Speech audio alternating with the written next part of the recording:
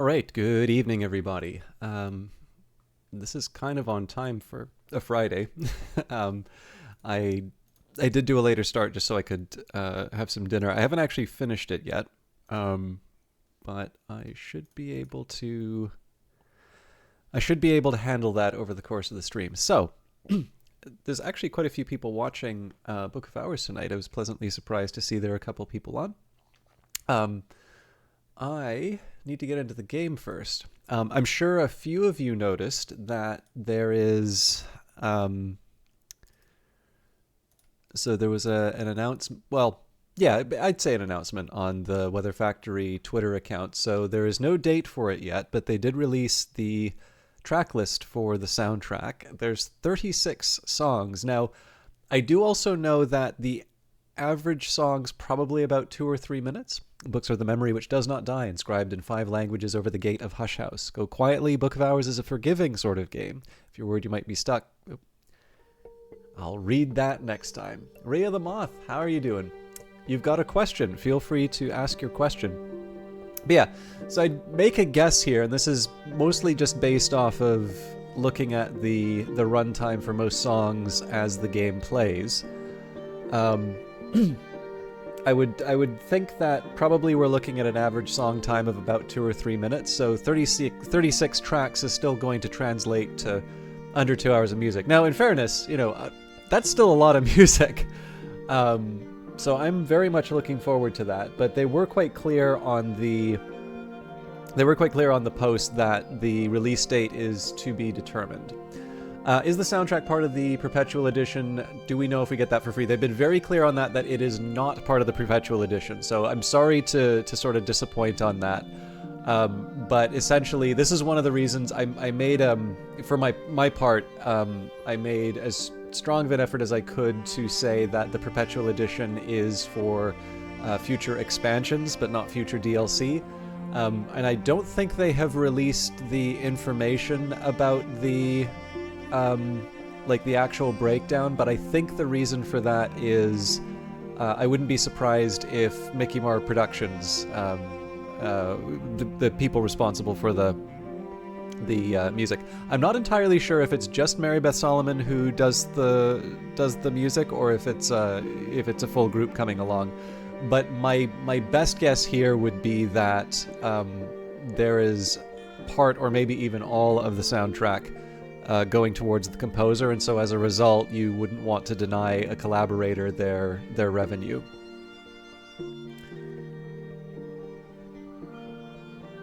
Yeah. So yeah, with that in mind, I kind of anticipate when the soundtrack comes out, I'm going to need to clarify for people who are wondering where it is. The thing is, I think probably the one drawback with the fact that the soundtrack isn't released at the time that the game is released is that there's probably going to be a bunch of people who own the Perpetual Edition wondering why they don't get the DLC. And of course, the expansion will be something that might come later. In fact, almost certainly will come later. So the first thing that's made available to purchase, or extra thing that's made available for the game, is something that's not included in that Perpetual Edition. And I just have a suspicion that people are probably going to be a bit upset about that. But, Weather Factory, I've been there every time that we've talked about it. Everybody's been really, really clear in terms of the difference. But the problem is just there's a lot of games that do include the soundtrack, and so it's an expectation that I sort of understand people will have. But yeah, for what it's worth, obviously, so it's actually kind of neat. I've been able to talk with the composer about some of this stuff.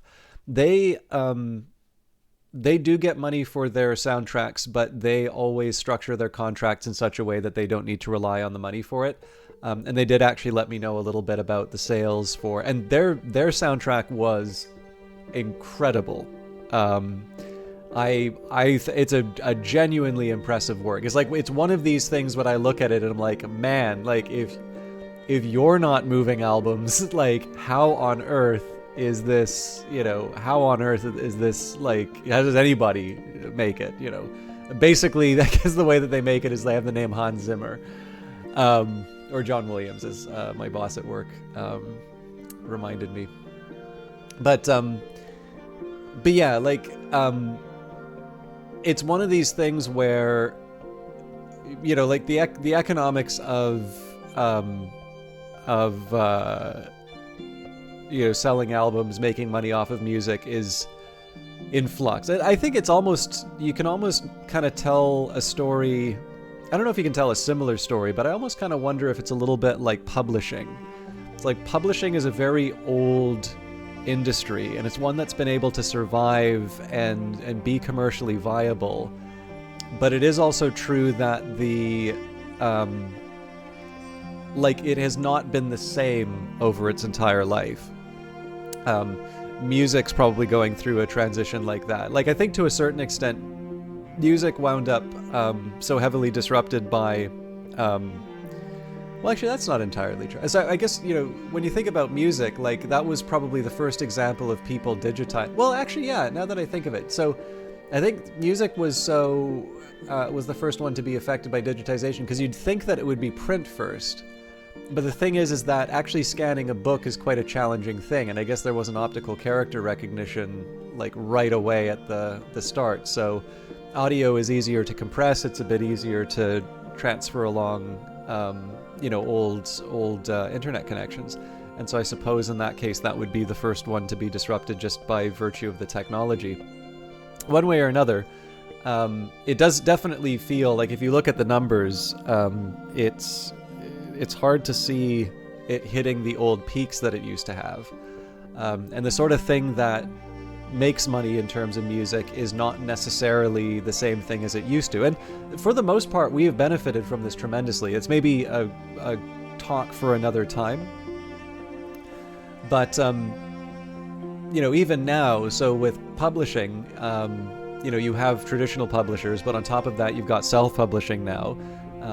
It definitely feels like digital books are becoming a bigger and bigger factor. I also seem to notice a lot more people are listening to audiobooks. I mean, audiobooks have been around for decades, but yet I actually noticed there's a lot of people who the only kind of experience with books are listening to them on an audiobook now. It's a little bit like having a podcast, and I have mixed feelings about that. Like, I don't dislike audiobooks, but it's very hard to get the feeling that, like, I get the feeling that these books are being listened to while something else is being done. And, you know, we know we're all very bad multitaskers. And so, like, so even if I'm listening to a news program while I'm doing some work, I do have to pause and rewind because I definitely lose my attention.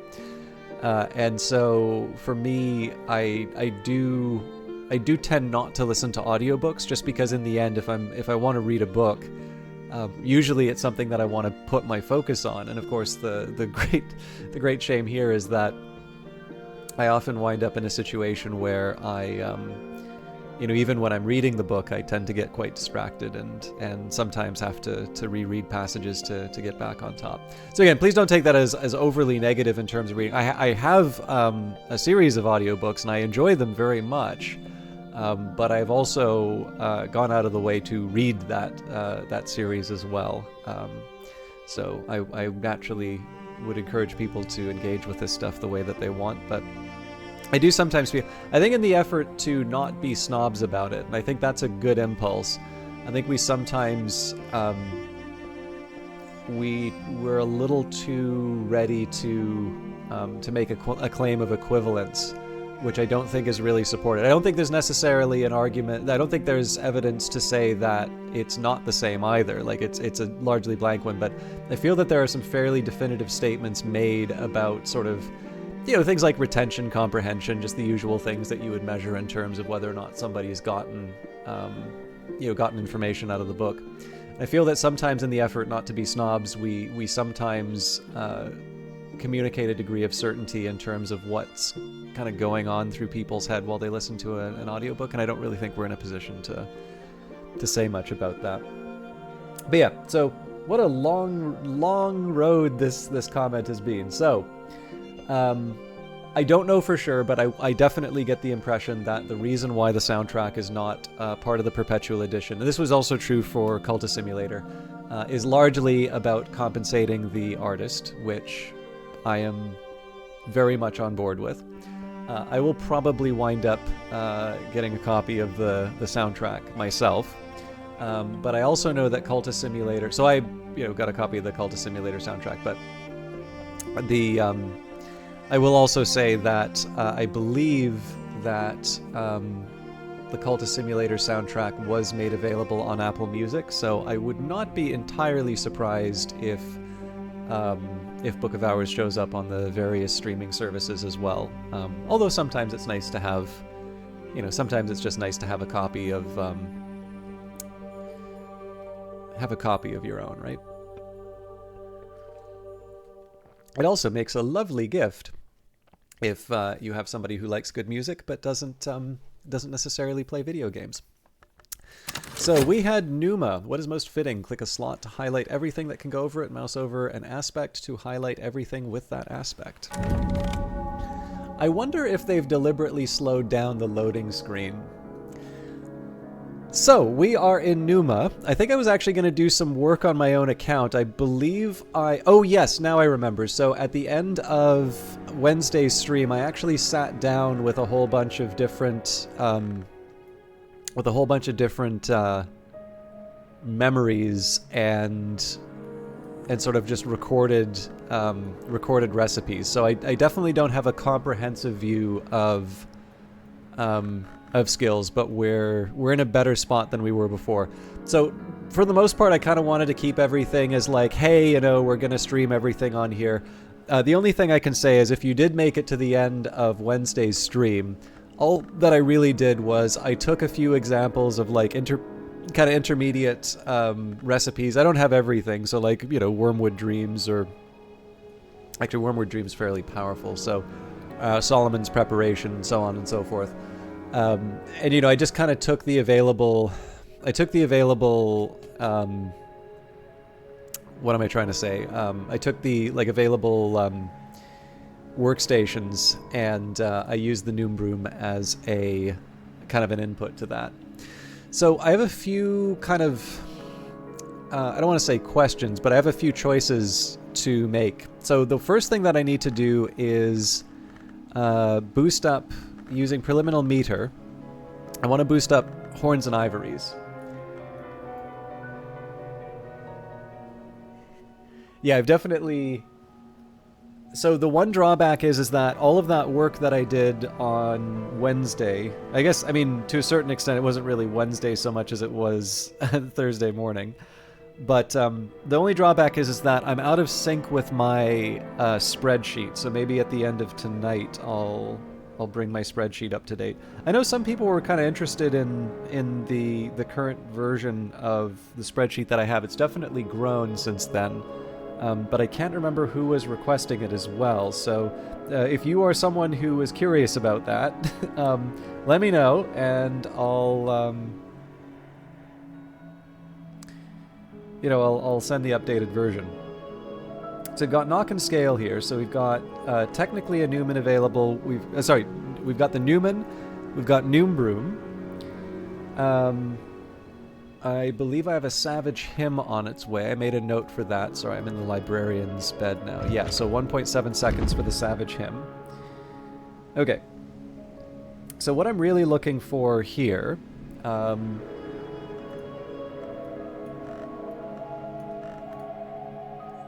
want 4 more memories, and then I'm going to use the... I guess I would use the Shaft, actually. Well, okay, here's what we're going to do. I'm going to go... Well, you know what? There isn't quite the same advantage. Yeah, I don't have the same need to, like, go to the Sweet Bones right away. But yeah, I am gonna do it. So the door is open, the fire is cold, the shapes at the tables are hunched and quiet, dressed in furs and dark feathers. Mist presses against the walls and strokes the flagstones with its fingers. A drum taps in a regular rhythm somewhere beneath the inn. Numa. Uncanny labors. The inn is crowded with Numa's heralds and pilgrims. They will be gone by morning. Until then, I could offer my services for payment. I might regret it. That's 6 minutes taken up. We're going to get an affliction from that, but... Now next up, I think... Let's just go for some easy wins here. So I'm going to get the Earth sign, but I do still want to read new books.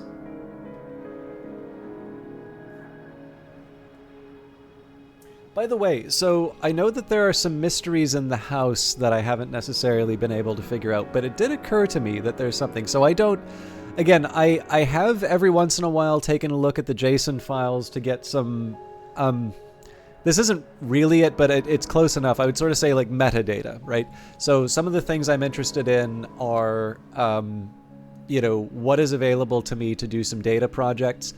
Every once in a while, I'll look at things like how many entries are there in the list of endings, how many entries are there in the list of tomes, and so on and so forth. And this is really more like quantities rather than specific details of recipes and things like that. It's been mighty tempting in some cases.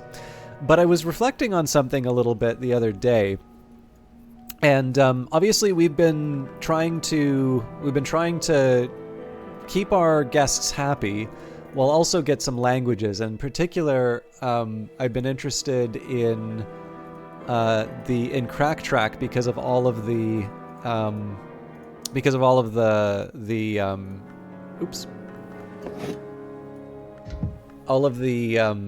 the Newman that are lying behind it. And it did occur to me that some of these we found sort of in vaults, I guess. And there was a Newman that I got from the Altar of the Knot. There was one that I got from the Oubliette. But how you doing? You just lurking tonight? No worries. I don't take attendance, and it's my job to try and keep people entertained. So whether or not I succeed in that is all of your. It's kind of up to all of you. As to whether or not I do a good job of that, but I try my best. But one thing I was sort of reflecting on is that what would have happened, and it may be that this just doesn't really exist, right? It could be that this is something that that can't happen. But I was wondering, I have to assume that there's a fixed number of books with Newman in them. And I have to wonder what would happen if you've already uncovered one of the treasures of the house. So, for instance, I think I got towards a fundamental aesthetic as just part of exploring the house. And yet, I wonder, if this were to be found in one of these secret locations, would it actually still tell me I found a treasure of the house? Because presumably there's not going to be 2 copies of it. And so it makes me wonder if some of the puzzles that I've been trying to solve are ones that I've quote-unquote correctly solved, but the game hasn't communicated to me that there is that I've solved it because I've already got the reward. And that, honestly, I think I'm only ever going to get the answer to that after I finish the game, and if I want to go in deep on the JSON files. Normally what I do with those is just I sort of plunder them for the connections for those data projects. I don't normally sort of go in deep and try to figure out how the game works. But I am actually a little curious now. Vanguard Master, how are you doing tonight? I hope you are doing well. I know you're in kind of a crunch time, so I always feel like I'm taking my life in my hands when I ask that. Okay, so there's a couple of things that I am thinking about. Do you have any idea how far into the game you are? Well, I don't think the object of the game is just to unlock every room of the house. I would say I'm quite far. Okay, so there's 2 ways in which I can complete the game. One, if I wanted, I could go to Earl Bryan's field, and I could just say I'm done, right? Like, hey, game's over. I win. Um, in fact, I believe it'll tell me right here. Yeah. Um, yeah, so add an ability to win a victory or record a history in your journal to win a major one. So if I add an ability, sunset beneath the tree, Hush House lives again. Perhaps that's all I want. Some of the very best librarians have worked well, lived quietly, left the world a better place. This will end your game. Ambitious librarians might prefer to keep looking for another victory. Contented librarians understand that to restore the house and find the tree is victory enough. Or, of course, you could choose this ending anytime you like and begin again with another librarian. So, you know, this has already kind of given us some examples in terms of where we would go with things. So my general feeling here is that we make determination. Okay, so I should be careful. I've seen references in the game to making determinations. I think we found that through doing some various recipes in our journal. And then there's also writing a history, and that might be the same thing as a determination, or that might be a separate action. But they concern the Numa. But you'll notice here, so we've got inescapable confinement. Everything ultimately comes down to a choice between eternity and history. There's only one place you're safe from both, and it's not a place anyone would want to be. It's a prison that can only exist in certain histories. Any librarian can use this to establish a history and complete the game, but the prodigal and the archaeologist can win a particular victory. So with this in mind, the Newman seem to be related to this idea of recording histories, and as the yew tree is sort of indicated, we would want to write that inside the journal. So technically, I have everything that I need to be able to write down a history, but I don't have a history that I want yet. Weaving the world seems kind of interesting, and the return of the Carapace Cross is also an interesting one. But I have something I would, if I can, like to get something that is specific to the Twiceborn. And it's possible because I believe, was it the artist? There was one that seemed to suggest, I think between the Newman that I have, I'm pretty sure the same legacy has appeared twice. I could be wrong on that, but given the number of endings that there are to this game, I'm inclined to think that that probably, even if you're going for like a specialized ending for your legacy, you want to, or you have multiple choices. So the big thing to keep in mind here, Bredist, is that I have been playing this game in a very, very slow way. Like, I believe there are a couple of streamers who don't really come by anymore. This is one thing. Like, I try and shout out everyone I can, especially when it's Book of Hours, and I'll host whoever I can. But I do notice that sometimes, like, someone will take the host and like they'll stop in once afterwards, and like I never see them again, and like that's fine, right? I'm not gonna like.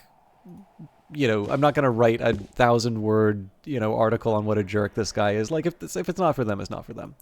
But I do know that there are some people who have started and finished Book of Hours in the time that I've, in the time that I've been playing. But with that in mind, I'm not going to play a game that I've been anticipating for years. That is entirely about exploring and taking your time and enjoying the experience and rush through it. I'm gonna play it the way that I want. I'm gonna look at everything that's available. I'm gonna enjoy my time with it and try and talk about it and such. So, to be honest with you, I think we have everything we need to be able to win. But I want to win on very specific terms, right? This is the first time I'm going to win the game. My intention is to play the game as it originally was. I'm not going to go harvesting endings. Every time I win, and every time you see those entries in the archive, it's going to be something that I have gotten from start to finish. And I want to, I don't know. I want to see what the game has to offer from from that beach up to the end. So I would say, past the mid game for sure, probably quite late into the late game, but the constraints that I've sort of put on myself in terms of languages are something that's kept me it makes me seem that I'm a little further behind than I really am. Like once we get Deep Man Dayak, I'm gonna have like, I don't know, 8 books overall that I can read. So anyways, conversation for another time. Like I said, I did want to try and get some variety in terms of the book that I was reading. So I'm going to go and try and get an Earth sign, but I'm going to try and get an Earth sign from a book I don't normally read. Also, I was going to try and fill in my collection of inks. So I need the ink of the 4th history, which requires Forge, which Noom Broom doesn't get me. And I tried to make some Porphyrine, but it didn't seem to turn out. So, what I'm going to do here... Actually, you know what? Inks of Revelation. I'm going to try one more thing with Inks of Revelation. I just need to find something with Rose that'll let me combine it.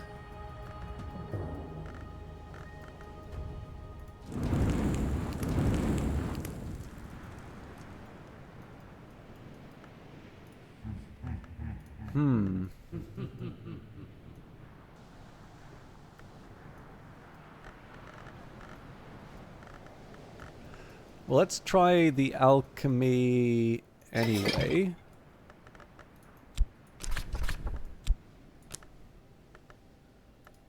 Oh, right. Okay. Now I see the problem.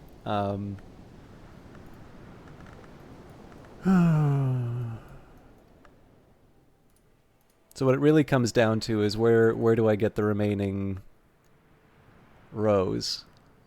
Because presumably I'm going to need... Oh, that's right. And actually it also said I needed the Ichor Auroral. So one of those are already spoken for.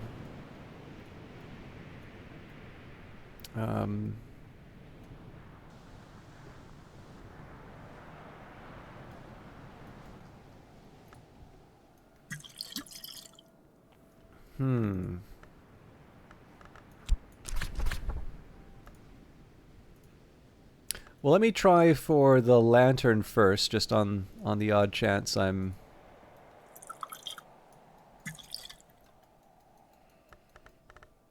being silly, because I don't think I've got the 50. I don't have the 15 of either of those.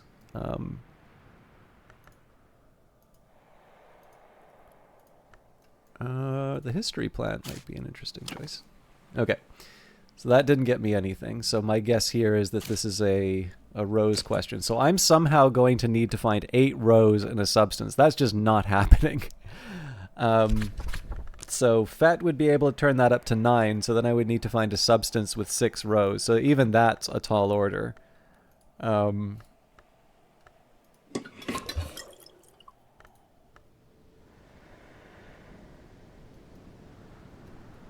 Yeah, I'll leave that for another day. So what I'm really trying to think about here is what I would want to use the Noom Broom for today. I still don't know about this game except why I've been here, so... except what you've seen here, so it's a lot less linear than Cultist Simulator from your understanding anyway. I think that's fair. I mean, there is... Insofar as you want to end the game, and there is an option to destroy the journal and have the game be, unwinnable effectively. You do have a destination, and I believe all of the endings wind up in the same place. So you don't need to worry.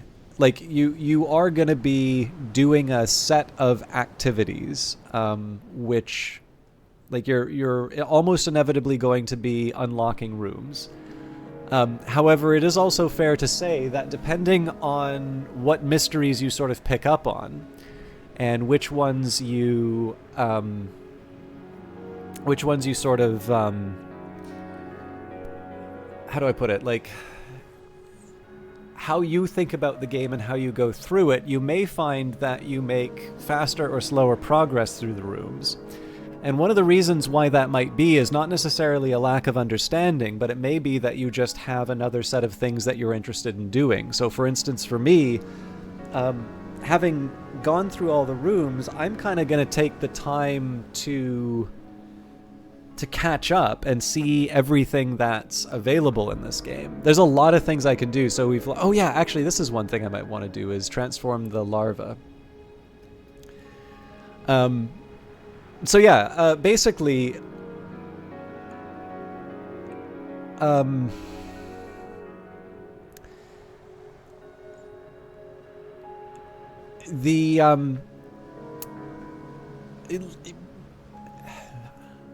in one sense, it's kind of hard not to say the same thing about Cultist Simulator. It's like Cultist Simulator, you can also technically just kind of sit around the desk and do whatever you want, right? This game, though, I think because exploration is such a large part of the experience, it feels a little bit more natural to just sort of putter around the rooms and have a good time. And as a consequence, I think what you're saying here in terms of it being a bit more nonlinear, I can kind of see why that feeling would come up. Anyways, trying to make grand statements on Book of Hours that I probably can't. Sorry, just give me 1 second here. I forgot to plug something in.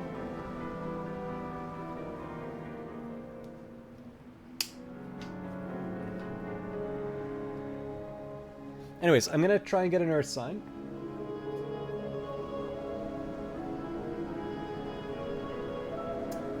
But this time I'm going to try and get it from De Ratio Quircum. Wherever that is. I'm going to assume that that would be one of the higher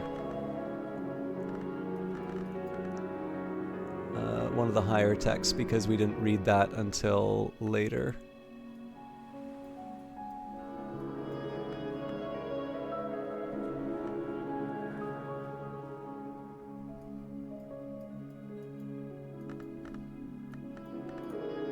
Okay, there it is.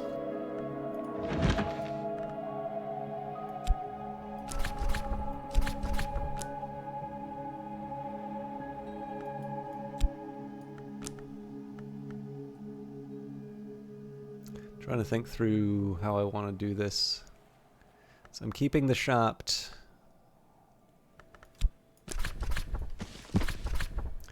Okay, so that's the Earth sign spoken for.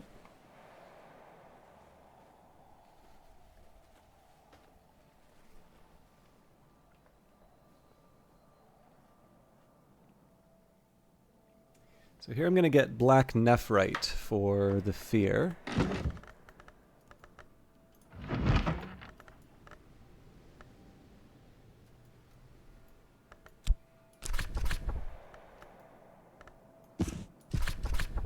I've already mastered this, but I could reread it and perhaps recall a memory.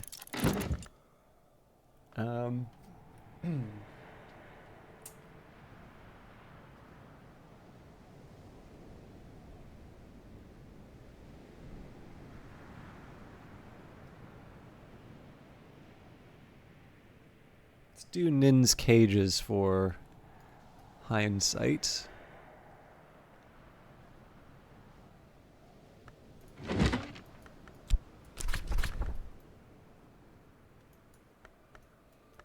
I suppose the question is, do I do the illustrated edition or do I do the tricky one?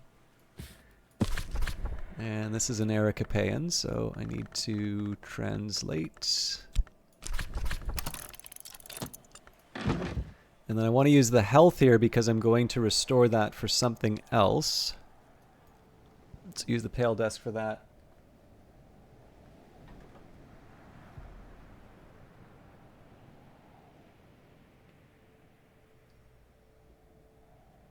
Oh, you know what? I may wind up wasting the Noom Broom now that I think of it.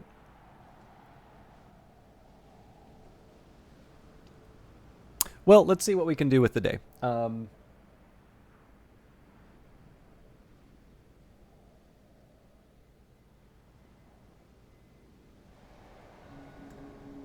Let's try the radical measure to get a pattern.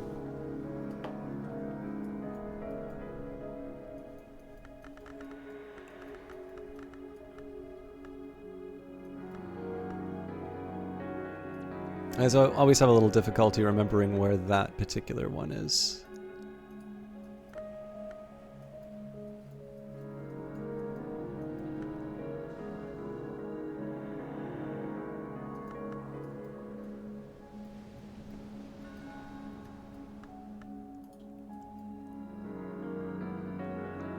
It looks like I've read this recently, actually, but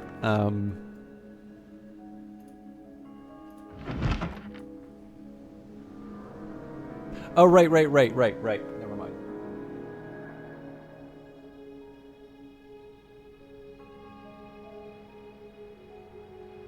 Let's try the Elations of Lamentius then.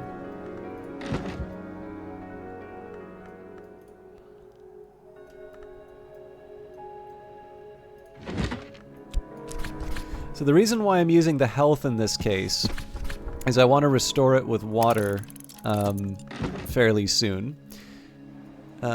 We will pour ourselves a glass right now, in fact. Serve appropriately. Pour out. Alright, I've carried a memory like a flambeau safe through the mazes of night. This will complete once dawn has come.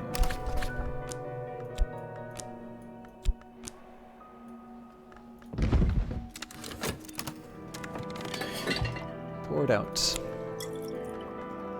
It's a little bit of a shame I don't have more water available, but I'll make do with something else if I want to restore elements of the soul. So really I'm trying to make the most of this Numa season. Once we get Preliminal Meter committed to something, I essentially want to use my elements of the soul to basically get stuff done. Hello! It's the long man! Julian Cosley, Magus Winterlong, controversial philosopher, for an immortal exalted by an hour of silence, especially one who might be dead, he has had a great deal to say for himself over the years. Is there someone en route to Hush House?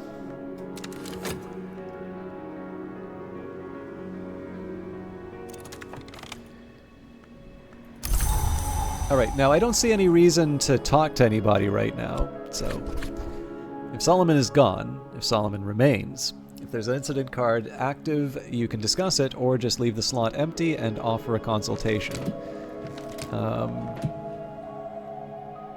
So we already know Eric Capayan, so we are going to talk with him about a matter of the Midnight Twin. In Numa, visitors will be concerned with matters of shadow and substance, revelation and obscurity. As long as this card remains, pneumatic visitors will have an interest in moon mysteries. Their needs will usually be more exacting than visitors who come during more traditional seasons. On the Midnight Twin, facile chatter about balance and harmony. No time for that at all. But, as the other mages said, when a thing is kept too long from its opposite, try a book with as much mystery moon as their moon interest.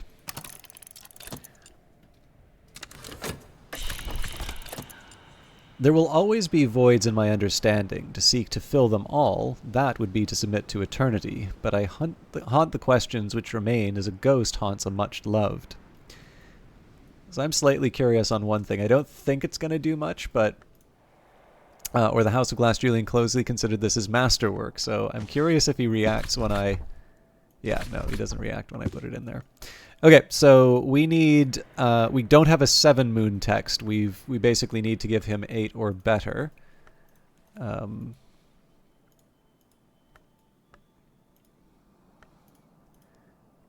I haven't organized the library around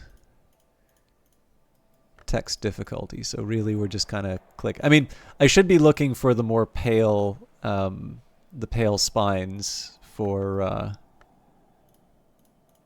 the moon. So as you can see, like we have examples of of texts with moon. We just need to find the 8 moon ones.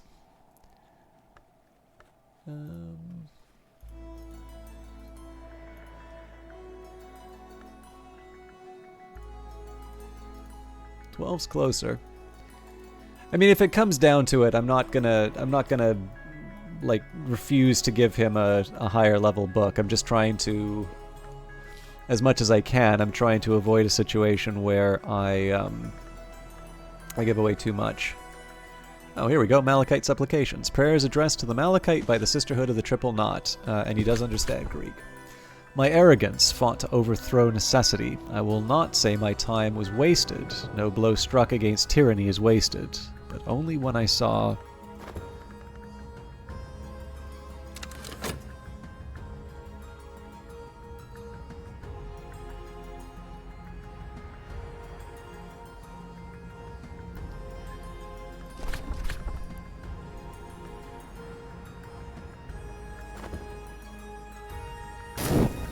So we will read the full text of the books.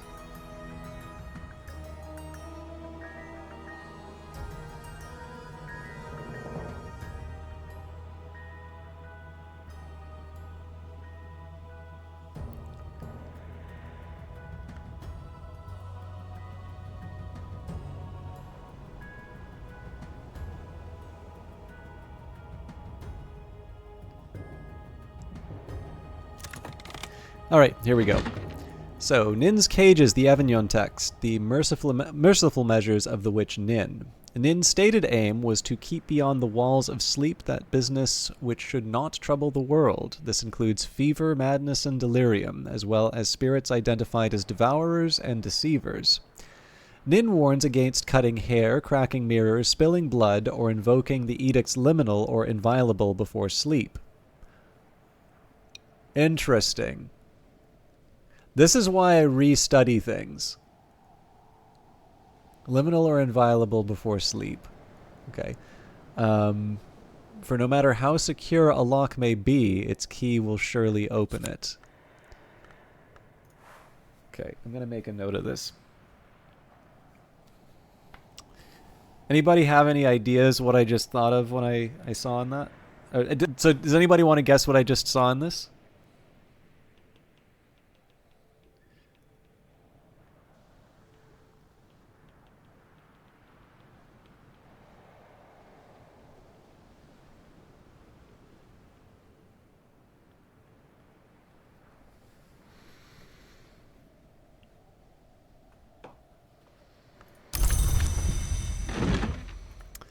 The Elations of Lamentius, a second volume of Abbot Geoffrey's hypothetical theological debates in the Socratic mode. If Janus were an hour, Lamentius might be counted among his names, but Janus has never passed that threshold, so Lamentius is not. Geoffrey discusses the signs upon the threshold, drawing comparisons between the duties of guest and host, and the status accorded to hours and other powers who dwell in, are permitted in, or forbidden access to the house of the sun. It was, of course, Geoffrey who later invited censure by giving sanctuary to Natan of Regensburg in an age where Jews were by royal order unwelcome anywhere in the kingdom.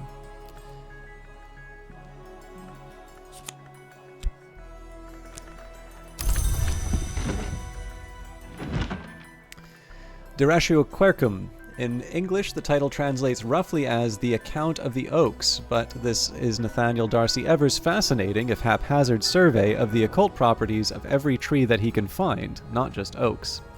So this may be relevant to the yew tree. In Persia, Taxus baccata, the yew, is called Sorkdar, which is the red tree.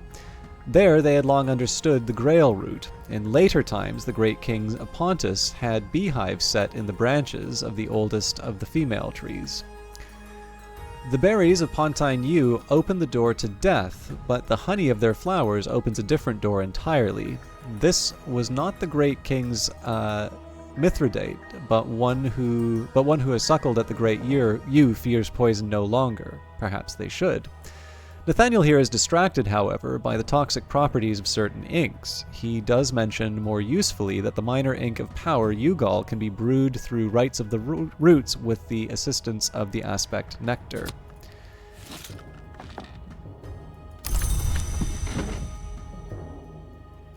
Yeah, I wondered if that was a misspelling, but sorry, that's Thomas. It's actually consistent in this case throughout. So it was Abbot Geoffrey who gave Natan of Regensburg sanctuary here and decreed the building of the Barber's Tower where Natan and his family could dwell. In 15th century England, only a determined and well-respected abbot could have persuaded the brothers to shelter a Jewish physician. Okay. Finally, Black Nephrite, one of Valentine de Wolf's dream journals, in which he records his visions of a place that is no place beneath the house that is no house. The dark, inchoate, feral space described by Valentine seems to be the nowhere of the invisible arts, the infra-oniric layer of the alien hours sometimes called the gods from nowhere. Valentine's attitude to the nowhere hours is unexpectedly relaxed. He speaks darkly of their appetites, but he insists that they are too alien to penetrate the house of the sun, let alone the waking world. He even seems to suggest that the Mansis hours have exaggerated the threat of the nowhere hours for their own reasons. Not all birds are trustworthy in their feathers, he warns.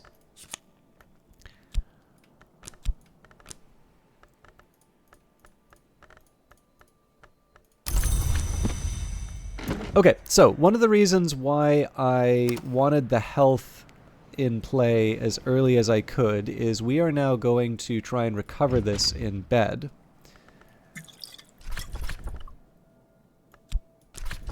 So a quick nap in a warm bed with something comforting to drink while the winds chase the clouds and the clouds chase the sun.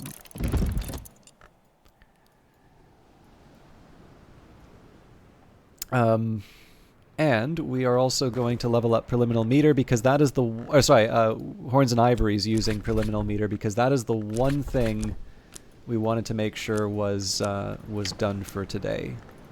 So everything else is a nice bonus.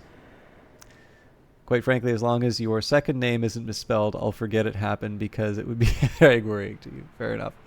When I thought I'd understood, I'd only begun. Now, I'm pretty limited in terms of what I'm going to be able to do today because I don't have the sweet bones to restore elements of the soul, but I do have bed, so I'll make the most of what's available. I am going to do my best to try and make something of the Noom Broom. I think I'm going to try and upgrade the chimeric larva. So, silver spintria for our trouble. The occult treasures are purchased with occult coins, spintria. Gold spintria display scenes that are not visible to mortal eyes on their reverse side. Alright.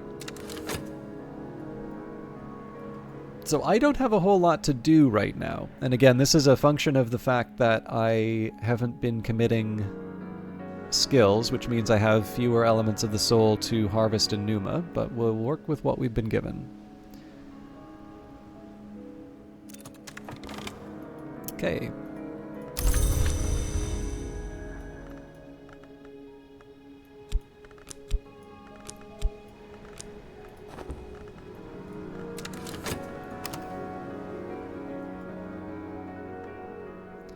So the reason why I put in that health rate earlier was that out of everything that I want from Numa, something that I would harvest with health is the highest priority. So I want to recover that as early as I can. I am also willing to use an element of the soul in the season, even if that means kind of going over to the next day. But yeah, the number one priority right now is just getting what I can out of the day. Now, insects and nectars, that's going to require moon and nectar. I think my Tryst is my best bet with that one. It's also going to be the one that I'm going to be least sorry to miss out on if it crosses over to the next day, which it likely will. So let's try and find a glass of water. We may still have one in the... Well, we do have a Dawn Lion coffee. Maybe we go with that. Because I do have a lot. I've got a whole pot here. Oh, half pot.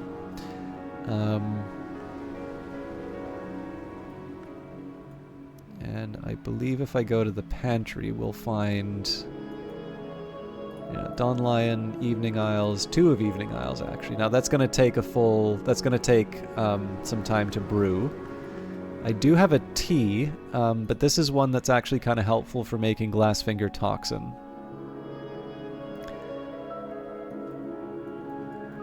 So I think I'll settle for the prison coffee.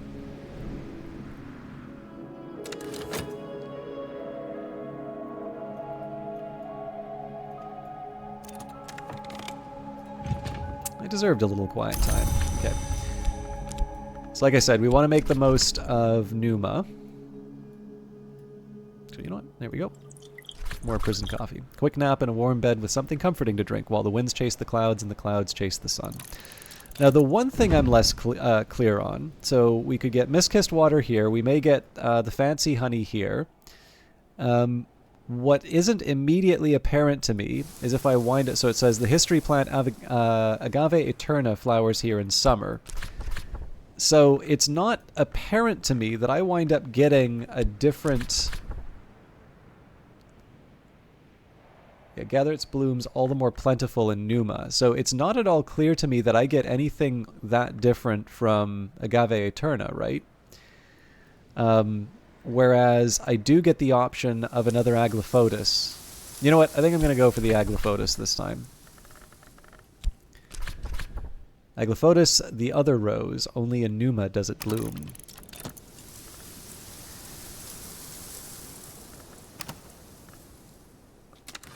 So yeah, like I said, Numa, when I go in so strong with my, you know, with all my elements of the soul and leveling up things like horns and ivories, there's not a whole lot for me to do over the course of the day. But that's fine. I mean, these things happen, right? So the plan here is I'm taking a little bit of a flyer on the chimeric larva, if I'm completely honest. So I'm assuming here that basically between the Noom Broom and the Tryst, I'm going to somehow be able to use insects and nectars to be able to level up the chimeric larva. There were a couple of other recipes that would have done the trick too, but I've actually forgotten what they were. So we'll play it by ear. But the good news is I should also be willing to sort of throw a few more... I should be able to throw a few more things at it. Because again, we don't have any more rooms to open, so it's really my choice in terms of what I do to try and make the most of the day. So in 19 seconds, we'll be able to play around with the Tryst. And, I mean, in the end, if all that happens is I lose a Dawn Lion coffee, well, what else was I going to use it for, right? So, not too worried if we wind up giving some up. Okay, it deserved a little quiet time.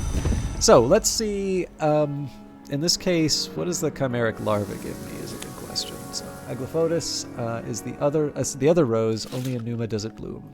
Okay. So, let's...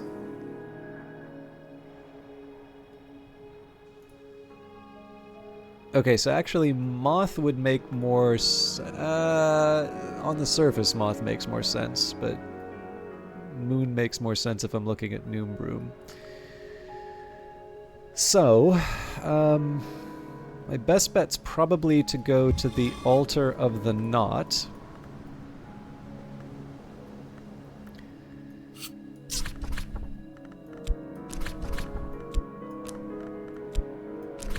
So I'm up to 13 already.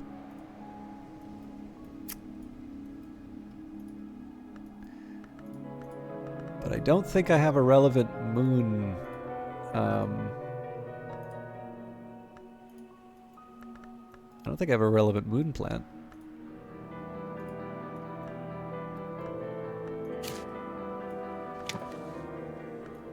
Yeah, this is one short, so I need something a little stronger. Materials may help. There we go. There it is. Craft the perilous imago beneath the auspices of dark. Coax the larva to develop into a greater moth beast. Insects and nectars with keeper level moon plus chimeric larva creates perilous imago. Now I would be surprised. Well, we might get lucky. The keeper level recipes definitely take some time. So we may not have the Tryst for the morning, but that's fine because we have exactly one book to read. So essentially the elements of the soul are going to be spent on other things. So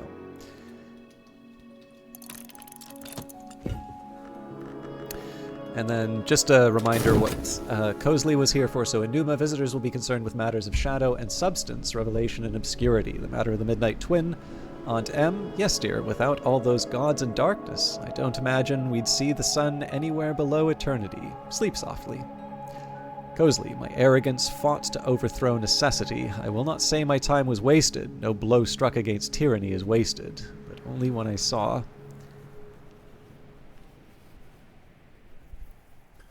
So, it feels like there wasn't a whole lot that happened this Numa, but I'm actually really happy with how this turned out. I did manage to level up the my little mothy friend.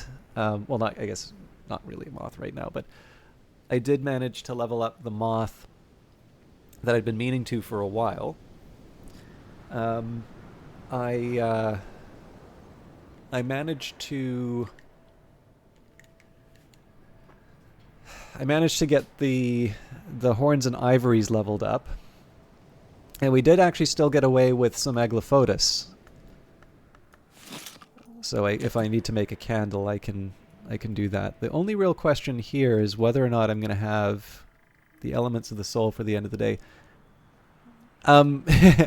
It was always well, the beasts can actually be won over with food, but I think the time we learned that it was afraid when we talked to it, and then we gave it some food and it was nice again. I think that time that we had the connection with the food is the point that we can say it went from acquaintance to friend.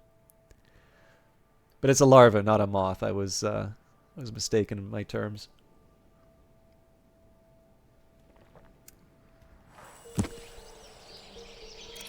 All right. Memories fade, assistance departs, but the soul is refreshed. Afterwards, I don't remember what work I perform. Well, sorry, let's read this again. So the inn is crowded with Numa's heralds and pilgrims. They will be gone by morning. Until then, I could offer my services for payment. I might regret it. Afterwards, I don't remember the work I performed, except in sense and sensations, leaf mold, a rhythmic musical clicking like melodious castanets, soft blue flame like antique gaslight, and cold. I remember where we went. It was cold. My inner light gutters, then flares. I am snared in dangerous fascination. Your Faust has a malady.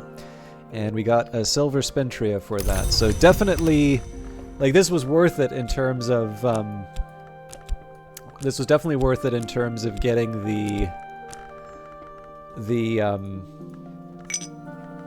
spintria. We're basically, we should be guaranteed 2 books and still have enough for a language when all is said and done.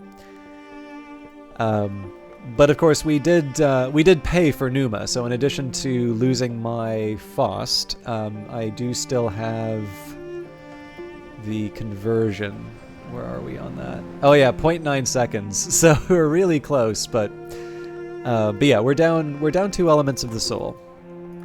So what's happening in the world beyond Brandkrug? What visitors will the season bring? We'll see what the weather is. So our target will be to listen to A Tower Rises. Now, I don't actually have, yeah, the more I think of it, so I don't actually have 5 rows to work with.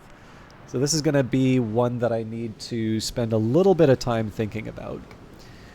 So with A Tower Rises, I've got, so the other thing to remember, okay, no, I do have a rose skill, so I can use preliminal meter in this case.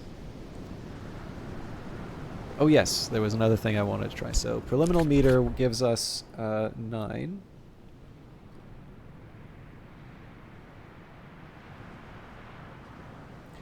Now I don't believe I have a Newman that gives me 5 rows.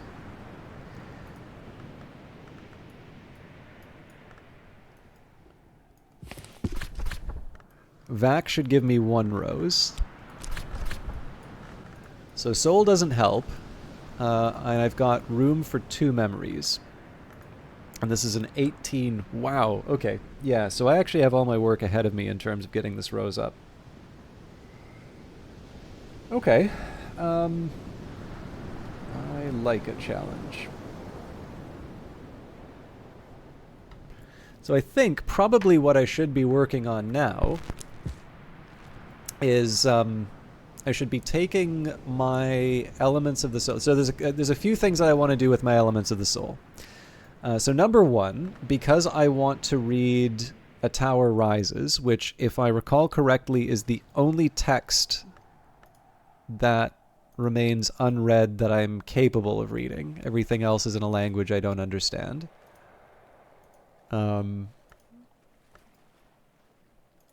These are in Deep Mandaic. These are Kernvek Kenevek. These Ramsund. Yeah. These are Crack Track. I wonder, incidentally, a primal language. I wonder if this is the language of the Carapace Cross. The reason why I'm saying that is because of this sound. St. Trentento of the Deep Door, who is 4 times winged. The... I'm bad with this. Schemafectra kind, the Glaterflog kind, the Thritige kind, for the kind within. But yeah, so there's a couple things that I can think of that I'd want to do. So in terms of elements of the soul, I would like to... oh, actually... Well, there's a couple things here. So one, I may have a little bit of a challenge restoring my Faust, because this is not a nectar bed. But then again, I should also have something that's pretty good at getting nectar. So drums and dances. Yeah, so this would be... Crafting in a bed is not safe. If you want to make something, I'll need to get out of bed.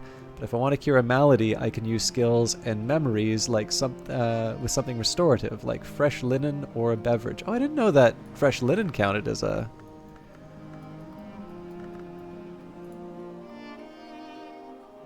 Dirty laundry. Once washed, it'll be suitable again.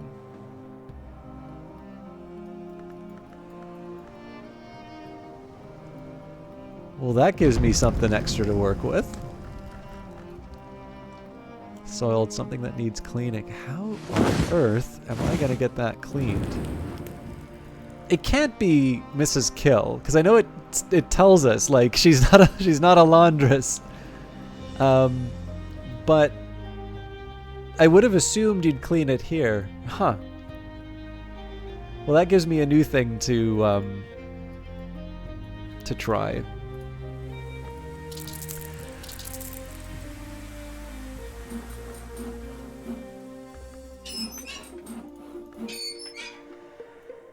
Okay. Sorry, I need to keep focused. But yeah, so I have an option. Now that does discourage me from the thing that I thought I found through Nin's cages. I hated that sound with the headphones on. Glorious. All right, sorry, totally Valken. Very good to see you again, by the way. So if you'd like, I do have... Do you know the sound of the oubliette? The ASMR room? I did also notice, by the way, that the tree... So we've got the black blossoms right now. We've seen references to that before, and during Numa, it has all of the blossoms. You do not hit me with it. So I'm thinking that, just as a heads up, you know how there's like those 1 hours of like soothing Daka for a calm night's sleep? I'm thinking I might do like a 1 hour version of soothing oubliette for a good night's sleep. So fire, iron, dusk, air, all wrenched into a configuration designed to confine something very dangerous. That something is long gone, but the configuration still has its uses.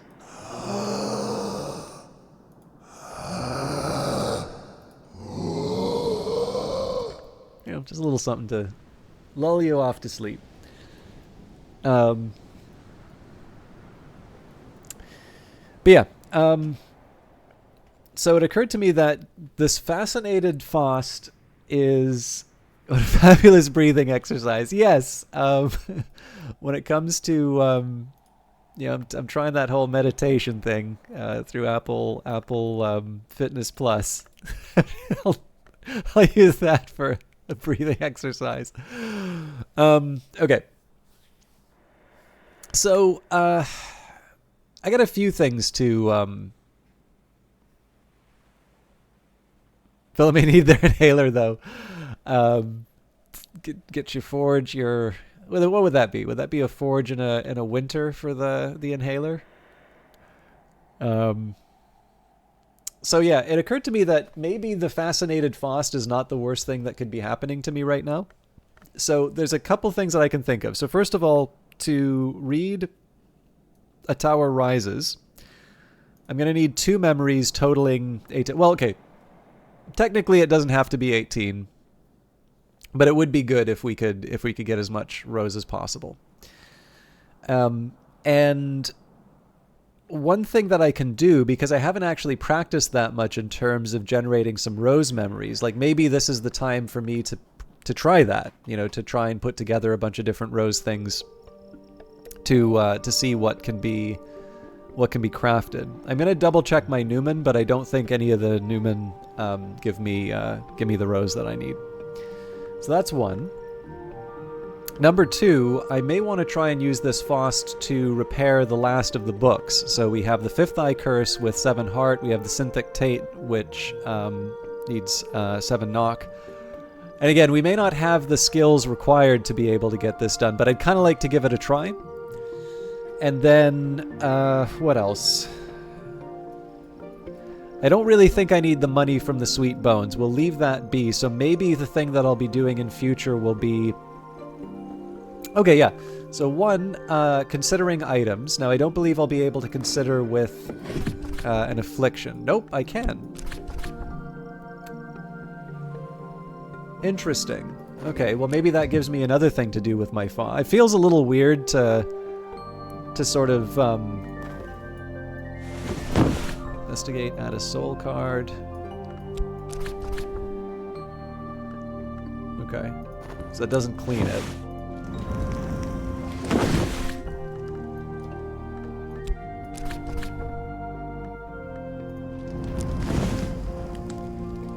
It's the greatest mystery of Hush House. How do you do your own laundry?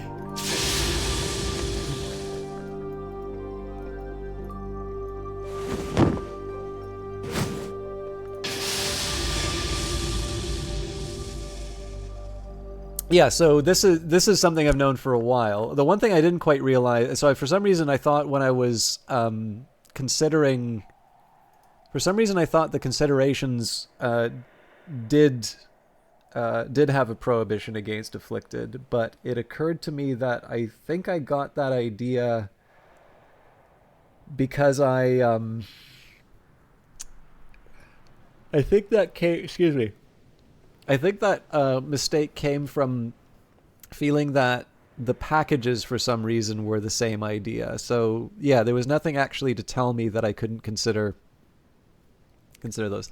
One way or another, this does actually give me a little bit of a head start in terms of some of the considerations. I might even take care of these busts first. So I can use the health for the gardening.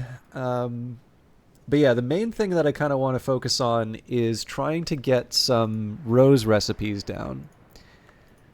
The other thing that I wanted to try, and this was from Nin's Cages, so it said, oh, whatever you do, don't go to bed with, what was it, Edict's Liminal or Edict's Inviolable. So it did sort of say, okay, so that doesn't work. What about Inviolable?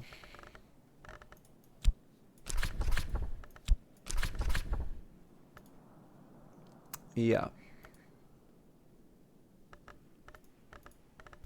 So maybe I want to try on a knock bed, but seems to me like it was nice. You know, it was a good.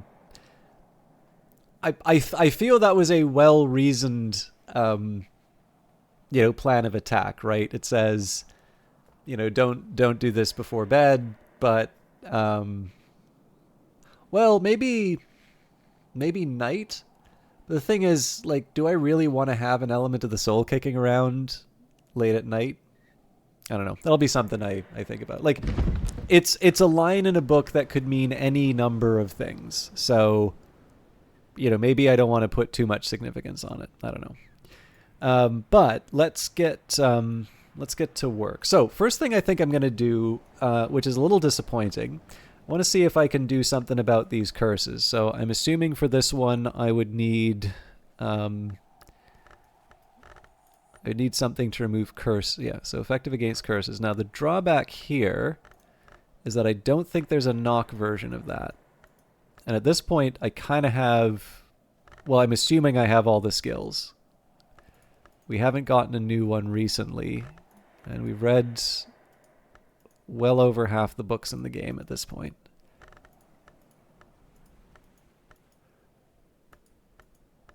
Well, there's some from another playthrough that may not be counted there, so should be a little careful in saying that. But all right, I think this thing's gonna cost me.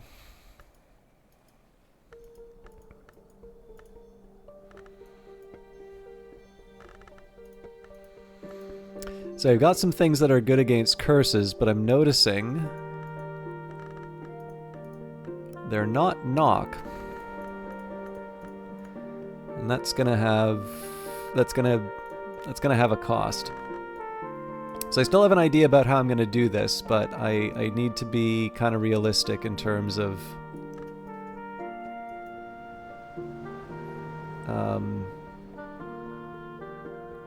so I'm thinking what I'm probably going to have to wind up doing is I may wind up just using the Sacrament Ascite to get rid of this curse, the Road to Janus. Now, Journal of Walter de Wolf, again, something that's effective against curses, but it's got to have... Oh, Heart. Okay, well, I do think we have a Heart version of that.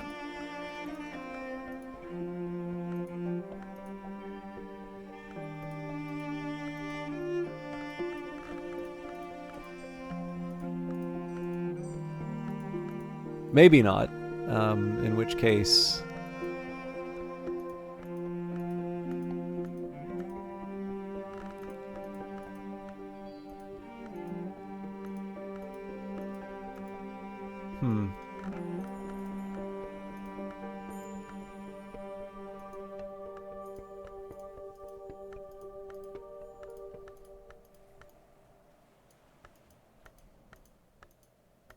I do kind of find it kind of funny that there are some skill, like, so there's effective against curses, but not with the relevant...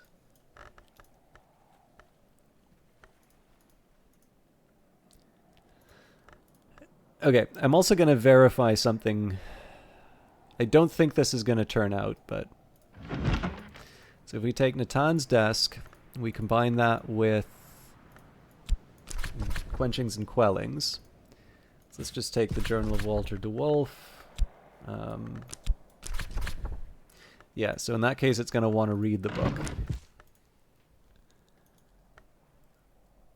So it has to be effective against curses. Okay, doesn't want Tradismohira. I'm just going to get the highest effective against curses here. So okay, so then we'll throw health, no memories or anything like that to add in. Yeah, so that still says work accomplished. So yeah, most of these I feel like, so one answer I have, or no, I don't have it actually, because I don't, this is the one ink. Forging is the one that I don't have actually. Oh, actually, hang on.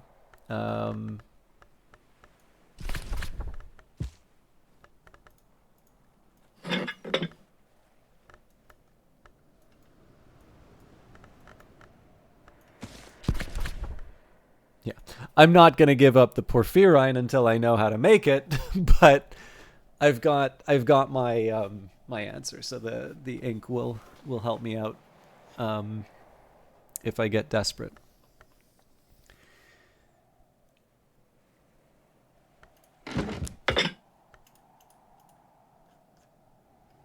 Okay, so I have some crafting to do if I want to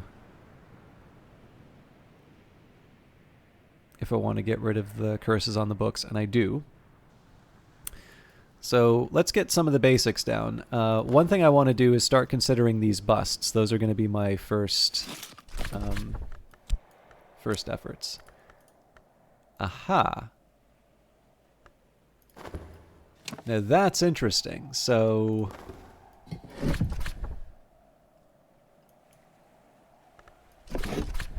some of them are okay with oh, that's really interesting actually.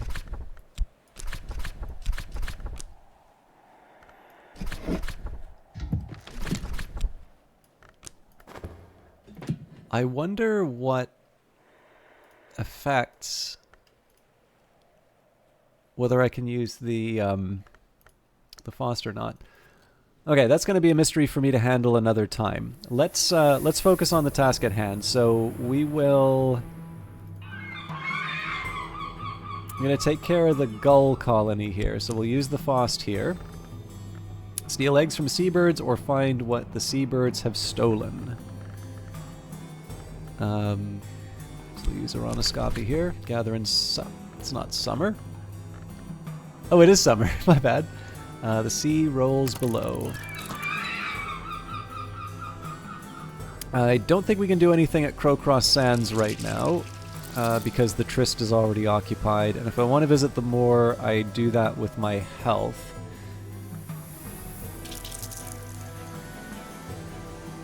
I think I'm going to try a swim. So a brisk swim. I'll plunge again into the waves. Afterwards, wind will be chilly afterwards.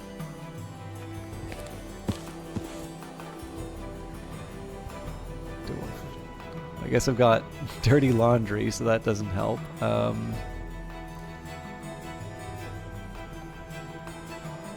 think I used up all the fresh linen now that I think of it. Making the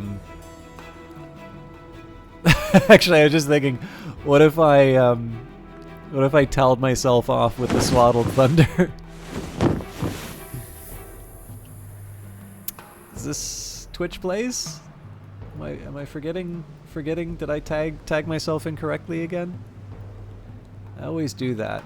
So many helpful people coming in who tell me how to play the game.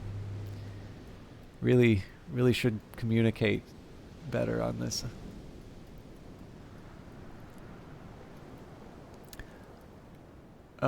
Yeah, I'm weirdly compelled by the fact that there's dirty laundry, because it definitely wasn't that before. And I'm just trying to think,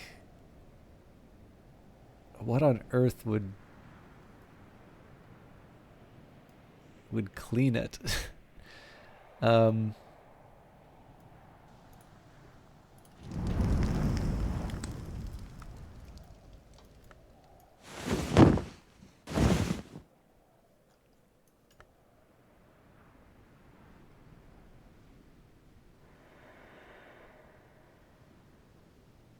Huh. All right. Again, something for me to think about later. Let's I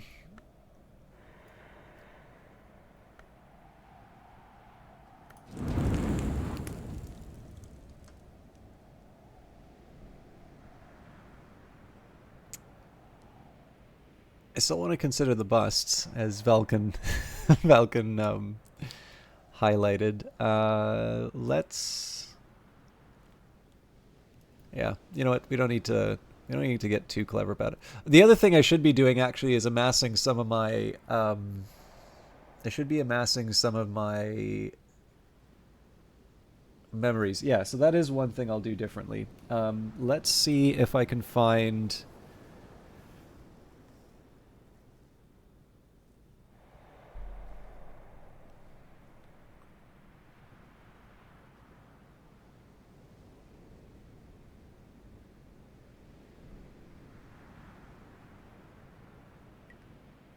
I have this feeling that my Numa doesn't have a rose, but I don't want to assume that. So back into balance is 5 heart, 5 sky, 5 winter. Inescapable confinement is 5 knock, 5 scale, 5 winter.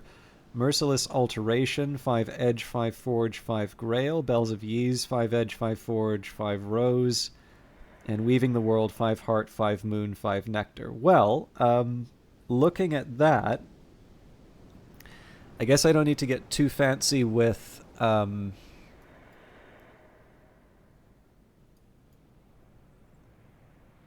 with curing the synthic taint. So let's take... So I'm going to take my Faust. Oh, right. If I read a book with my Faust, that will potentially contaminate it now.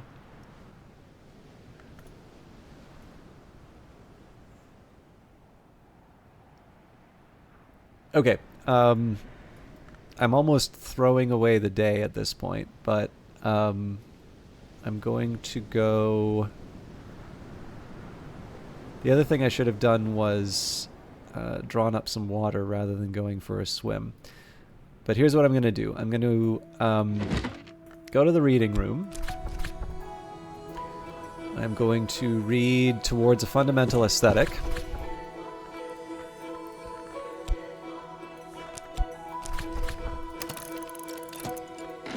That's going to get me the Newman. And actually, because it lasts over the course of the day, let us consider the bust, because I promised Velkin. You have a notebook, don't you? Yes, I do. I have a spreadsheet and a handwritten set of notes for this game. So yeah, we will use our shaps to investigate Fraser's bust. This bust is shaped from beeswax. Careful with it. Investigate the object. You won't use this up or consume it by doing this. Oh yes, yes. I have a special notebook for this too. Alright, so we're on to the affair of the Endless Guest. An inhabitation of worms is never to be taken lightly. In this case, worms have chosen to inhabit one Spencer Hobson on assignment by the Bureau in Krakow. Hobson has remained unusually articulate for an inhabitee, and apparently he considers the worms his guest. So, one wet wing, then the other, and then it shakes them dry, and from that point it will bear watching, always. So now we have the perilous imago. It's come so far. Release it, and it could fly further. So this now has 2 knock, 2 moon, 6 moth, 2 scale. It's a beast. It has comfort, and it's currently cooperative. So we'll put it back to its...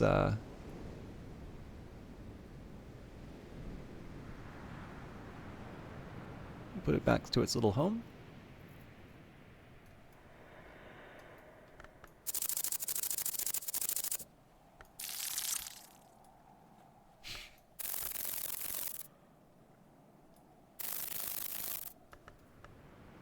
You actually just filled up your notebook with D&D world notes. You're very proud of that. So is that an existing setting, or is that one that you're creating for yourself, Totally Velkin?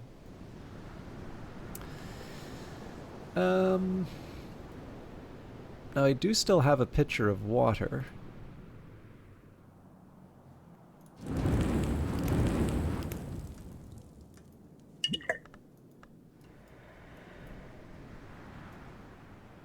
You know what? I'm not quite ready to...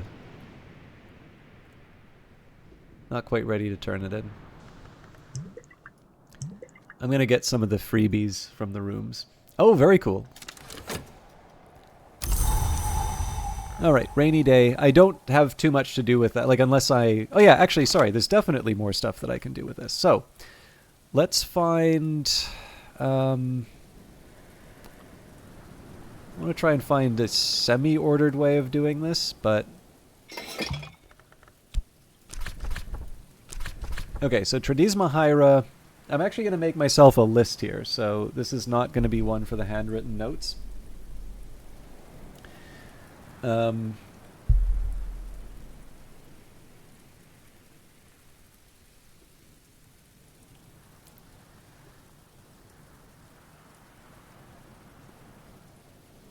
So if I go...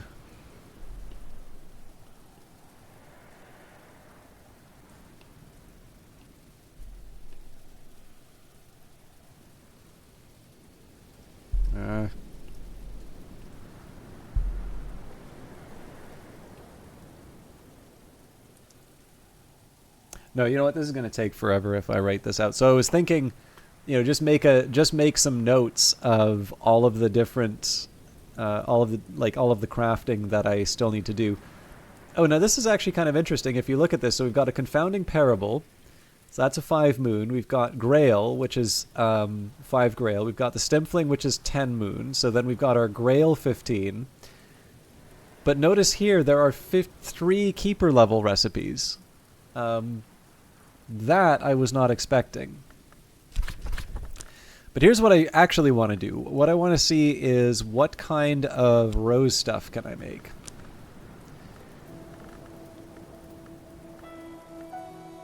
So I'm a little limited in terms of what it will accept.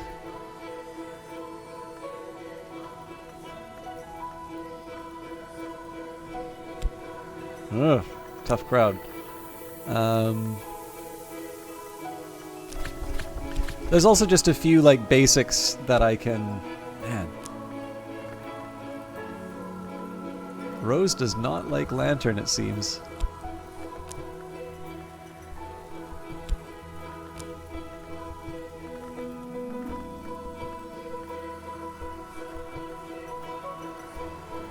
But yeah, so the idea here is I want to try and explore what I can with the different rose skills. And my expectation here is that I don't expect that I'm going to be able to do everything with them.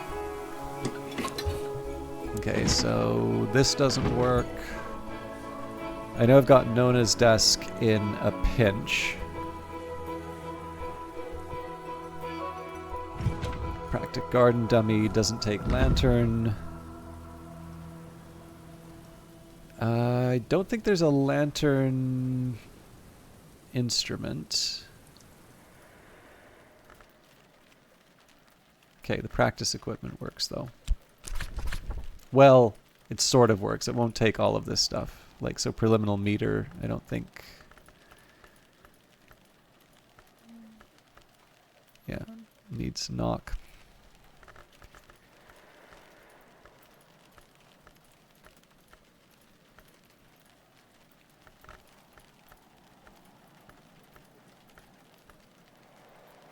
Moon won't work. Oops. Scale does, though. Okay, so we already knew this salt sign. If we can bring it up to 10, then we get an enduring reflection. Seems to me like we need more rose than we can get for the enduring reflection, though. So let's not fuss too much about that. I think Collar's desk might allow me to do lantern and knock. No, lantern and edge. And Nona I don't think had knock. I think I'm... Ooh, hello.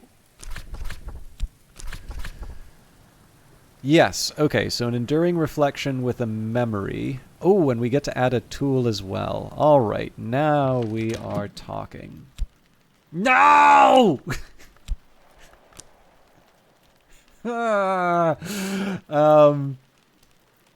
Grail. Doesn't like the Grail. Okay, but I should be able to make a memory.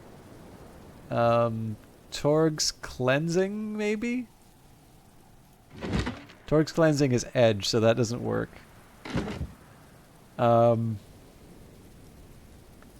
Speaking of curses, I could just use the Foss to try and...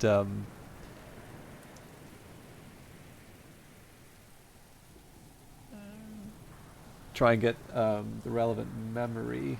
But that's not a good idea. The Watchman's Shrine will help, actually.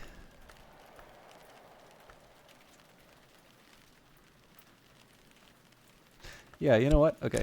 No, but I still need to throw the memory in. So, oh, but the remembrance? But then I can't put the tool in.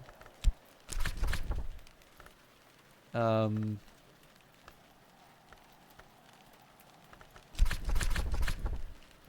but that doesn't help me. Why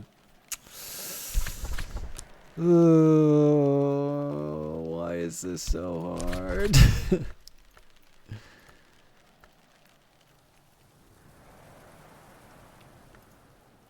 So quartz chunk.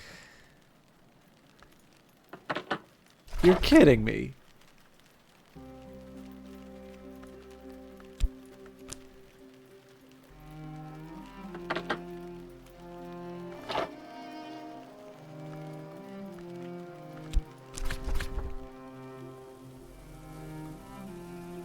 Oh, you know what? This does not need to be nearly as hard as I'm making it. We'll get a confounding parable.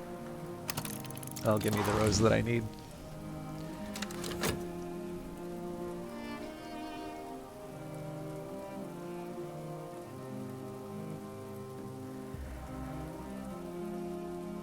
So again, I don't want to spend too much time with my sickness. There's definitely a few things I can try to do.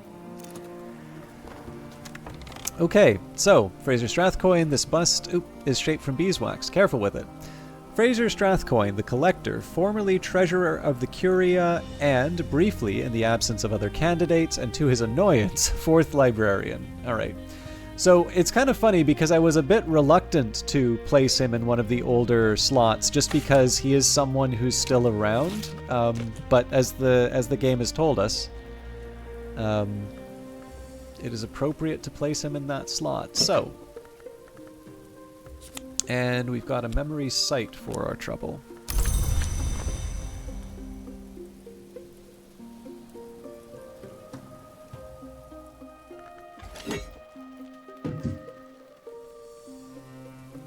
So I'm kind of curious if we'll find out anything about Serena Blackwood, given that there's, the suggestion, both from Cultist Simulator and in this game, that this is a pseudonym. So I'm curious if we'll learn anything about the identity of the...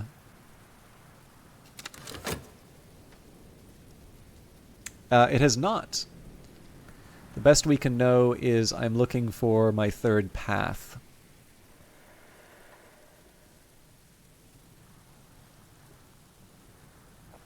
I suspect, so I don't think we'll learn anything about St. Ronwin's Trust, but what I do suspect is that the reasons are sort of specific to the, I think the reasons are specific to the particular playthrough that you have. Alright, Kokil Amirajibi.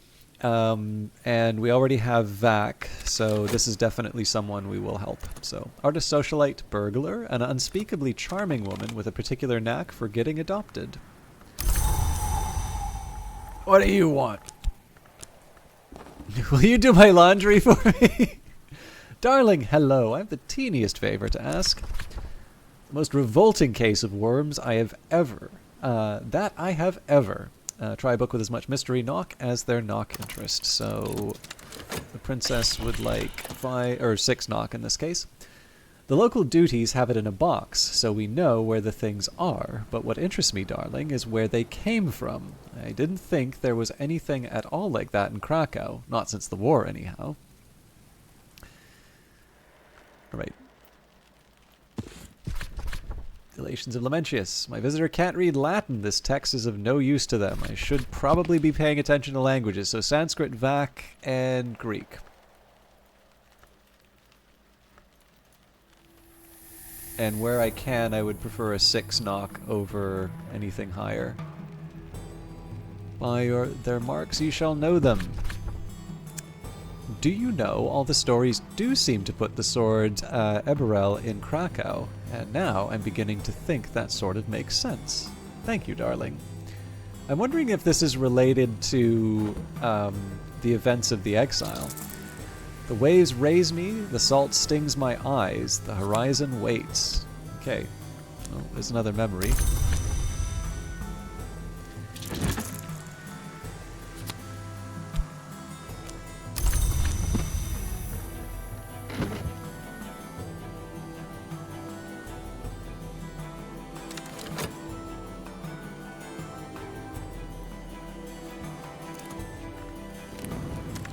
An opening opportunity that'll last a little while.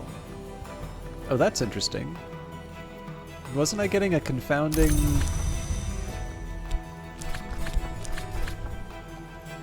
Oh, I needed to pick... But this should still give me just enough rows. Okay, so I needed to take preliminal meter. There we go. A Oh, that's interesting, actually. Curious hunch. I'll have to remember to check that out next time, too. But I'm looking for an enduring reflection. This is still the old run, Ria the Moss. So this is basically the one that I started playing at the very beginning of, on the release of Book of Hours. The only thing is that they did add this crafting helper, so I have a little more information here. No, the GOG run is actually a separate one.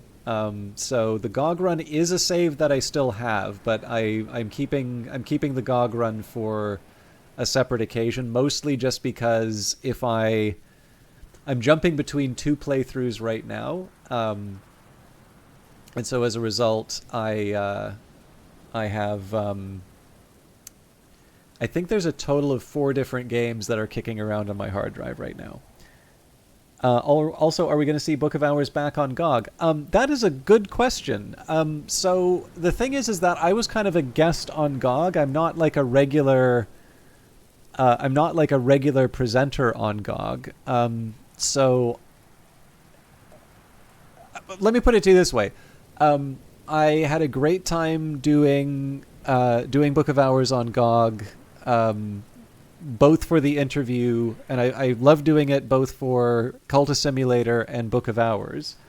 I think probably that event was specifically tied to the release of a product that was available for sale, so I don't know if they're specifically looking to do it. Like, I think in the end, they've got their regular group of broadcasters to do it. If they were to ask me, I definitely wouldn't say no. I mean, we'd have to work out, a schedule or something like that. But like, I would be very happy to go back and do that again. But I also imagine that there's something a little bit different between. I hope another Book of Hours display on GOG. Well, I mean, so here's the thing. I don't want to say never, but I guess the thing is that it's. I feel like it's a pretty straightforward thing. Like, so there's a bit of logistics that's involved in that, right? Like, again, I don't want to kind of communicate that I'm capable of doing things. So it's not like I call up GOG and say, "Hey, put me on," right? So in this case here, the occasion was the fact that I was able to interview the developers on their site, and of course the developers. First of all, Alexis and Lottie were very, generous with their time. So, they did me a favor because, I mean, I'm not a big name, right? So I'm sure they could have gotten more popular people to interview them. Also, people who do the damn time correctly. But on top of that, I suspect part of the appeal for GOG was the fact that they were the ones to get the developers on their site, not Steam, let's say. And of course, I don't know. Maybe they, Weather Factory would be happy to do another interview. I suspect they're probably really focused on getting the soundtrack out and the Lucid Tarot out and working on DLC for the game. So my guess here would be, and I kind of want to be careful in terms of how I communicate this. Like, I don't want this to give the impression of saying is like, ask him to put me back on. But to me, I would like to see Book of Hours get more attention. So if you would like to see Book of Hours, and you'd like to see it on GOG, if they have a way to communicate, I would like to see this type of content, I would encourage you to let them know that that is something you're interested in. There is a slightly self-interested sense in the sense that, if they get enough of that feedback and that creates another opportunity for an interview, then that might be something that I get to follow up on. But they do have quite a few streamers, and I know at least some of the streamers on that are probably people who would like to play Book of Hours. And so with that in mind, you never know, right? You're definitely not going to know if you don't ask. So again, I'm not 100% sure what their request system is like, but I figure as long as you're not like harassing them in their chat all the time, I'm sure they are open to knowing. Oh, so there's a couple things. So if you go to the Weather Factory Etsy store, they already have one tarot deck, which is for Cultist Simulator. So this has images of all the hours and so on and so forth. It's quite a handsome little collection. If you have the deluxe version of The Lady Afterwards, I believe it came with that as well. But on top of that, they are working on the Lucid Tarot, and the Lucid Tarot is kind of this like stained glass looking. I don't know if these are the specific images, but it's kind of in this style. And in fact, the ending images for this game are in there. So this is something that Lottie's been working very hard on for the last little while, and I'm always happy to have you in chat, Totally Falcon. But yeah, so basically it's kind of tarot cards of this kind of this style. And I know Lottie's been working very hard on them. It may be done, but I know that it's a physical product that's being created. So the Lucid Tarot is a physical product that they're making. But I also know that in addition to updating the game and, doing the support and the patch notes and so on and so forth, and, getting the soundtrack out, I think they did say that sort of at the end of the year was when they would sort of begin work on the DLC in earnest. So there will be later, there definitely is DLC for the game. And with that in mind, incidentally, the DLC might be another opportunity to do something on GOG. I don't know. But again, like I said, I'm not affiliated with GOG, so I always want to be a little careful to speak on their behalf in terms of what their scheduling is like. But I would encourage you, like, again, I'm happy to have you around, but obviously you did find the channel through GOG. So if that is something that you'd like to see on the GOG channel, definitely let them know, because I mean, hey, I'm not going to say no to more Book of Hours on their channel, right? Sorry, I just needed to have a glass of water. Okay, let's make this enduring reflection. I want to see what the curious hunch is, but let's make the enduring reflection first.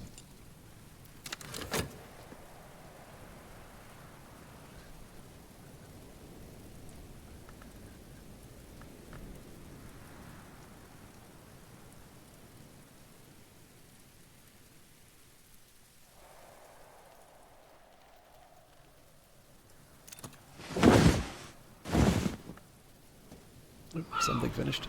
Scraps from the Isle's Edge. Gall's egg at Brankrug. Even the hours are kind, and the years are kinder. This egg may stay viable quite a while yet.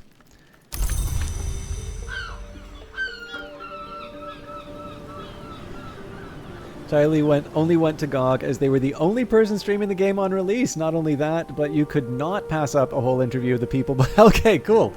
Yeah, I mean, obviously I didn't stream the game on release because, well, on release day I was streaming on Steam. But that's interesting that there weren't more broadcasters covering it on release day. I mean, it's a bit of a shame, right? Because that would have been an opportunity for me. But I mean, Weather Factory paid me to do it on Steam, so do not agree how GOG runs things stream-wise or company. Oh, interesting. What is it? So I have my own feelings on that, Ria, but I'm curious if is there something specific for you that that made you say that? You don't need to share if you don't have to, but. Alright, so we've got a bronze Spintria for our trouble.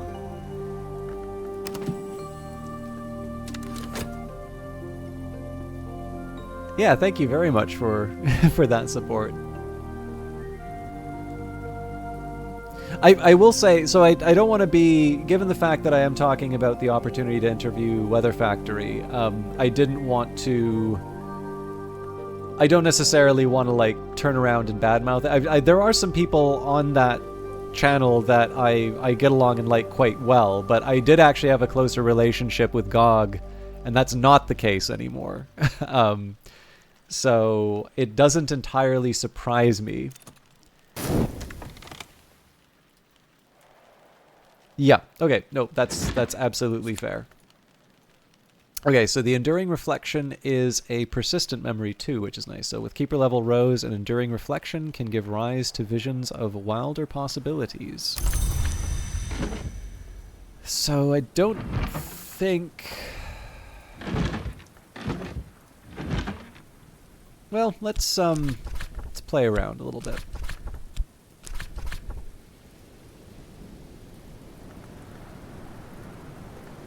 So I'm up to 12. Technically I can put the tool wherever. So basically need to find 2 rows to kick around.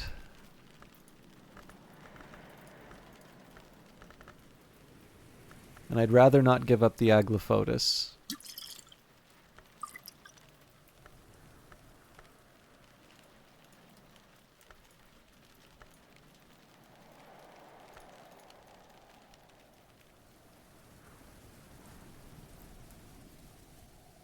This would be so much easier if I finally just committed Elements of the Soul. Oh, the January Sanguinary. That will help me get rid of curses, possibly.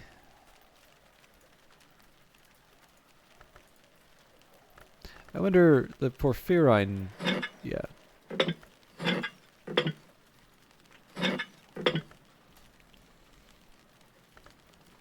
The Enduring Reflection's already a nice start, so that's 3 rows for me to kick around. So it'd be even more simple if they made it to have a keyboard shortcut that let you highlight everything of a specific aspect. So the one way I can do this is if I mouse over rows, it sort of highlights. Oh, there we go, Lenten Rose. Actually, I don't think I even forgot. I don't think I knew that Lenten Rose had 2 rows. Unfortunately, I can't put it in the slot.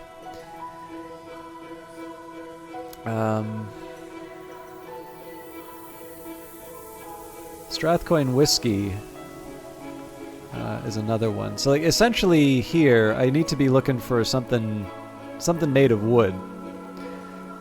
And I don't think that's gonna cut it. Okay, so let's double back. Let's see if there's something else we can do here. So the deep light corals, under other circumstances, might have been helpful. Doesn't quite do the trick. I apologize. I know some of you are gonna hate this, but I do actually want to check this. Okay, that is not a rose shrine.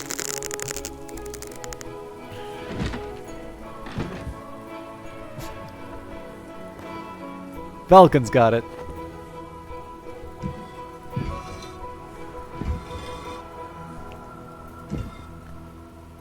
It is kind of interesting that none of the altars really support rose. Oh, here we go.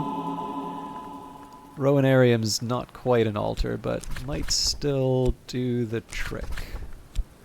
Sacre bleu!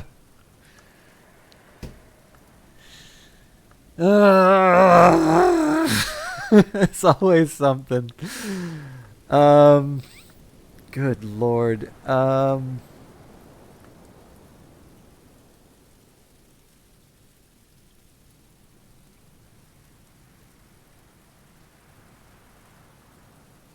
I probably have a pigment that would give me rose, but try to find something that I could put the tool in. So yeah, like it would be helpful if I could use one of these marks.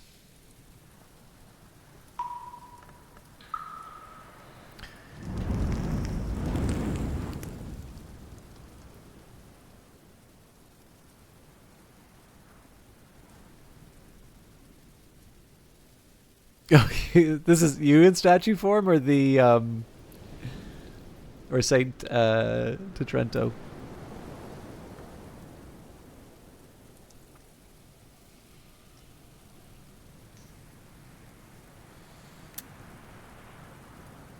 I promise you all, I'm not.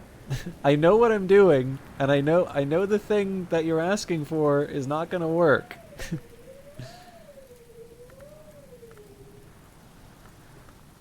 I'm never gonna win this, am I? Right, this won't take lantern, so this is a waste of time.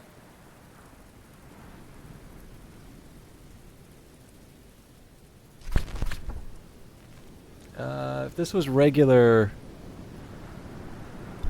if this was my regular faucet, this would actually work. But then I guess I would need a second memory, which I don't have.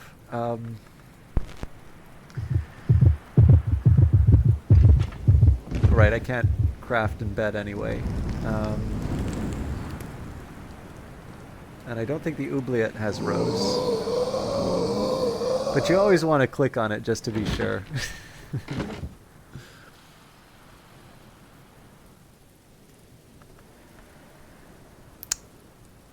Yeah, I think, so the best I could hope for, this will take longer than I really wanted, but no, you know what, the grand piano's not going to work again because my Faust is, oh no, but I could put it in the application. So I might be reduced to, well, even then, I'm yeah, so unless I get a second enduring reflection, which doesn't happen, I'm still one short. Crumbs.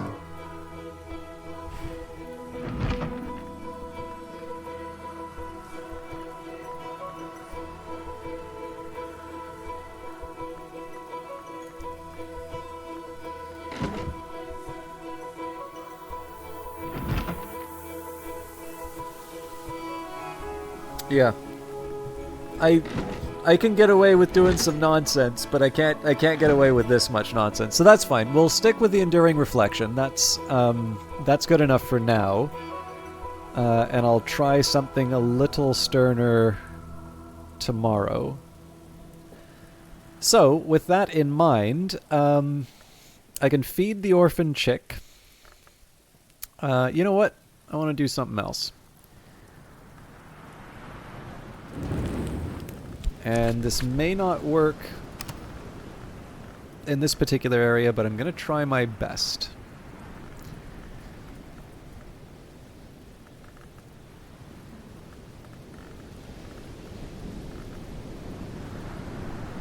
Sylvan Hollow? Okay, yeah, I just need a little more, bit more scale. I say a little more scale.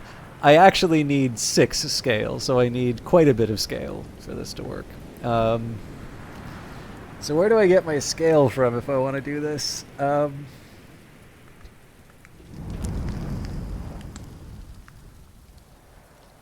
let's double back. Let's try and get the Savage Hymn first. Savage Hymn would come from Drums and Dances, which would come from a Heart and Lantern desk, so that's Abbess Nona's desk. I could just get that before the day finishes. Okay, recall the hymns of the hill cults. That mic booping noise? I'm not sure which one you were referring to. Is it the chrysalis?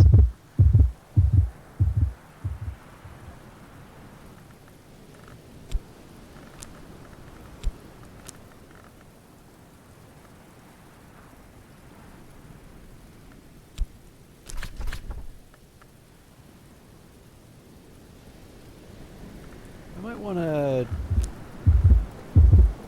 try something with that.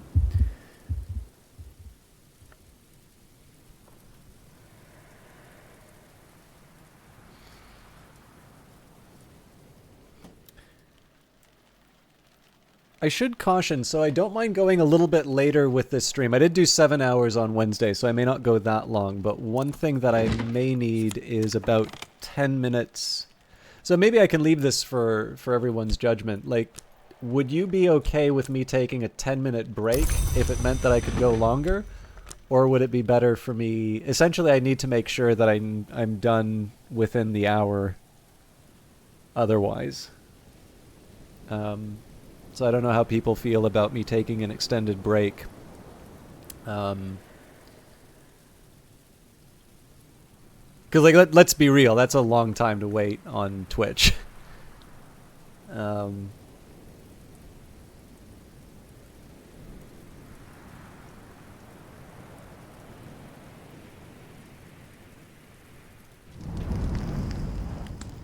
Okay, so if I add the Savage Hymn, the Frost, the Egg...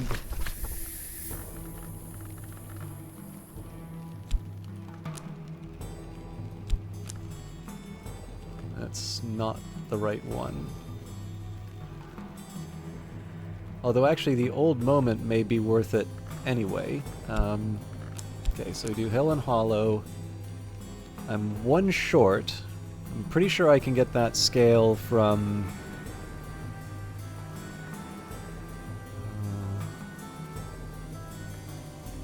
kind of want to be careful on where I'm getting that scale from, actually. I don't think... Oh, you know what? Domain Reveline probably does the trick. Sorry, Schloss Jannings. Serve appropriately. Pour out.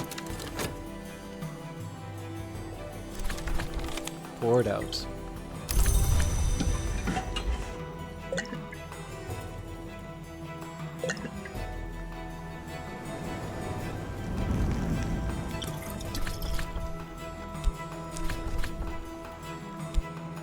Not quite what I had in mind for the day, but you know what? I'm not going to complain about it either. Living Relic. Catch a scale relic from the egg. Hill and Hollow plus scholar level scale plus egg creates a living relic.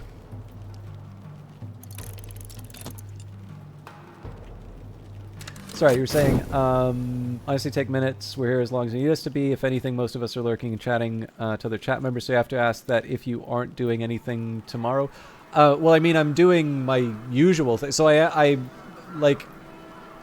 Oh, because you're hoping that something would actually help you learn some of the things you'd be missing out in your save. So yeah, the thing is that I'm not broadcasting tomorrow. I mean, mostly what I'm doing is... I'm basically doing my, like all of the recording for the YouTube series of Book of Hours, and then I have a video that I've been basically using my whole weekends to edit. So I am fairly busy, but I mean, I'm not opposed to helping you out with your save. Is this something that I might be able to help you out with, you know, in chat? I certainly don't mind. I certainly don't mind giving it a try.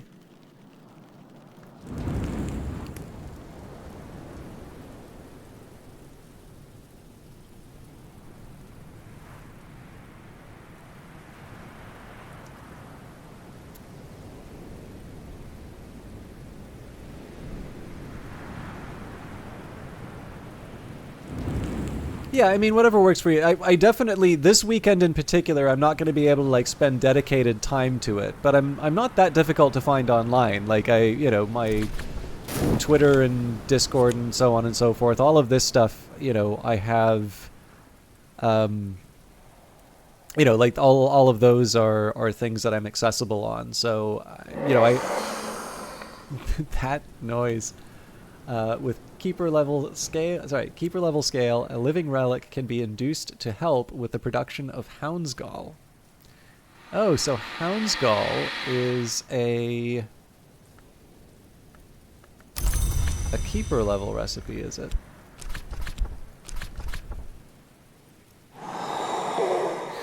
Oop.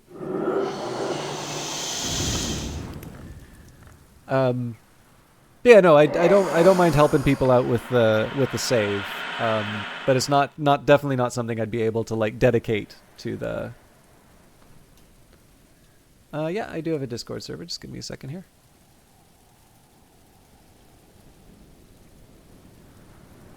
Oh, that's right. I keep shutting down Discord. I'll be honest with you. I'm actually not crazy about the fact that Discord takes a whole bunch of information about my computer. So I've gotten into the habit of just shutting it off. Most of the time, but I do still occasionally check in, so let me see if I can find an invite here.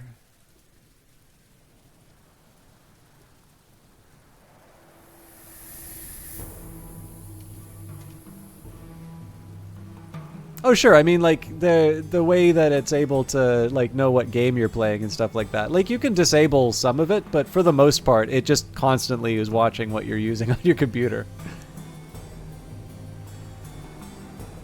Oh God, yeah, no, like, it's most of the stuff people are like, oh yeah, that's a good thing. Um, but yeah, no, the Discord is very aggressive in terms of kind of keeping, basically just keeping an eye on what you're doing on your computer. I personally do not care that much for it as a program, but the thing is, it's where everyone is. So I see a message. Thank you. But yeah, so like, again, I try not to be too neurotic about it. Like, I don't want to, like it's where people are. I've made my peace with it being on it. But like, as a whole, I would prefer it if there was another solution. Like, for a while, a lot of streams were using Slack for for the social media management and stuff. And I don't know. In the end, I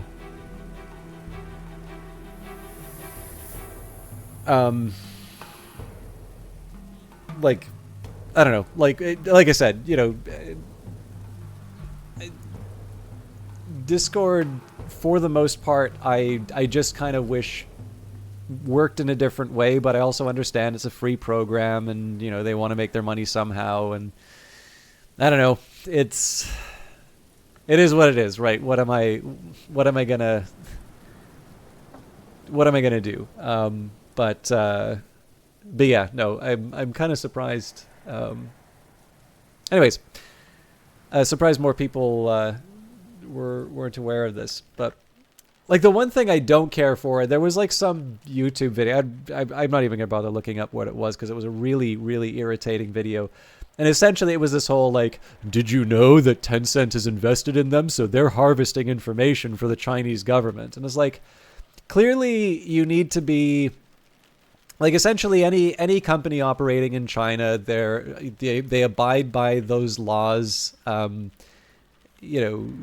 are always going to be those concerns in terms of where where data is kept and so on and so forth. But it's kind of like when people say that, like, Tencent has an ownership stake in Epic, they have an ownership stake in Paradox and Ubisoft. Like, they're everywhere. And, in doing heavy investment in a company does not give you full access to all of their data. And this is the big problem. Like, there are so many videos running around now where people will just make these very tenuous connections between things. But because we're really not very good at critical thinking anymore, you get 5 or 6 people all sharing these things, telling you, oh God, this is an arm of the Chinese government that's coming to take me over. And do not get me wrong, this is absolutely something should be, like, people absolutely should be more concerned about how their data is used online. But like, the place to start with that is like Facebook, for crying out loud. Like, LinkedIn, how much stuff are you just making publicly available to people? I'm not entirely sure Discord is the place where I would go for it in the first place. So just in case I've freaked anybody out and they're gonna go looking online, like, there are some cases where I think people are not necessarily thinking very clearly, or at the very least they're making some very big leaps of logic in terms of what's happening. But with that in mind, I generally think that if I tell Discord, hey, I'd like to keep my information private, the fact that it still tells me what programs I'm running on my computer and it's constantly checking to see what's running so that it can tell me that, doesn't really make me feel that comfortable. Obviously, I've been able to swallow that and still keep it on my computer, but I would rather it didn't, and generally I've just gotten into the habit of closing it and using it somewhere else. So anyways, sorry to have my tinfoil hat moment on that. I want to try and be fair on both ends of it. But yeah, for the most part, I am not a fan of Discord as an app. Like I said, I use it because that's where people are. Living Relic, few of these have been seen in the world under this sun. I also like the little symbol of the eye on the show. The Living Relic is my favorite animal in the game.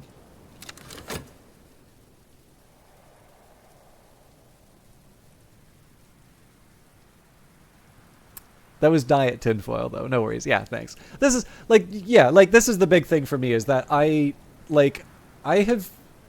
The thing that actually kind of bugs me a whole lot is that people will occasionally send me stuff like Jim Sterling videos about how EA is like an evil company, or people will send me this like, Discord is,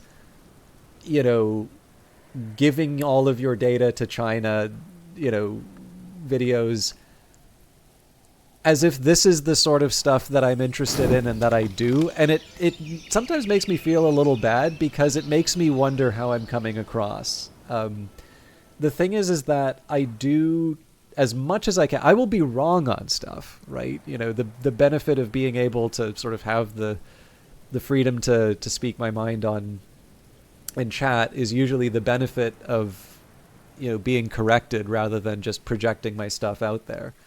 But as much as I can, I try to be thoughtful about things. And I do sometimes worry when, somebody will send me a video like that. And, it's like, yeah, it's just like what you're saying. And I'm like, but this guy, I see how he's introducing idea A and how he's introducing idea B, but this is kind of like the Gish Gallop, where you're just like banging together arguments and moving on before you actually have to defend the point. And like, I really, really don't like that sort of stuff. I think it's, in its best case, it's misguided and somebody's just sort of allowed themselves to get worked up on a topic, and they're not thinking very clearly about it. And in the worst, it's a very deliberate attempt to mislead people. And I mean, again, it's not to suggest that these are not issues. Like, these are things that we should be concerned about and we should be paying attention to. But I do think, on the other hand, that it is, it's important to be honest in terms of the way that we're, engaging with topics. Like, just because I kind of want to believe something doesn't actually mean that, there we go. Certain relic byproducts can be repurposed to brew a scale ink. Now I'm a little worried I may lose my friendly little living relic here. Now I don't think I could throw the faucet. Yeah.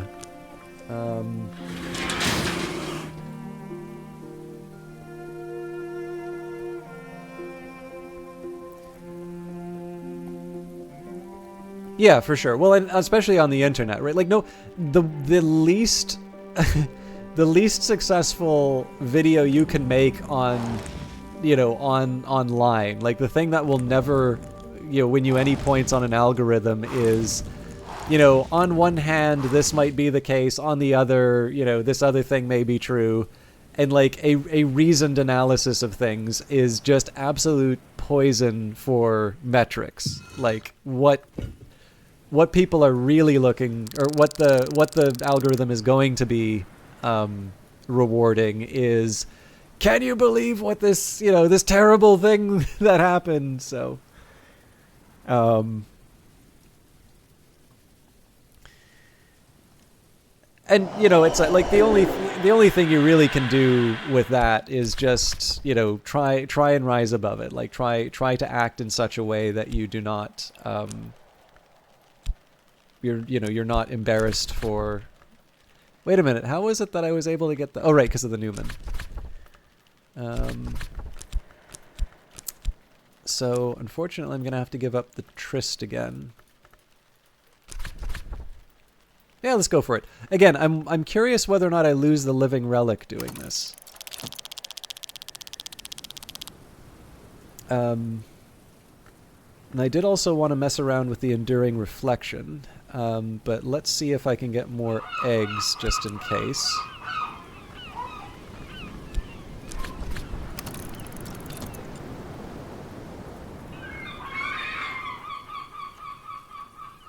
Okay.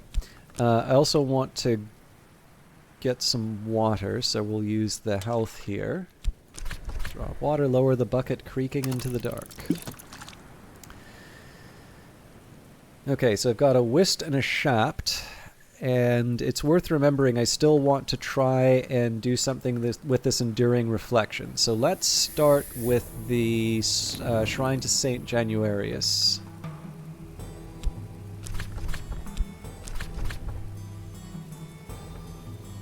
Well, I can try and get the Curious Hunch.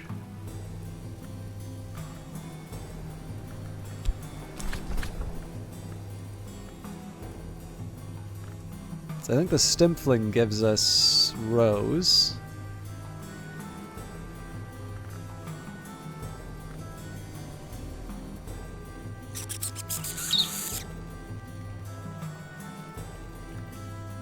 It would have been better for me to pay attention. That is not Rose.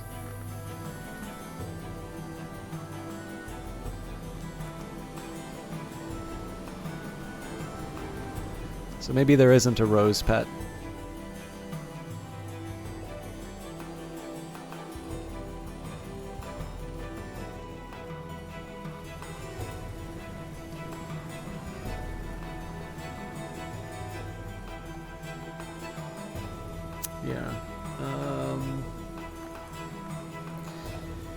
So I can take advantage of one of these marks finally. Is it the salt sign? Yeah. But I'm still one short, but an Aglyphotis scented candle will probably do the trick here. Probably other candles too, but there we go. Okay, so as long as I include an enduring reflection, I'm good. But I don't necessarily have to... I don't have to give up the store. So another memory will do, and I can use a whist for that.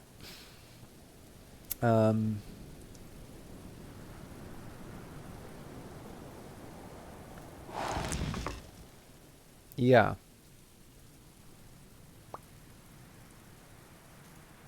Oh, there's the clean linen. Restorative for health and recovery. Something that will help you recover from maladies if you use it in bed with sufficiently suitable power aspects, especially but not exclusively if it has useful power aspects itself. Doesn't tell us about how to clean it, though. Alright. I'm definitely getting occupied with lots of trivia. So, let's go...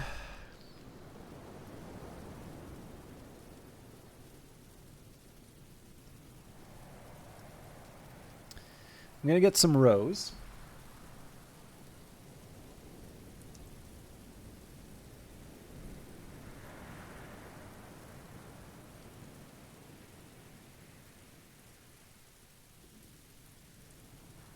Let's do the Serenity of the Black Wood. I have a specific reason for wanting to read that one.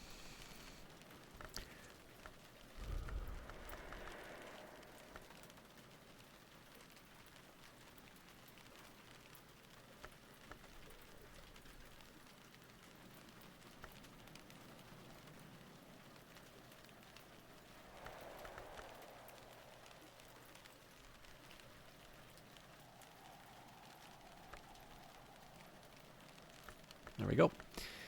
So again, there's a specific reason why I'm not reading with the Faust anymore. It's because the game has changed so that you can actually infect books with your affliction. No. Yeah, no worries, Rhea. Okay, I've already mastered this, but I could reread it and perhaps recall a memory. So we will use the Shapt... Yeah, I think we'll use the Shapt at the Shrine of St. Januarius.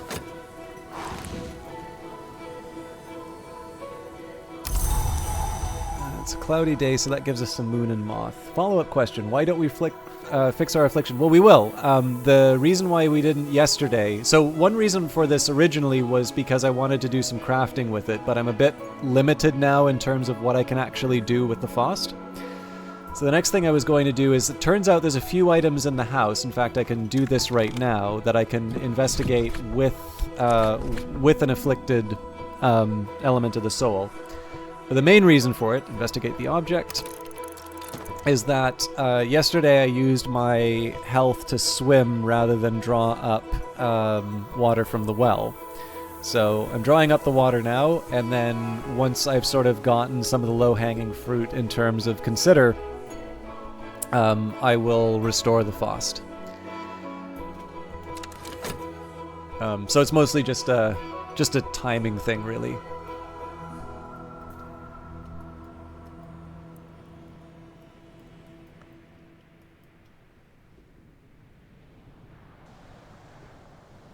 Trying to remember where I put the living relic making the hound skull.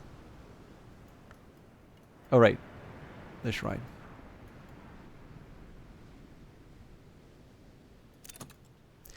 Yeah, so because I have so few elements of the soul, specifically I kind of saved the considering of objects for later. Now I'm sort of facing I'm kind of facing two priorities here. So one, I want to try and get my rose up as high as I can in order to read A Tower Falls. Or listen to A Tower Falls would probably be the appropriate wording.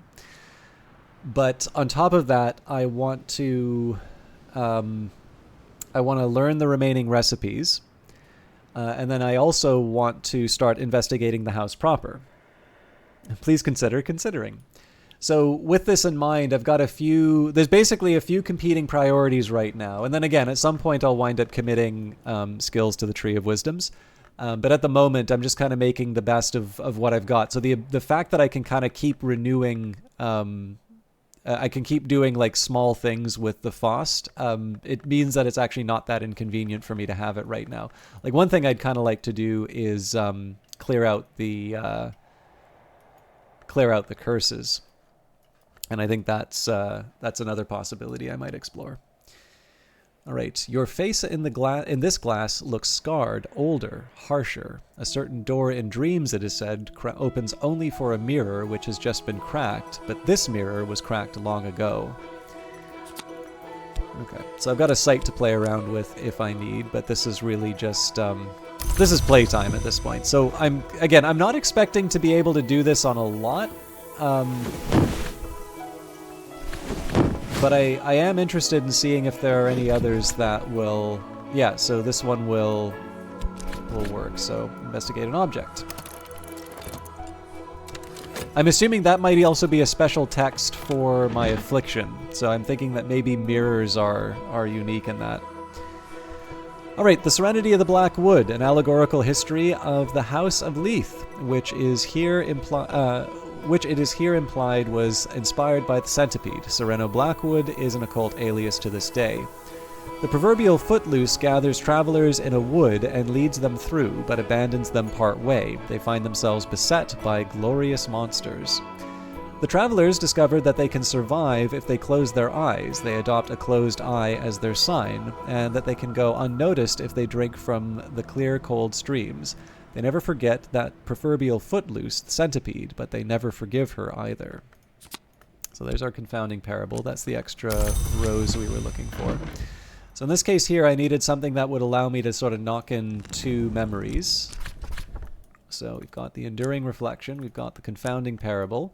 We'll combine that with preliminal meter, so it needed the enduring reflection. Oh, we're one short on the horizon site. Right, so I wanted to use the salt sign in that case. Well, unless I have another source of rose. I don't think it'll take a tool. Now let's use the mark. I haven't actually had much of a use for it otherwise.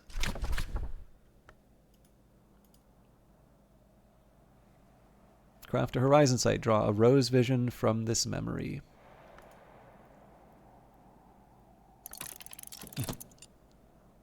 Too bad it won't last, but then again, what does?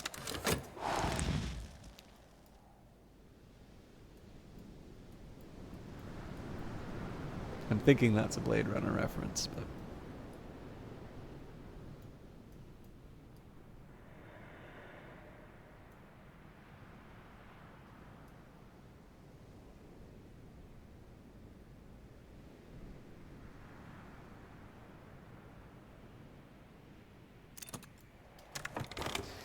Okay, another site. Faint rust specks dot the mirror, or just possibly blood.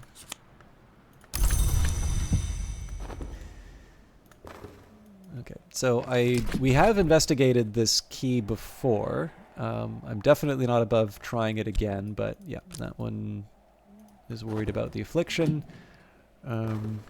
Chair? Nope, that one will...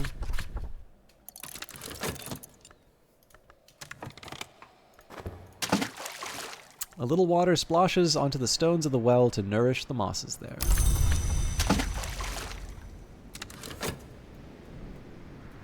Oop, we've got another egg.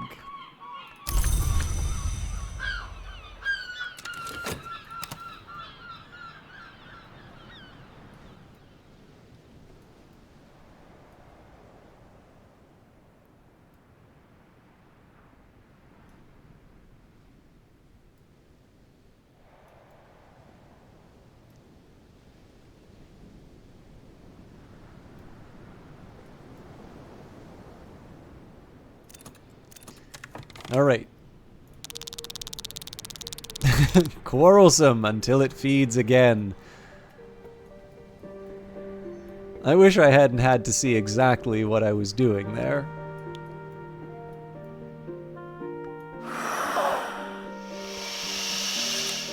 Houndsgall. Books written in Houndsgall are more likely to return to their owner or one to whom they have been legitimately sold. An ink of containment. Actually running out of space for my inks, so we'll move the shell to my inventory.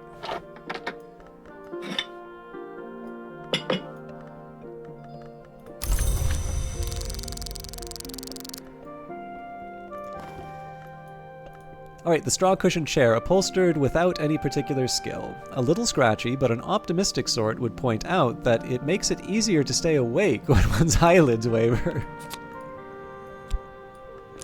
I really do like some of the descriptions in this. So this is also, we learned something kind of important here, which is that apparently the altars will not sacrifice the animals, which makes me happy. So what's the deal with my bird in my inventory? It's an orphan chick.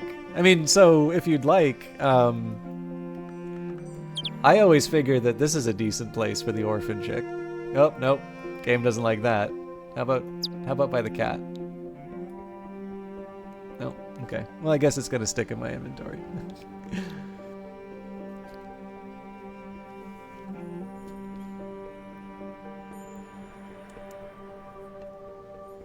Good. Oh, you were hoping to work on that desk?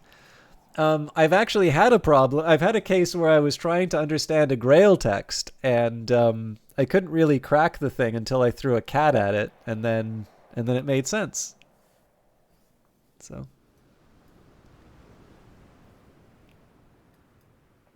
Well, I'm thinking, so we've got the 13th library, and if I have a successor, their image might stand here, so... Nope. No luck there.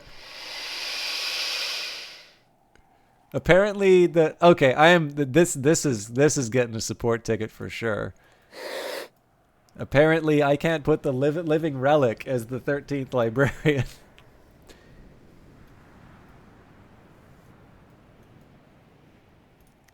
Yes, I think in fact cats have had Grail since the Exile DLC as well. So this is, I believe the Grailness of cats is a frequently discussed topic ever since that DLC.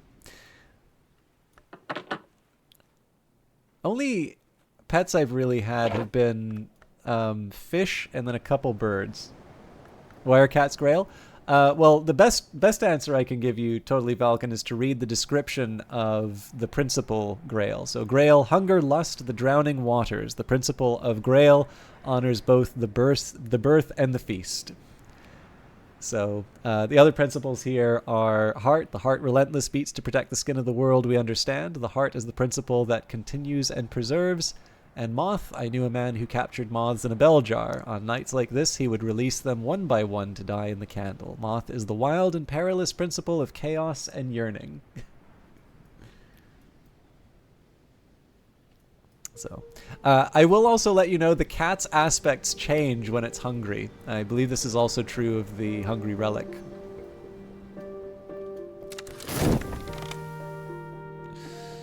All right.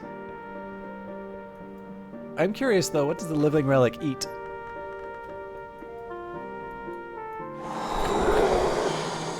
He's an angry boy.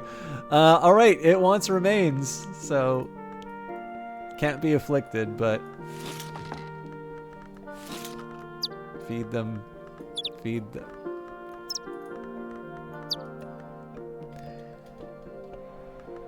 Moth and Winter are the two that you got more pulled towards? Interesting, yeah. Mine are, when I started, it was Lantern for sure. I've always been a massive fan of Lantern. Then, I'd say as a secondary, Knock was a big one for me. But as I've continued to play over the years, I am growing more and more fond of Edge. I actually think Edge is quite a cool one. So my holy trinity would be Lantern, Knock, and Edge. Yeah, so I'm guessing most of this stuff here is probably not going to accept the afflicted. We'll look like. Oh, this might consume it though. Light the candle. This would consume it. Tempted, but maybe what I'll do with the candles, I'll make them so that I can study them. That seems to be a slightly better way of handling things.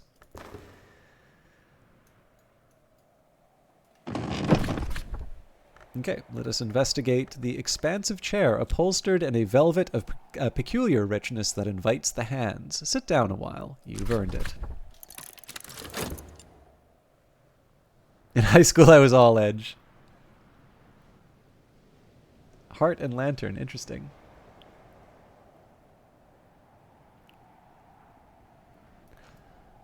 I've also learned, though, that I have rather heterodox opinions about the secret histories. So, for instance, it seems that there is a very strong appreciation of the Lionsmith. And in fact, it would seem that if it comes down to it, that people seem to even prefer the Wolf Divided to the Colonel. Like, so I am a big fan of the Colonel, but it seems that the Lionsmith is much more preferred in terms of the Edge dyad, and that the Wolf Divided seems to be even rated even higher, which is monstrous. I mean, Wolf Divided, for crying out loud, people. Anyways, scrutiny. Printed card reads, "Now safe to sleep in this chair, GC."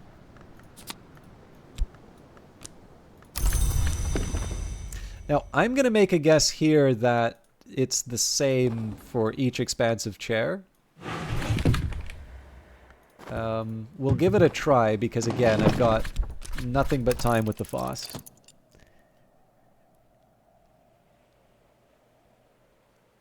The Wolf Divided is the wound of the sun. The Wolf Divided is scary as hell. I'm not saying it's not a cool hour, but the Wolf Divided is scary as hell. And in fact, if you get a certain victory in Exile, and it is a tough one to get, there is some very, very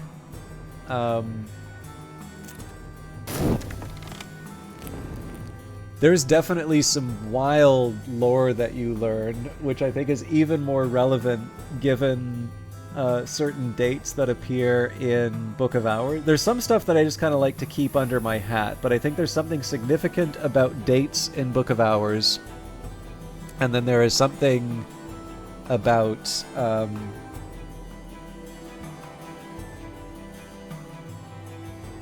there's something very specific about what is written for the Wolf Divided ending.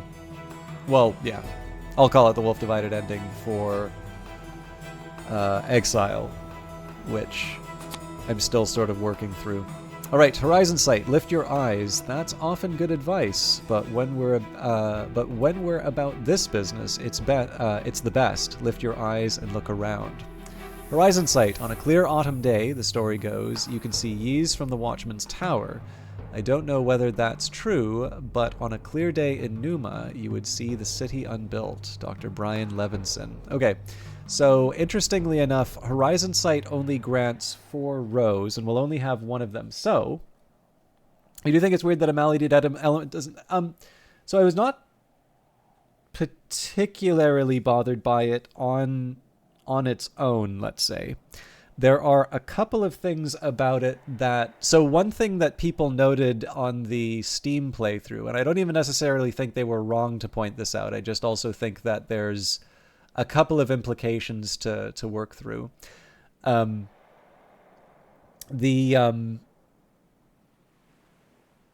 benefits that come from a maladied element of the soul are quite a bit smaller than they used to be. So one of the things that I used to do is if I was sick, I would usually go and like catalog everything, and I would sometimes like, you know, get as many memories as I could and so on and so forth. And that benefit is basically gone now, because the danger of using an afflicted element of the soul is that you pass that on to the book that you're reading. So you can try, but you are kind of taking your life in your own hands when you do that. So essentially, the benefit for the infinite resource of the afflicted Faust in this case is essentially there is a subset of items in the house that I can explore, which is good. I can, I'm definitely going to take advantage of that. So like I said, like I was willing to make the money in Numa anyway. That wasn't a problem at all. But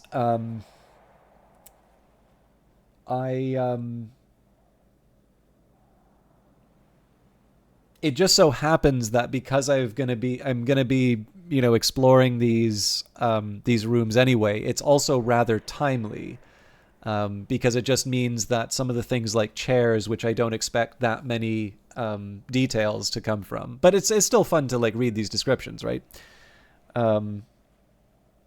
I'm sort of... By the way, I am getting the notifications about the Discord, so I'm getting them from my watch, so like I can't reply. And I mean, I'm in the middle of the stream anyway, right? But I do appreciate everybody saying hello in the Discord. I'll be sure to reply to stuff when I sign off. But yeah, so yeah, in this case here, I'm kind of using it to clear out some of the queue while I. And then the other thing that's kind of nice about the fatigued element of the soul is that if you have some simple like some simple recipes, you can make those with elements of the soul, provided that you have let's say the relevant level. Like, so in this case here, later on in the game, that works really well for me because a lot of my stuff is very high level. But earlier on in the game, it's not that big of an advantage because you still need to add things like memories and so on and so forth. Okay. So I'm probably going to wind up taking a small... break here. Well, like longer than my usual. You found your backup? That's all good. I mean, it's more gameplay. But what I am going to do just before I go on here, so the Horizon side, I want to work out what I'm realistically working with in order to listen to the Tower Rises. So we have Element of the Soul doesn't do anything. Preliminal Meter will give me 9 rows. And we get 4 from Horizon Sight. I can't remember the name of the preceding one, but it'll tell me here. Enduring Reflection, that's 3.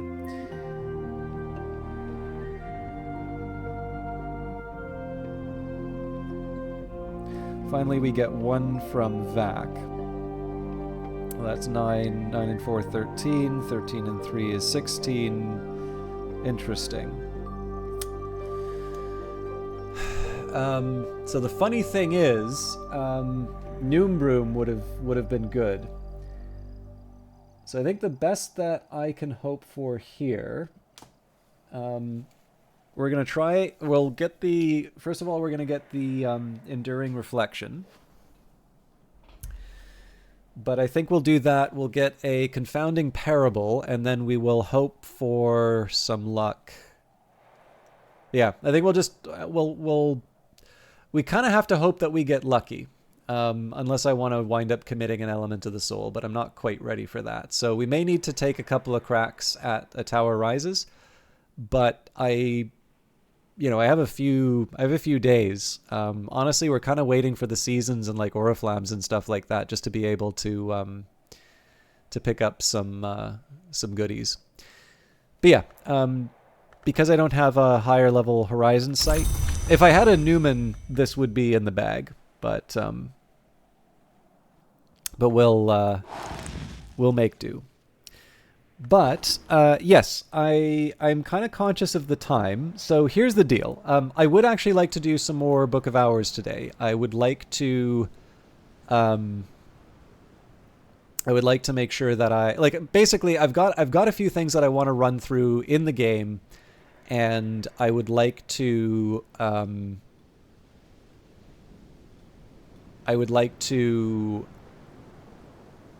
I can write a whole bunch of notes down, but I'd actually like to make some decent progress in terms of just investigating things in the house. If I can get that text read, so much the better. If nothing else, I just kind of like to have a really solid block of like, I've gotten rid of all of the curses on the books, or I've I don't know. There's another goal that I can think of at the moment, but like, there's just a few things that I'd sort of like to kind of tick off the list, or like maybe even being able to get the remaining, librarians in place. But with that in mind, like that's going to take me past midnight, and I do actually have a few things. Like there's one thing that I made sure I need to have done before midnight. So what I'm going to do here is I'm going to take a break. It's going to be an extended break. So this is definitely going to be, I was originally going to say 10 minutes, but let's say 15 just to be safe. So this is definitely a time I would encourage. If you want to chat inside of the channel, that's fine. If you want to check out another channel, if you want to, go and take a bit of a break yourself, I'm going to write down a specific time at which I plan to be back. And then I'll, the second half, the other half to that deal is I am going to go later tonight as a result. But yeah, like I just want to be clear. Like there's a couple of times where, yeah, like a later break for me maybe means it's like 3 or 4 minutes, cause like the kettle takes a while to boil or something like this. This at minimum, I am expecting would be double digits. Like I said 10 minutes, like I said, I'm putting in a buffer of about 15. So I just wanted to, I just kind of wanted to give people the heads up, now that like I am going to take a longer break, and it's going to feel like an eternity if you stick around here. So I'll turn this sign on. I'm going to,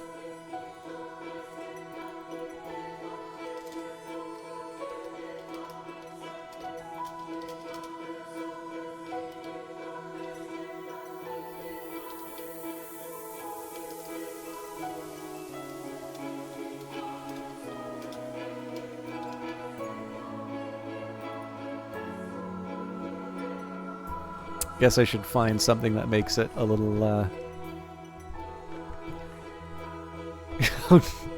no!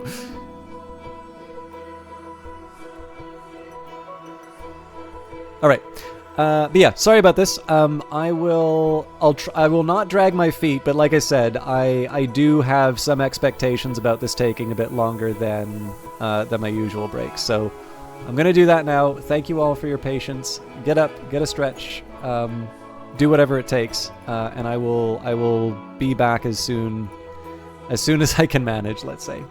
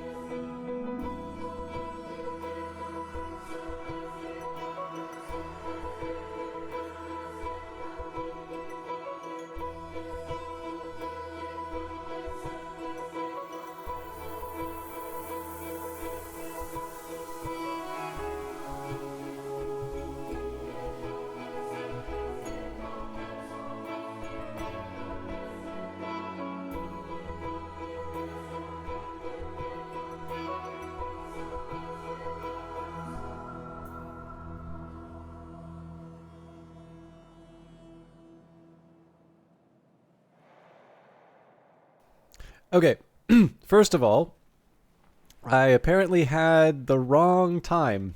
So I actually had an hour before I needed to finish that. I do appreciate you all waiting. So I thought, I don't know, I looked at the wrong clock. I guess this is my fault for not. Oh no, you know what? Sorry, I didn't even have the wrong clock. I read the time wrong. So I thought it was 11 o'clock. So I actually have an hour before I'm done, which means that this sign was misleading in the sense that, um, yeah, basically I was predicting that I would be like an hour and 15 minutes. Either way, sorry to hear about your save, Ria. Thank you, everybody, for putting up with the extended break. That what turned out to be unnecessary, but I can't undo that. What I can do, though, is make sure that I give you your money's worth, basically. So let's carry on. I didn't actually. I just tried to eat a little bit. But I might take a couple of snacks in between. And yes, this is the same text as before, now safe to use. Okay, so let's find some more things to investigate. Treasury of shelters, like an armory for not getting pneumonia. Escape the object. You won't use this up or consume it by doing this. May actually also be an idea for me to make another salt sign just so that I can make a follow-up horizon site if I need it.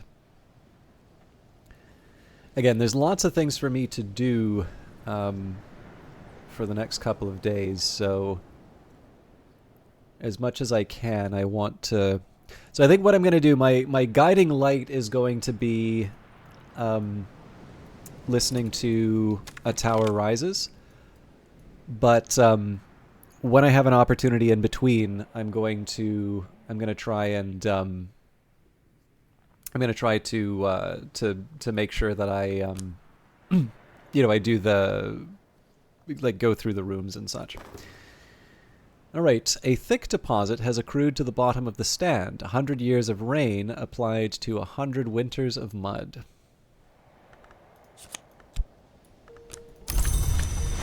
So, on that note, let's use my nope.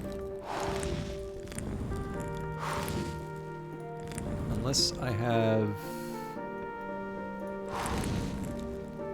this will work. Ooh, I should actually do that more often. Okay, but that doesn't do salt. This is the Shrine to the Watchman.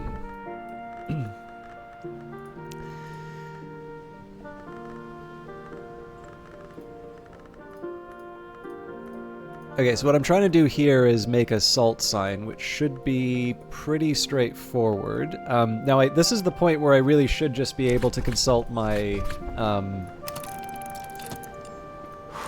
I should really just be able to consult my my spreadsheet, but I'm trying to use the tools that the game has given me a little bit more.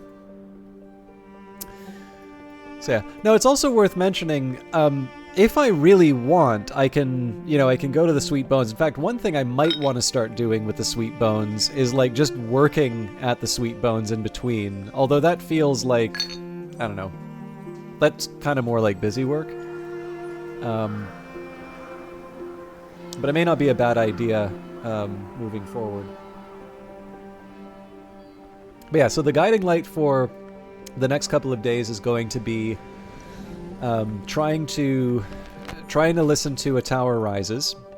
At the moment, that is the last text that I need to read. And then following that, the aim is going to be basically to gain a better understanding of the house. So, put the librarians in place, investigate all of the different rooms, find all of the different secrets. This is basically going to be how I spend my time until I'm able to learn the relevant languages. And I'm not going to be above fast forwarding through some parts, but I'm not going to rush to fast forward, if that makes sense. So the thing is that there's lots of things for me to investigate in the house. So I will take the time to investigate it. I'll take the time to do things. If it feels like I'm running out of things to do, then I'll sort of fast forward.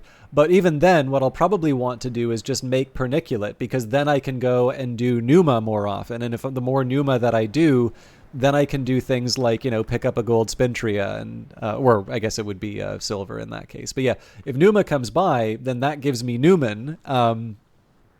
And clearly I'm going to be able to, I'm just going to be able to do more overall.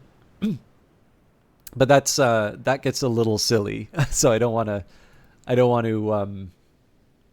that to be my first move, let's say. Okay, let's figure out what I want to do with my Faust. So it wouldn't be a bad idea for me to try and make that memory early, actually. So if you know what? If I take the Shrine of the Watchman with a Faust and a preliminal meter, so I'd say, okay, well, Confounding Parable, but I can probably make the Enduring Reflection. The clouds, the sight, yeah, none of this stuff directly helps me, but because I've got a sight memory... Oh, I'm still short. That's right, I can't put the tool in. So I would actually need rows. But how much you want to bet that I'm going to be able to go like this? And then we add the lunar globe. You have sandwiches. Hey, I've actually got half a sandwich in front of me right now, and your roommates are home again. I don't know if that's a good or a bad thing. I'm gonna say good, but I hope it's good. All right, craft an enduring reflection. Refine memory to something of rose.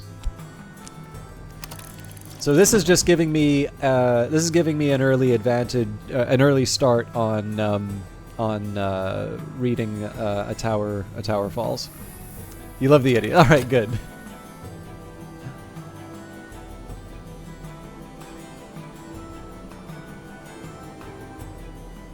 So the thing that's nice about this is that it should allow me to read towards a fundamental aesthetic, and then from there I will be able to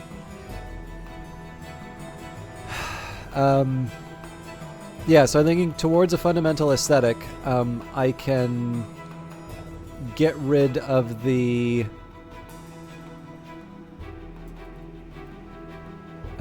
curse on the road to Janus. Because we need 7, so I add the Shap to that. And yeah, no, we'll be fine. And I'm glad. Yeah, it's kind of funny. Like, I remember, so like for me, when like in the city that I was growing up in, I remember like as soon as I was able to get out of the house, it was like, yep, nope, I'm off. I'm going to another city. And then, like, I lived in pretty modest circumstances, I think would be the polite way to put it. So, like, I remember having a...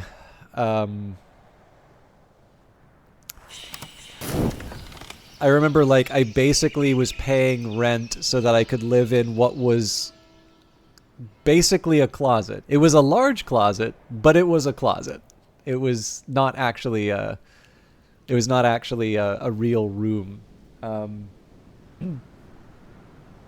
So, and I'm not gonna lie, my roommate was not the tidiest. Like, okay, so let me just be clear. Like, my apartment looks like a single guy lives here. It is very cluttered. There's a lot of books all over the place, lots of paper. But I really, and it's funny because like my office, when I had a dedicated office, we're all like, basically a hybrid office now. So, but like my office was always clean enough that everyone remarked on it when I, when they came in there. So, I exist in these two poles. So like I absolutely draw the line at garbage and like, like dishes in the sink, usually I'll do them at the time if there's something like kind of sticky on there, it's like, okay, I'll let them soak for a little while. But like the time that dishes are measured in the sink would be, maybe hours if I'm doing a stream. not days. But yeah, it's like it's mostly just like it's clutter is the big thing I'm guilty of. Like I don't really like a dirty apartment. So I see a difference between the two. Let us say that my roommate did not share that view. Like I'm like pop cans all over the place in, like I think the other thing that drove me crazy was I couldn't believe how quickly that stuff just accumulated. Just to look at your desk. Yeah, I mean, like, I'm not like I don't want to give the impression of like some kind of a neat freak thing. Like I do kind of like I'm a little mad that my desk is the way that it is right now. But like I'll occasionally have like a cup sitting in front of the computer rather than you know in the cupboards where it should be or something like that. But yeah, so like from there, I did live with someone for a little while, but like basically from that point, I actually find it kind of hard to imagine having roommates again. So, but it's funny, right? Like, this also correlates with my financial standing. So I'm sure if I were, to lose my job, I would suddenly rediscover the joys of having roommates. But yeah, anyways. Let's plan out the day. We've got 8 seconds before I get my higher level rows. I'm going to get another confounding parable in prep. Actually, let's see what Oriflamme's is selling. So Oriflamme's established 1776. Sense Sign Sciences. Dear librarian, we would like to offer you this opportunity to purchase the Carmine Petal Revised, an apparently theoretical project proposed by Lionel of the Society of the Noble Endeavor, which might permit the imprisonment of a renegade forge name. A very heavily revised edition of an earlier and even more controversial work, available for 3 tally. Oriflammes thanks you for your custom. Is friends with one of your roommates a year before you got a place together, then he met someone and her freakishness messes well with ours. The only downside is they're loud and I'm a bit noise sensitive. Yeah. Actually, so, the funny thing is what I'm noticing. Now, I am definitely not going to have my own place. Like, I don't want to say I'll never have my own place, but I have absolutely no realistic plan to have my own place. But what I have noticed is exactly what you're talking about, Totally Valken. Like, living in this apartment building, it's like my neighbors have got an elephant upstairs. Like, I do not understand how people can walk so loudly, but they do on a regular basis, and it drives me nuts. I think it's because I have quite gentle footfalls. I know this because people usually wind up being, like, leaping out of their skin whenever I show up behind them. Or like I've had my manager like kind of sitting and working, and then he suddenly turns around and is like, "How long have you been there?" I was like, I thought you were doing something really important. I didn't want to interrupt. So yeah, I know that I'm fairly quiet in terms of moving around. But yeah, no, I know exactly. There's no insulation. Why are they wearing? Honestly, I just think it's a bad. Like, so I do know that depending on how you build an apartment building, like this is not entirely, on the neighbor. Like, I don't know. I definitely feel that. I feel that there's like partial blame, but a better built building shouldn't be transmitting sound like that. Yes. The other thing too is like I think it might be a fire door I'm next to. Whatever they've done, they've really tightened up the how there's like those God, I'm drawing a blank on the name, but like those mechanisms at the top of doors that like automatically close them. They've tightened that thing to a very high degree. So unless someone actually grabs the arrestor, that would be to like stop it though, right? I'm thinking of a thing like, so like if you don't have it, basically a door on its own, if you fling it wide open and you don't do anything, it's going to remain open. And I'm thinking of those like kind of triangles at the top, which force the door closed. And like normally they're quite gentle about it. Well, this thing is apparently keyed up to such a degree that unless you actually keep your hand on the handle and guide it closed, it's going to slam shut. And I am literally right beside it. So if anyone, it doesn't matter if it's 4 o'clock in the morning or the afternoon, if somebody opens that door, I am basically going to hear a door slam. So yeah, needless to say, it is like I said, right? I've gone from like I am comfortable living in a closet with a filthy roommate to like, I don't like noise now. So, I'm sure I will do something that the world values, and I'll become a multimillionaire, and I'll be like, meh, I need so many acres. Otherwise, I feel I feel trapped. So,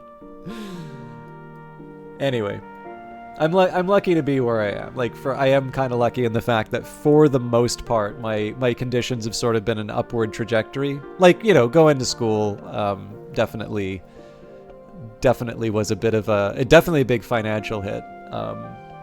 And I mean, it was stressful, but I really loved school.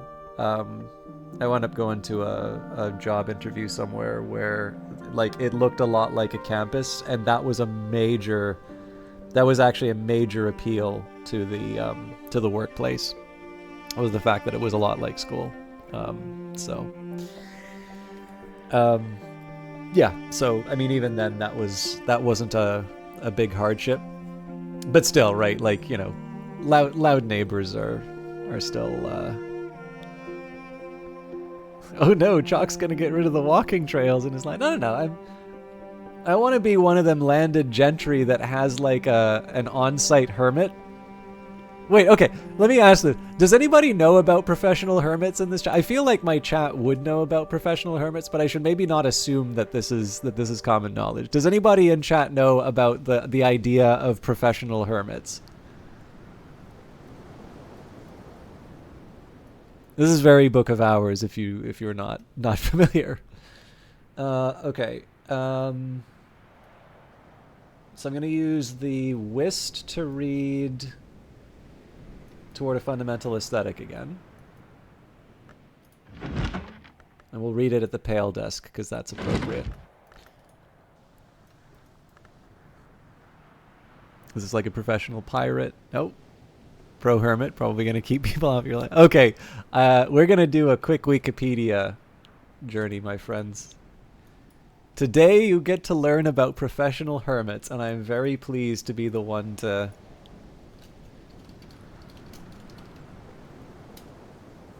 Oh, come on, Wikipedia.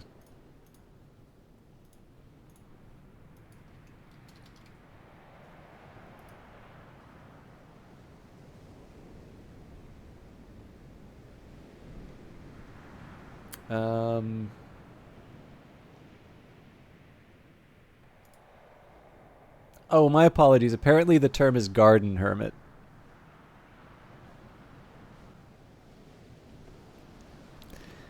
So, garden hermit.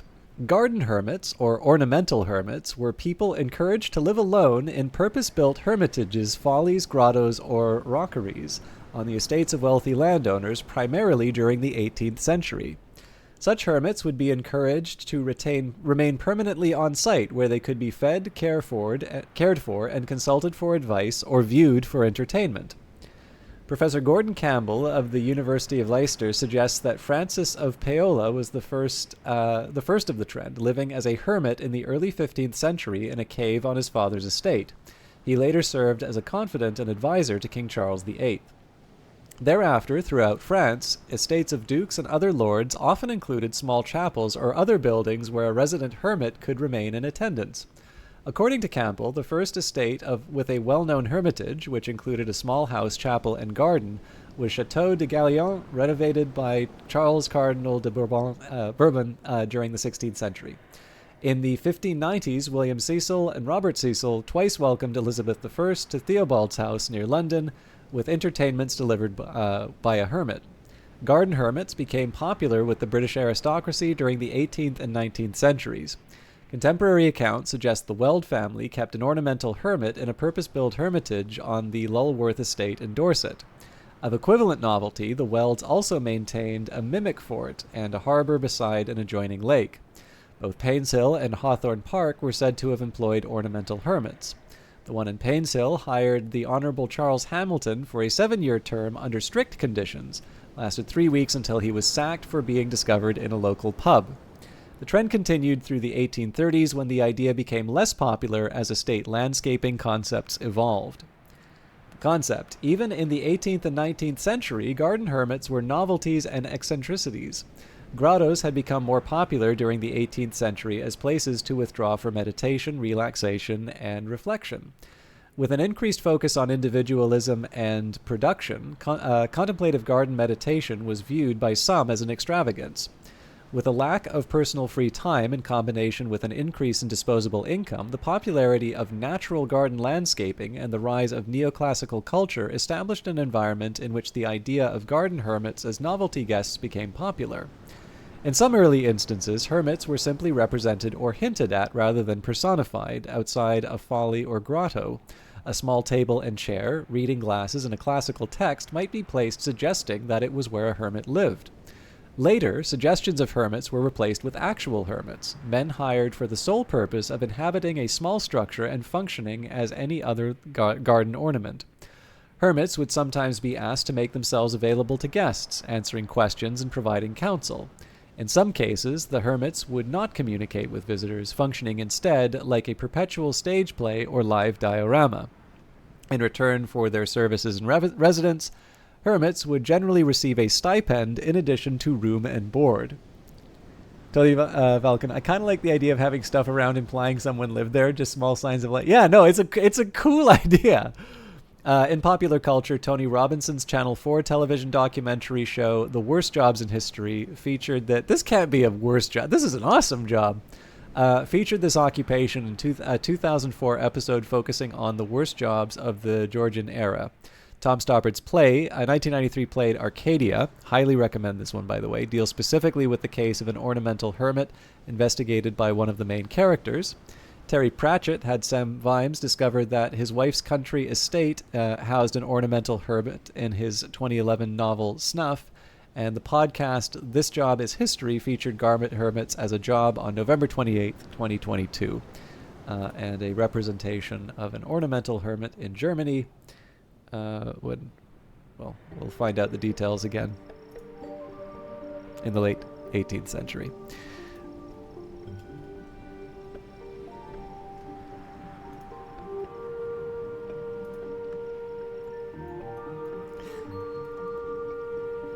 Add a regular supply of books to that stipend and we can talk business. Well, I kind of feel like you'd have to have the books, right? Like the classical text and such. I will also point out the hermit cell. The words Red William are scratched into the wall by the bed nook. This was the name of the cunning man who laid a curse on Hendrik de Wolf, and there would be no seventh of his line, the cunning man that Hendrik de Wolf gelded and imprisoned beneath the house. But this doesn't look like a cell. There could have been no locks. Perhaps that other story is true, that William was an initiate of the Thunderskin, secretly maintained by Hendrik to prophesy for him in the ancient manner. Who were the de Wolfs really? So there is a hermitage in Hush House.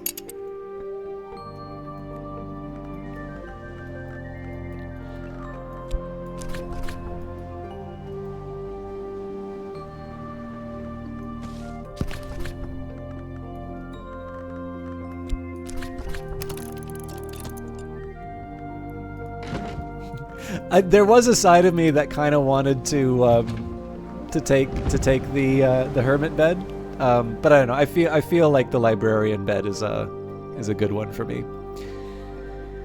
Okay, so I'm taking the Newman so that I can clear out the curse. So I'm going to use the Shaft for that. I think I need to use my Faust with the phonograph. Yeah, for the sky. So that leaves me with the Tryst and the health. And I'm actually not in a rush to do anything with those.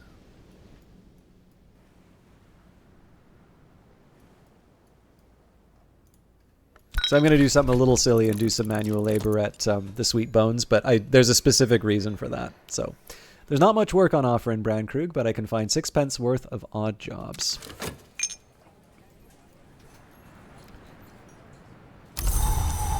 And it's a sunny day, so nothing that I like really need to work with, but okay.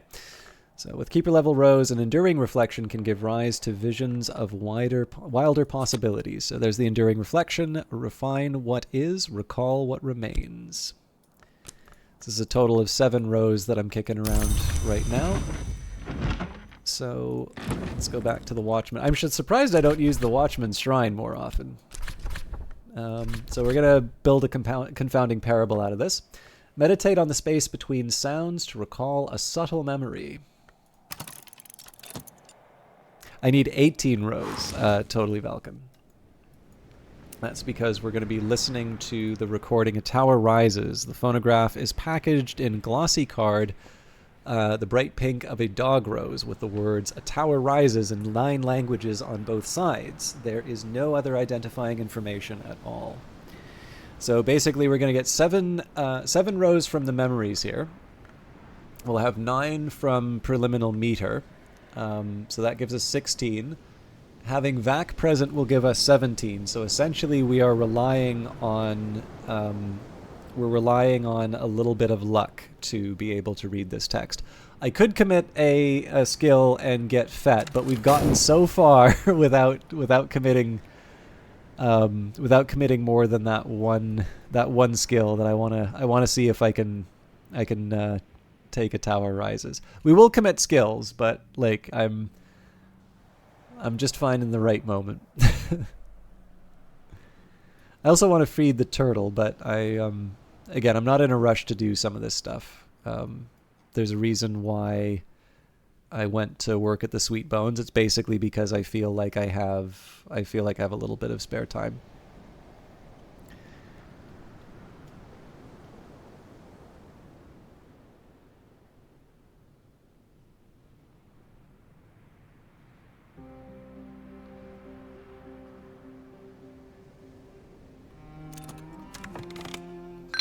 As I used to say in my youth, the day is done, and so am I, but I've earned my pay.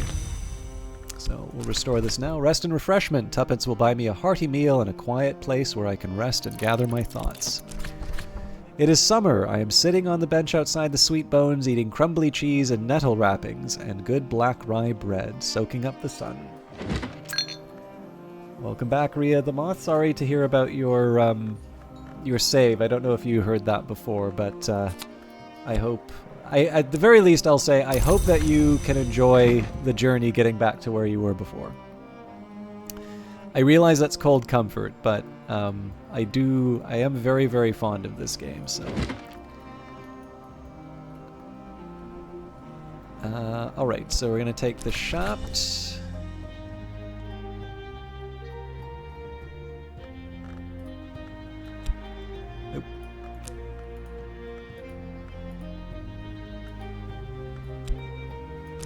Sacralamea, the Newman. We'll now apply that to the road to Janus. Resolve the synthic taint. Van Loren method. Gervenius Van Loren perfected it in the last years of the Kukerbit prison. Even then, Hush House did more good than harm. You know, the funny thing is, I could have actually... Oh! This is a new text. I haven't read this yet. All right, cool. So I've also got another thing to try and read. The Bronze Lock is your journal. No, I don't. I've never. I don't think I've ever done that one.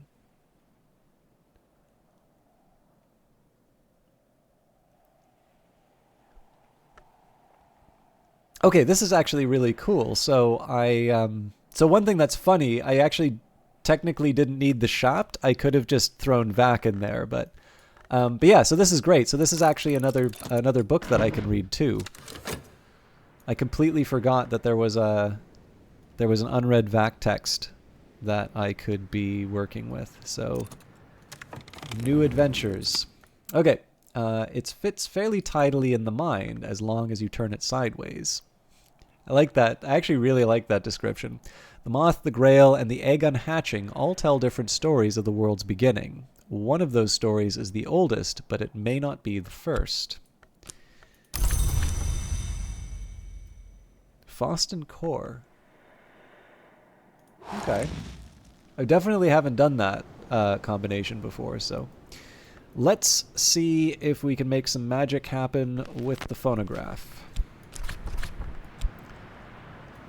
So we'll apply the horizon sight, we'll apply the enduring reflection. We add preliminal meter because that's the highest rose that I currently have. We will add the... Oh, hang on, it's Vac. I overdid it.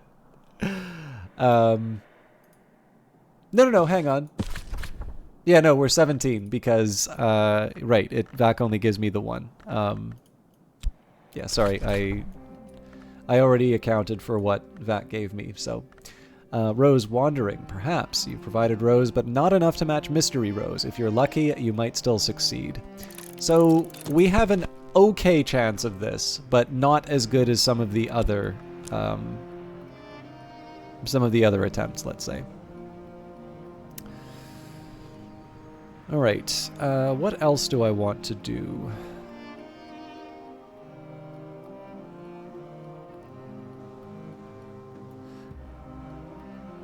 I guess I did say that I wanted to follow up on Serena Blackwood, so I do want to feed my living relic at some point, but...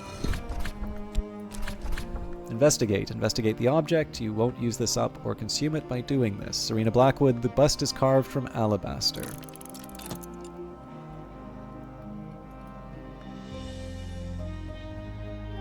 Horomachistry? Bells and Braziers. Yeah, Bells and Braziers would definitely be Horomachistry.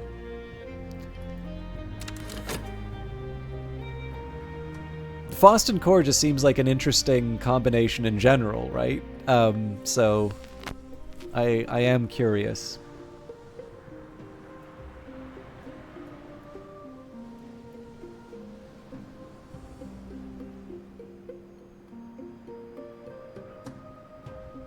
So we'll find out how screwed I am in Pyroglyphics, I think is the name. But yeah, the fireworks one.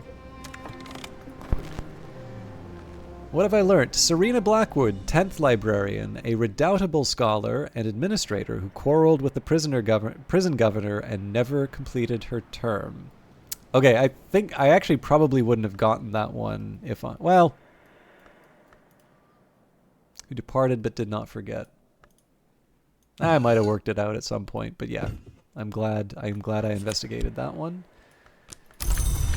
Now, by process of elimination, we kind of know where William Harries goes, but let's not do it that way. Let's actually, you know, let's have some fun with it. I will, however, place Abbot Jeffrey.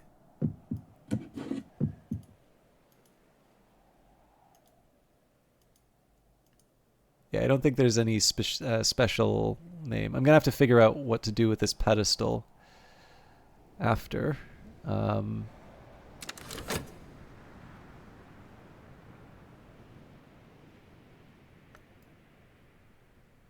I still want to use my Fost for things. Let me just take a minute and think. So what else am I trying to do right now?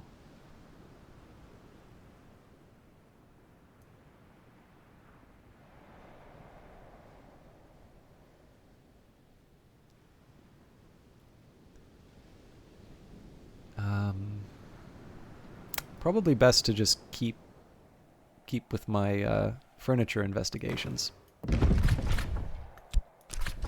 So investigate the lingering repose, upholstered in a velvet of peculiar richness that invites the hand.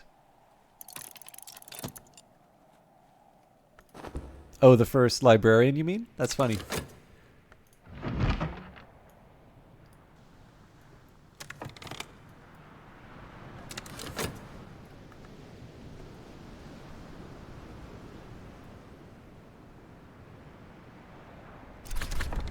All right. To each serpent its cure. The Senthic taint has been removed. So we'll do that a couple more times, but I need powerful magic to make this happen. Better now. Okay, so the plan here is I wanted to use my health to try and get something. So if it's summer, I won't be able to get any blue crown. Moth orchid, fragrant chalice, history plants, trumpeter's lily. So we've got Lenten rose, got a couple agave eterna.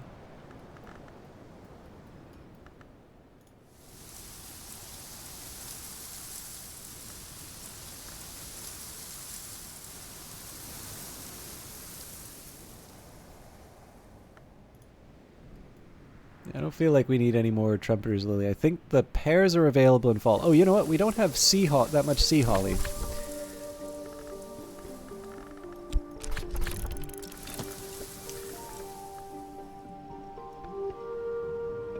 Can you infect others with a malady? I don't believe so, and I think the main reason for that is I'm trying to think if there are cases where you can actually interact people when you're afflicted.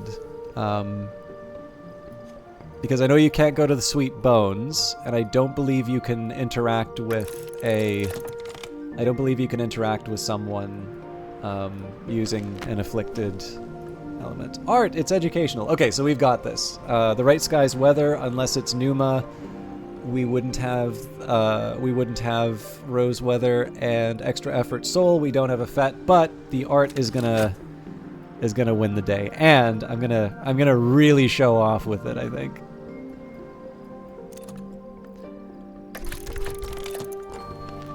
Alright, so, lingering repose upholstered in a velvet of peculiar richness that invites the hand.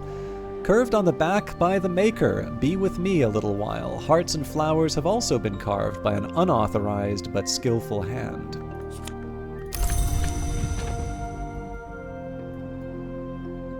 Okay, so I believe that is it for the furniture that's on the ground. Now we're going to take a look at the wall art.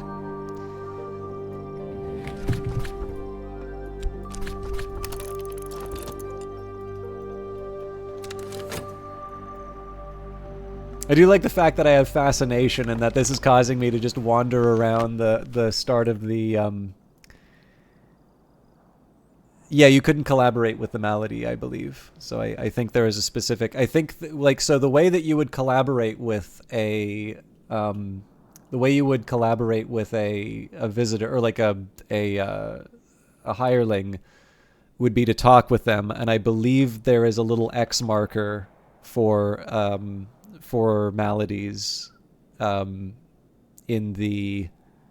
that talk slot. I could be wrong, but I believe that is the thing that prevents you from interacting with the element of the soul, with the affliction. So I'll give you an example of what I mean in a little bit.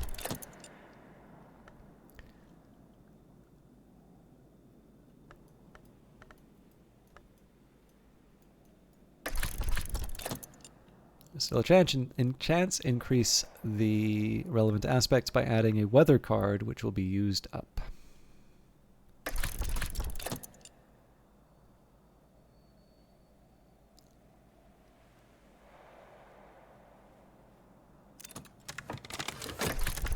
Rest my eyes. Take a moment to look at something here. Increase relevant aspects by referencing a piece of wall art. Okay, the Mansis does not have rose, so now I need to find relevant art. I wouldn't imagine Saint Tryphon would be rose, but probably the genealogical chart. Nope, but it does tell us who the new king is, so I'm gonna quickly sneak that one away in case someone's curious. Okay, the portrait of Julian Cosley, it can't be rose. It's got to be winter. Yeah. Now I'm assuming these are all just edge, but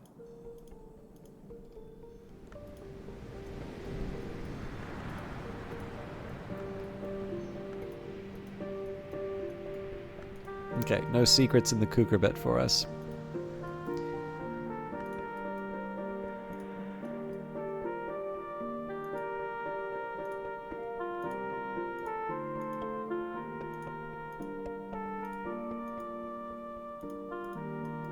I know there are rose paintings. It's kind of interesting just to see how close to the start of the house they are, though.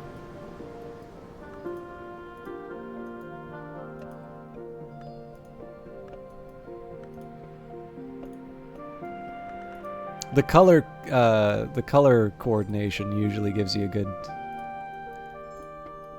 At least I'm like fairly certain. There we go. Dr. Serena Blackwood. No one is in this picture. Only an empty garden. Okay, so we saw Raveline Summer, a dry spell in a still place. This is signed Brulot, but dated 1902, long after the librarian of that name left Hush House. She did come from a family of painters. Okay, so basically, like the example that I'm thinking of here is like if you. So I know you're saying like let's use the talk verb, and I don't have somebody to actually talk with here. If we take Sweet Bones, so if you use me, like you've got the forbidden sign here. So I believe when you try to collaborate with a follower, or with an assistant, I believe it has a forbidden marker for affliction, which would prevent you from being able to put the it would prevent you to put the afflicted element of the soul in that slot. The other challenge with afflicting assistants is that they go away at the end of the day. So there would have to be basically a change that is made to the place where you hire them in order for them to sort of stay afflicted. So I agree, it's an interesting idea. I think you could probably even mod that into the game.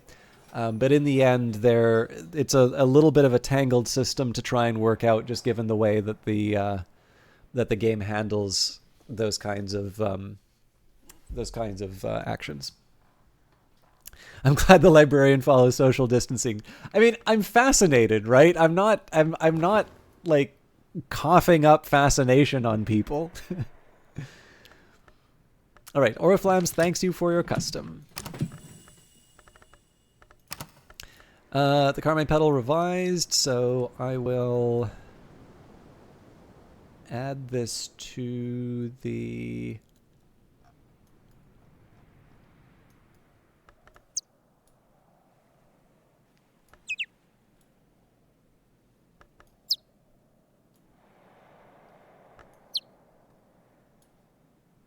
Come on, cat, take it. Where do I want to put this? I want to put this in a place I'm actually going to remember to read it. I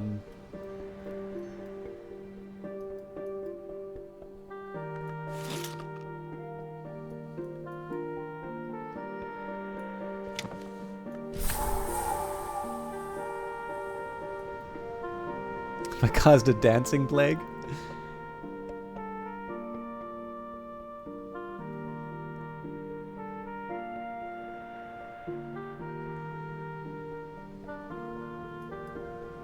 Well, you know this is a thing from history, Totally Valken, right? If not, I've got another Wikipedia article for you.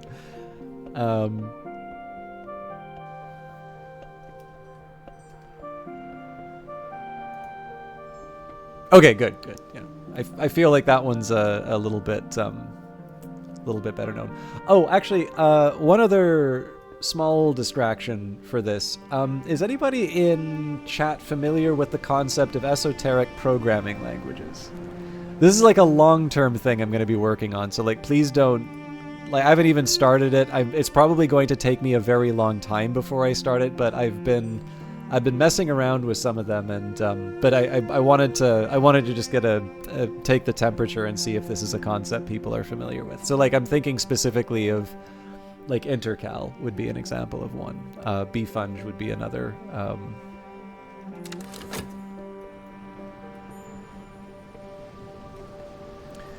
Yeah, so esoteric programming languages are like, so the one I'm familiar with was basically a joke. No, BASIC would not be an esoteric programming language. So I will okay. I will take a minute to explain, because it is actually, this is kind of fun. So Intercal was made in, I believe, 1972 by two Princeton students.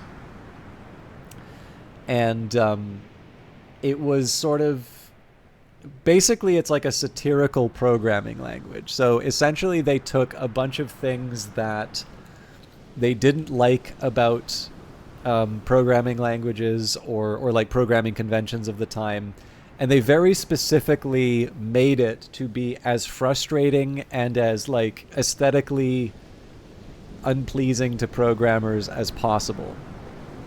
So, and there's a few different versions of this, but like I believe there was a version which would only accept, like if you wanted to give it a number, I believe it would only accept numbers as written in English. So if you wanted to, like, you know, bind a variable 6 to, or like, sorry, 6 to a variable, or assign 6 to a variable, I suppose, you would write SIX. You would not put in the digit 6.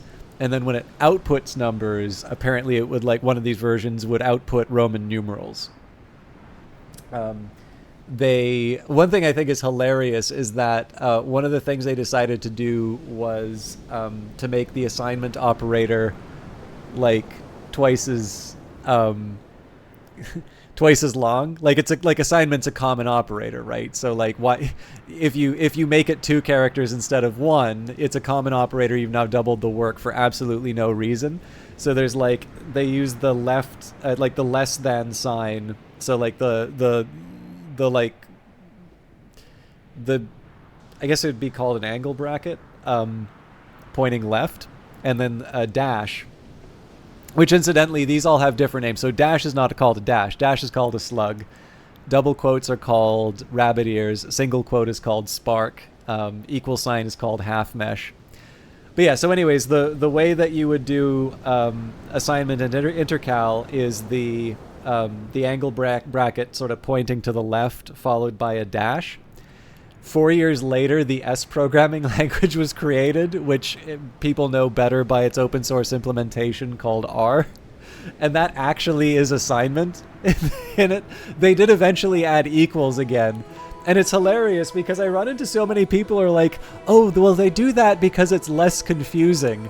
But then, like, when you look at functional definitions, when function definitions in R, they use the equal sign. Like, so if you want to assign like, if you want to like, for parameters, for instance, like, you use the equal sign for that. It's not even consistent in terms of its own rules. So, I am sometimes kind of harsh on on R, but I do actually think it's hilarious that it included a feature from, like, effectively a satirical programming language. But yeah, so one feature that would drive you absolutely nuts about it is that if a statement wasn't properly formed, you wouldn't necessarily get an error. Yeah. I was getting to that. So apparently, if there was not a properly formed statement, it would not throw an error. It would just skip over that code. So you actually, the only way you would get an error is if it actually caused a problem for intercal, or it hit certain conditions. So if this sounds like a good feature, try debugging a program that just ignores the code that has the problem in it. Endless hours of fun debugging your program. But Robert Slaffles, sorry if I almost certainly did not pronounce that correctly, got to the punchline. My favorite feature of this by far was that, let's just say that you decided to impose, like, you were enough of a masochist to actually try and code in intercal. Let's say you write your program and you do this insanity with the angle brackets and all the assignment and stuff like that. If you go on the Wikipedia page, there's like an example of the Hello World program, which is completely incomprehensible. And let's say you actually go so far as to do that, and you try to compile it, you would get a compiler error. And the compiler would tell you insufficiently polite. And this is because you can put please in your programs. So let's say that you are risk averse. You don't want to get the please compiler error. So you just go back in and you write please in front of all of your, all of your statements. Well, then you go to compile it, and the compiler will give you another error. Excessively polite. In the original version of Intercal, the correct number of pleases was not documented. So, apparently later ones do actually record the number of pleases. But it does. I think the Wikipedia quotes an essay. I love the way that this essay put it. But basically, it's like reading this Intercal code is sort of like this. It's almost like reading someone begging the computer to finally work. But yeah, so excuse me. In any case, so that's a good example of kind of like a joke language. But there are other examples of ones which maybe just show off ideas, or like they're not necessarily going to be like there are jokes. So like for instance, there's the Rockstar programming language, and this is a guy who just got really tired of seeing on job postings, we're looking for Rockstar programmers. So he implemented the Rockstar language, which is basically JavaScript, I think. But it, like, the idiomatic Rockstar basically reads like song lyrics. It's actually kind of fun if you look at it. It's also a very verbose language. Rockstars aren't into the whole brevity thing. So like a print statement, I think like you can put shout. So that would be another example of like a jokey one. But it will, like, you can write functional programs in, not functional as in functional program, but you can write programs that will do specific operations on a computer. It's just you would never really want to, other than just showing off that you can do this. I did one that was kind of neat called bfunge, which is like a two-dimensional language. So like you navigate this grid to have the program run. And one of the problems I needed to do on, I think it was like Code Wars or something like that, was to implement a bfunge interpreter, which I found a lot of fun. You remember straighting up making your own called beeswax? Or beeswa? Beeswax, okay. But yeah, so one of the things I've been... so I do have a nice thick tome about programming languages. And one of the things that I was reflecting on was the fact that this has been a bit of a late night sort of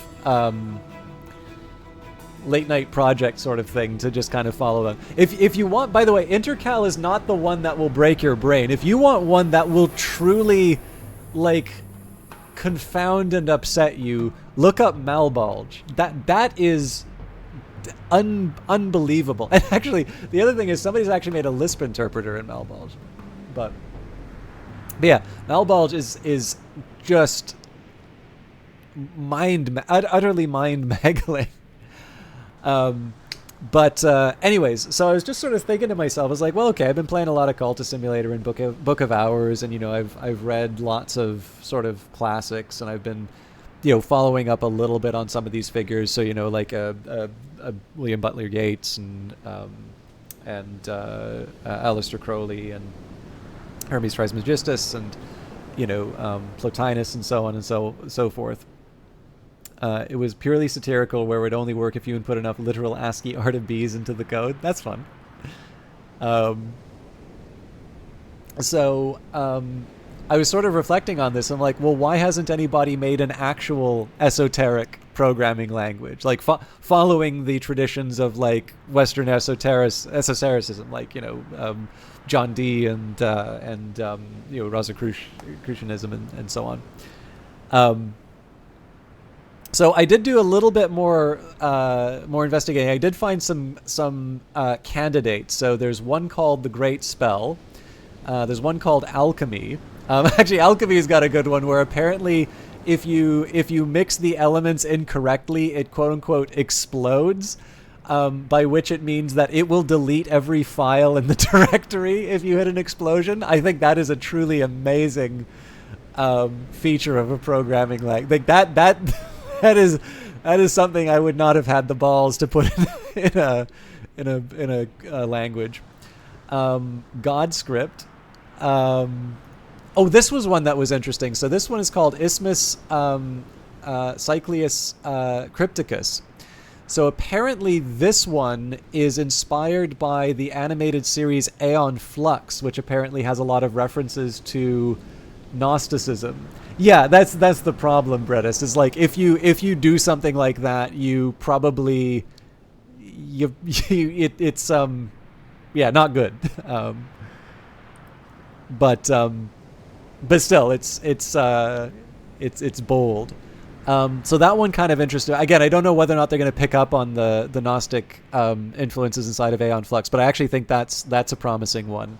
There's one called Magic, which didn't really inspire that much in me, because like some of this stuff, there's a whole wiki dedicated to this, but a lot of these seem like things where people like think it's a really fun and cool idea, and then they obviously get bored with it, and then they just sort of like vanish. And then there was one called Philosophy Script. I'm actually trying to quite make sense of this, other than like it just seems to be like a programming language where there's a bunch of just commands which have like philosophers' names, and that's about it. So I'm kind of trying to see the. It's like this is the thing, right? Like some of these are not very interesting, and some of these are actually very interesting. But that's my subset of isolangs that I've looked up, and I've decided that I'll first look at those. But one of my intentions is, as I'm working through this book on sort of the design of programming languages and compiler considerations and things like that, I want to see if I can actually make a proper esoteric language that does in fact, hook into ideas of esotericism as we broadly understand it. Yeah. No, and that is exactly what the intention is. It's like it is to make your own, like to make a. It doesn't have to be a compiled language. It could be an interpreted language. But yeah, no, that is absolutely something. I mean, the thing is that like you can make an interpreter in Python very easily, right? Well, all that you need to do is come up with a set of rules that are going to meet certain properties. Now, as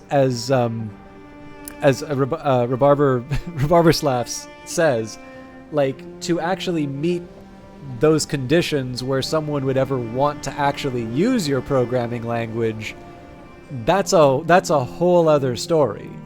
But like I'd put it to you this way: if you were to sit down with Python and if you were to go and check out the Wikipedia page for bfunge, you could probably come up with a bfunge interpreter, even if you couldn't necessarily write good bfunge code for yourself. And really from there, like if you just want to change the symbols, technically you've made your own alternative. It's not necessarily a very interesting alternative, but yeah, I mean, essentially, the idea behind this is that like, I'm not going to sit down and make the new Python, right? Or I'm not going to make like C++++. Like useful programming languages that people actually want to use have already been done. But it would still be kind of fun to see if I've learned the things that this book is teaching. And in this case here, this seems to be a weird enough project that is sufficiently interesting to me that it'd be kind of fun to do it. But the challenge of it is that it will almost certainly only ever be interesting to me, and so, I'm not exactly going to move heaven and earth to make this thing happen. But ideally, I'd like to do something a little bit more than just like change the labels on Python or something like that. Anyways, A tower rises. The phonograph is packaged in a glossy card with the bright pink of Dog Rose, with the words "A tower rises" in 9 languages on both sides. There's no other identifying information at all. A recording of uncertain origin, inexplicably compelling poetry recorded by a speaker with a high, sweet voice that scales up beyond human hearing in the language called Vac, which probably isn't spoken by more than a few dozen living scholars. A nice contrast to A Tower Falls. The poem speaks of the wheel that turns, the coil that turns, the tide that returns, the egg that returns. It speaks of a cloven sky, an opened heart, a dream of glittering eyes. Speaks lastly of its own conclusion, when it might be spoken in dreams before the deep door by a messenger of histories. Again, deep lore here. And we got a confounding parable for our trouble alongside a whole bunch of preliminal meter, which we are already at the top level for. So I believe we were using that to move up Hill and Hollow. No, not Hill and Hollow, Horns and Ivory. So actually we can move up Horns and Ivories twice, and then we still have left over. Do I have a video of that some kind of stuff, by the way? I think, if anything, this will be the pure only reason I get back into programming. Unfortunately, not Rhea the Moth. But what I can encourage you to do...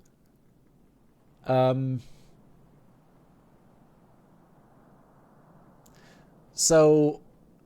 I found out about Intercal on my own originally, so I'm just trying to think about a useful way that you might be able to get into this. Books like this may really make you wish that you played Cultist. Well, the specifics of the messenger, like the messenger of histories, and that is specifically a Book of Hours thing. The wheel, the coil, the tide, the egg. So I'm assuming it's like the egg is the egg unhatching. Coil, tide, wheel. These are, I think, the gods from stone. So, hey, Ellen Ripley! Thank you very much for resubscribing.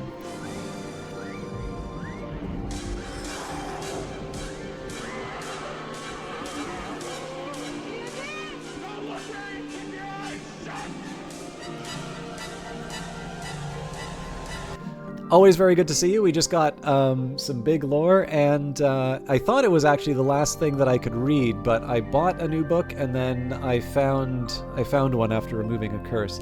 I hope you're doing well, though, and I think I actually maybe just finished an article today, so I will be I'll probably be editing it tonight and then throwing that out to the world. I hope your own writing is going well. So yeah, Rhea. I'm trying to think about this. So, like, again, Intercal is just something I sort of learned about on my own, and I'm like, haha, that's kind of fun, right? Can you DM it to you or something? Sure. I mean, I'll talk in general just in case there's somebody else who's interested in this, but I'm happy enough to DM you some info as well. So, I've got someone I like talking with at the local game dev meetup, and he's been working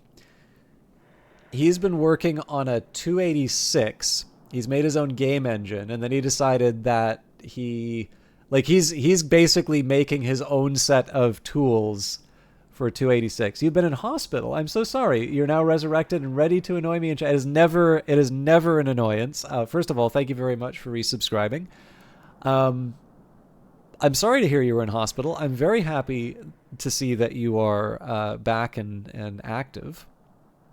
So I will understand if you haven't been getting any writing done. But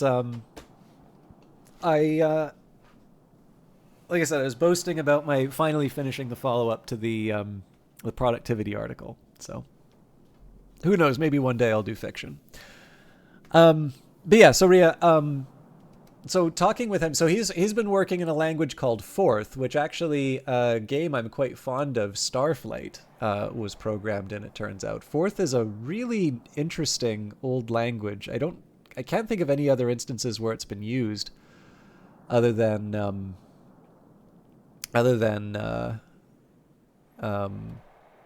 Starflight, but man, Starflight's really good. It also inspired Mass Effect for those of you who are fans of Mass Effect. But yeah, so every once in a while I kind of get to chat with him about this stuff. So, sometimes we'll talk about like Temple OS, or sometimes we'll talk about, Forth, or I kind of like Common Lisp. Although I tried to do some Common Lisp problems recently, and I am rusty. So, but where I'm kind of going with all of this is that oh yeah, and we both like Zachtronics games. In fact, he's very competitive with Zachtronic games, so we enjoyed this nice little rivalry because I beat one of his scores on TIS 100, and he had no idea how I did it. So I would get to see his basically if he gave me a scowl when I came into the bar, I'd know that he didn't beat it. And I think he eventually says, like, I beat it on one of the dimensions, so I'm taking that as a win, which is fair enough. But yeah, so anyways, that's given me a reason to sort of look into this stuff. And then the big one for me was Code Wars made me implement a bfunge interpreter, which I actually thought was really interesting, and that reminded me of intercal and this stuff. And so that was the primary motivator for getting me back into this stuff. So if you are looking to get back into programming, I can actually recommend Code Wars, because you do have your option between sort of getting familiar with a programming language again or leveling things up. But on top of that, there are some problems in there which are actually of that kind of flavor.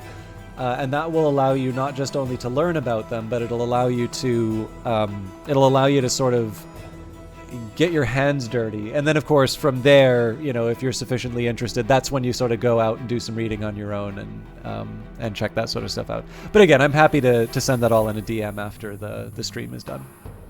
But yeah, so like I said, don't ask me about the status of that insane little project. That's purely because I can, really. Oops. But when I have a little more time, I think I'm gonna follow that. Oh sure. I think he actually has a podcast. So I don't know. The only place I've seen him on social media is on Mastodon, and I don't know if he checks it very often.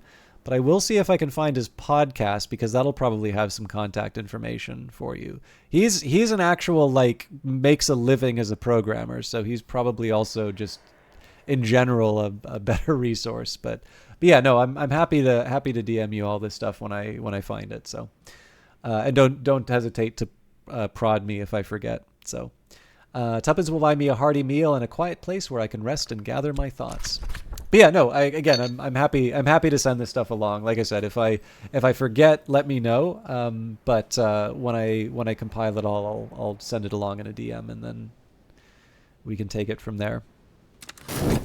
Okay, so I'm very happy that we've got the phonographs taken care of. So I originally thought that we would be moving on to checking out more things in the house. So we'll do the Tattered Outlaw again, because it's been a long time since I've seen this painting.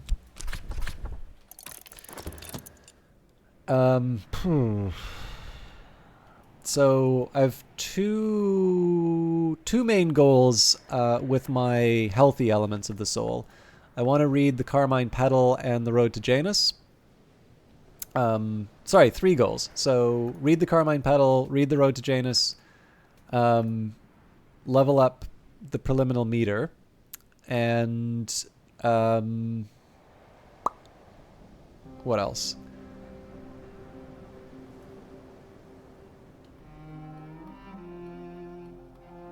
Oh yeah, disinfect the books. But yeah, let's focus on Horns and Ivories. I figure 10 scale is not a bad thing to have in my back pocket.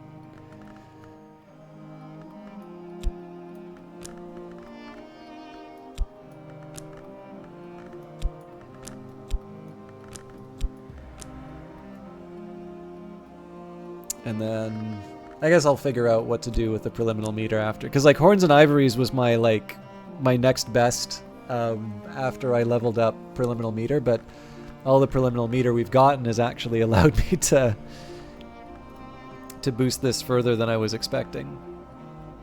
Not that that's a problem.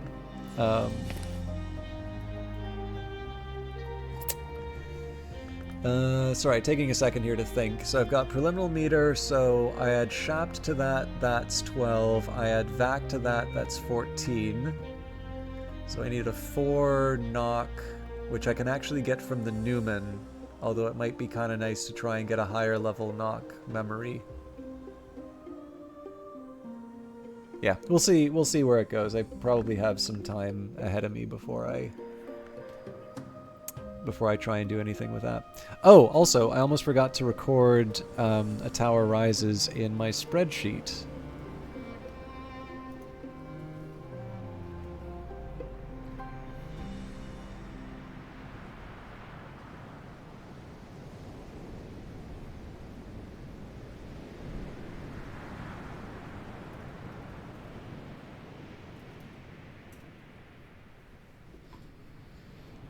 Actually, Slavs, I'm going to see if I can find the reference to the messenger for you. Where are we?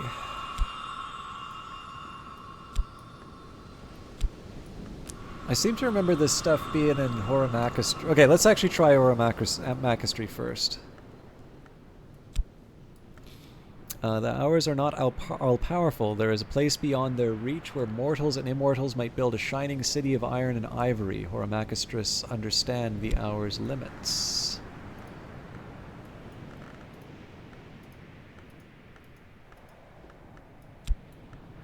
There is a prophecy of a shining city that mortals might build. There is a paradox that a city unbuilt can always be greater than one that exists. The bright arts teach this resolution, that the hours will always forbid the raising of that city, so that it will remain a great hope and a great traveling. In the right mortal's hand, the right tool can become the weapon that begins a war. This is a high consequence of Horamacastry. Is this the one that talks about... No. I'm starting to doubt myself on the Horamacastry thing now. I definitely knew there was city unbuilt stuff, but I thought there was also something about the Herald.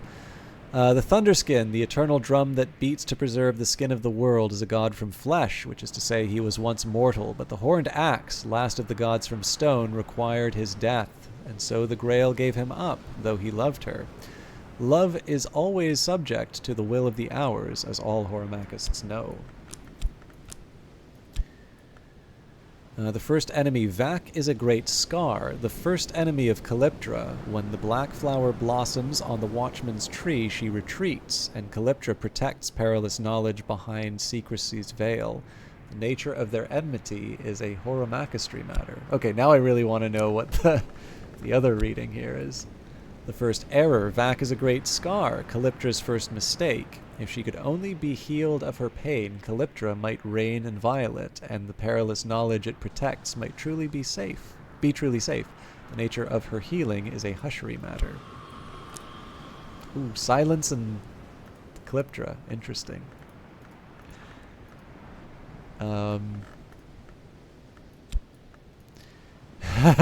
The mare in the tree is not the youngest hour, but she is the youngest hour of Calyptra, for she has been born many times in many places. The red flower on the watchman's tree is the fire fueled by truth, and without it the tree would fall, as all Horamacasts know. Or the velvet is not the oldest hour, but she is the oldest hour of Calyptra. The black flower on the watchman's tree is the preservation of secrets, and without it the tree would fall. This is a matter of preservation. This is actually the more... So this is a fun one, too, because I was actually really... So I was really uncomfortable with this entry, in the case of the mention of the mare in the tree. But what I've been with more of this, so this is one thing I really, really love about Book of Hours, and is really hard to communicate on stream, even if you've been watching this from the beginning. So the first time I read this, I read The Mare in the Tree, and I'm like, I do not care about anything else on this. The Mare in the Tree is terrifying. It is a god from nowhere, and I do not want to enshrine it as part of Calyptra. But what I have been reading more are things like, the Black Book of Brittany, the Red Book of Brittany, lots more about the petals of the Watchman's tree. So, let's focus again. So, the Mare in the Tree is not the youngest hour, but she is the youngest hour of Calyptra, for she has been born many times in many places. The red flower on the Watchman's tree is the fire fueled by truth, and without it the tree would fall, as all Horomachists know. So in this sense, this is also the idea of knowledge and truth, which is something I actually find very appealing. So, what do we have on the other side? Well, we've got the velvet is not the oldest hour, but she is the oldest hour of Calyptra. The black flower on the Watchman's tree is the preservation of secrets, and without it the tree would fall. This is a matter of preservation. So in this case here, the velvet is the secret keeper, and to a certain extent, you might say that there's certain knowledge that that maybe shouldn't be released. So in this case, this would definitely be more of kind of a birdish way of thinking about the world to kind of establish the order. So this would be sort of a Solomon Husher kind of perspective, whereas this would definitely be a Julian Cosley perspective. So the interesting thing here is that I think it is more appropriate to have Velvet in Calyptra, and yet I feel that perhaps if I had to choose on the basis of flower, I would actually be much more in line with the idea of the red flower on the Watchman's tree. And again, this is an example where it's not like I could point you to the one book that I read where all of a sudden I'm like, I'm Team Nowhere, or something like that. But over the course of my time in Book of Hours, I have learned more about the world. I think all of you kind of already know that I have some I do actually care about the stuff in the Tree of Wisdoms, and that I'm willing to take on inconveniences to avoid getting certain outcomes that I'm uncomfortable with. But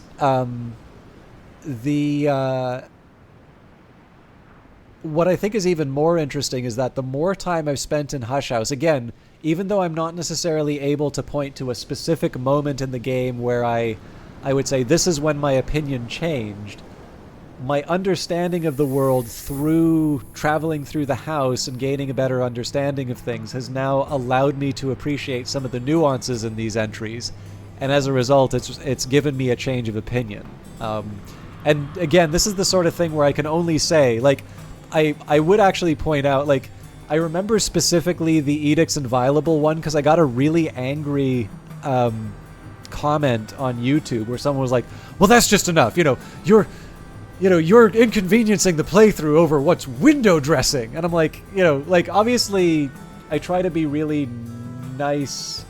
I try to be nice about it. Like, I have definitely gotten quite short with people on comments and definitely in the channel, and I try not to have that be a default, but on the other hand, like, people get really disrespectful too, and to a certain extent, like, if you are nice about it, people don't stop. But that was one where I was like privately just thinking to myself, it's my playthrough, jackass. Like, you don't, like, if you don't like it, nobody's forcing you to watch. But the thing is that I also understand that a player like that may never actually really, like, if you call this stuff window dressing, it's flavor text, not window dressing. If this is just flavor text to you, like, if this is just like, words that they put in so you feel like you're spending, that your money is well spent, this may be somebody who will never ever understand Book of Hours in any other way. And I'm not even going to say that they're necessarily having a worse experience. If they enjoy Book of Hours, then, that's their business. But the thing is that, like, if you're the sort of person who will read something. So a little bit like what Rebarber Slavs is saying here. What I never really got is, what is the tree of knowledge that we build? Is it the truths we write into the journal, or to turn into a history? Or yeah. So I actually don't have a good answer to this, because there's also references to different trees, which I'll make a I'll give you in a I'll try and offer some thoughts in terms of my own feelings on this later. But like the thing is that like if you are the sort of person who gets curious about this sort of stuff, right? Like what we're seeing in chat right now. Or if you're the sort of person who like reads a book and wants to read it again, or for me, right? Like, you know, I do want to talk up my own play style, because like obviously I get a lot of satisfaction out of this. That like I am invested enough in this world that I understand that choices have consequences, and so I want to make sure that I'm making a choice that I feel is appropriate. I'm not going to say right, but appropriate. You know, there's a lot of reward in this game. And like again, I said, you know, not everybody has to be curious. Not everybody needs to like stop a playthrough and rant about it. But to me, this is one of the reasons why these games are so special, right? This is a sort of game where I am near certain I fully intend to play through every single save that is on my computer right now. And I am near certain that I am going to have a different perspective on the world each time that I play those different saves. And to me, that's an exciting thing. It's why I can still play Cultist Simulator and have some fun about it. Because, of course, now I'm bouncing off of Book of Hours. One thing that's great about Book of Hours is that it actually enhances your Cultist Simulator enjoyment, because there's now new things for you to think about in relation to the other property. That may also be true for people who've played Lady Afterwards. Definitely there's stuff about the Locksmith's Dream for those who've gone into it. But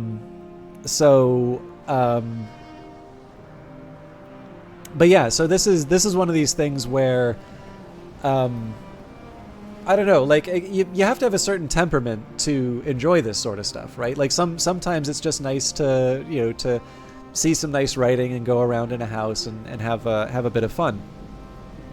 But there are depths to the game which can be really enjoyable.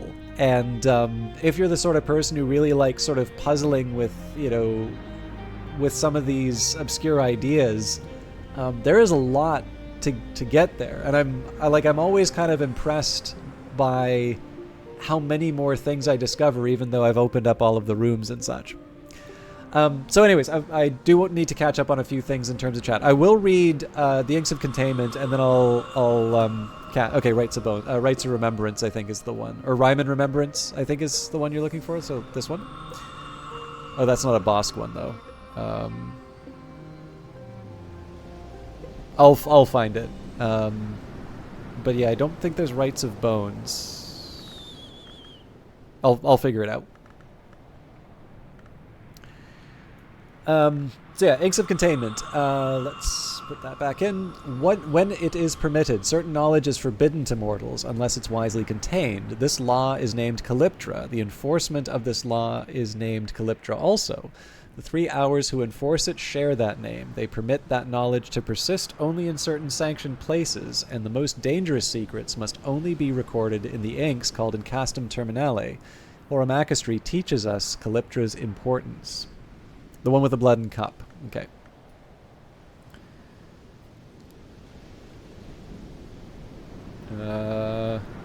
I'd be surprised if I'm missing a...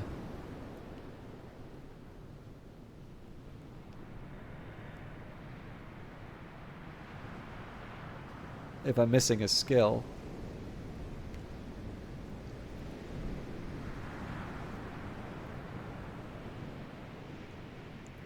I'm also slightly curious on this one. When it is safe, certain knowledge is forbidden to mortals, except in 9 great libraries protected by the Covenant Stones they hold, where this knowledge can be safely recorded in the inks called Incastum Terminale. These libraries are together called the Watchman's Tree, and the Covenant marked by these stones shares that name. All this, then, is a matter of preservation.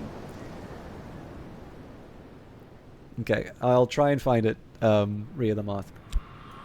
So, so yeah, the references to trees. So I definitely wanted to get to this idea. So first of all, there's the Watchman's Tree, which are the libraries. So Hush House is not the only one of those libraries. I used to know all of this. So I think what is it? The Hostorium is one. The Invisible Serapeum is one. There's one. I think the Mare and the Tree. Anyways, it's a Far Eastern library. Excuse me. I think there's one in. Is it Louisiana? I know there's definitely one in the New World. But we never get to visit them, right? We only have Hush House. So first of all, there are when we talk about trees, we've got the hey, Truth and Requiem. Very good to see you. How you doing? No. I definitely remember you. The best way I can remember you is to say that you had sort of I can never know what to call these, talk show. But yes, of course I remember you. I'm very glad that you remembered me and stopped by. Are you still streaming? But yeah, so first of all, now I know this is not the tree that you were referring to. Mental Health Minute, thank you. So I know this is not necessarily the tree that you're referring to, Revolver Slaps, but I do think it's worth noting that, like, sometimes, like, I do think the game is kind of deliberate in terms of the ambiguities that it puts in here, because you can also see how a lot of the references to the Watchman's Tree could also be in reference to things that might be the Tree of Wisdoms. So the way I've always sort of figured this out is this overall tree is basically just a sort of a cataloging of knowledge, right? So like sort of the way, I mean, the easiest example I could give you would be the way that we catalog libraries, right? So we have different systems for, you know, putting books in certain areas, and essentially this is an entire system of accounting for knowledge and putting it into the right place, trying to come up with a way for us to navigate it. And you can also think in terms of the sciences. You can basically think in any kinds of forms of knowledge that we do actually have this whole apparatus for thinking about different disciplines.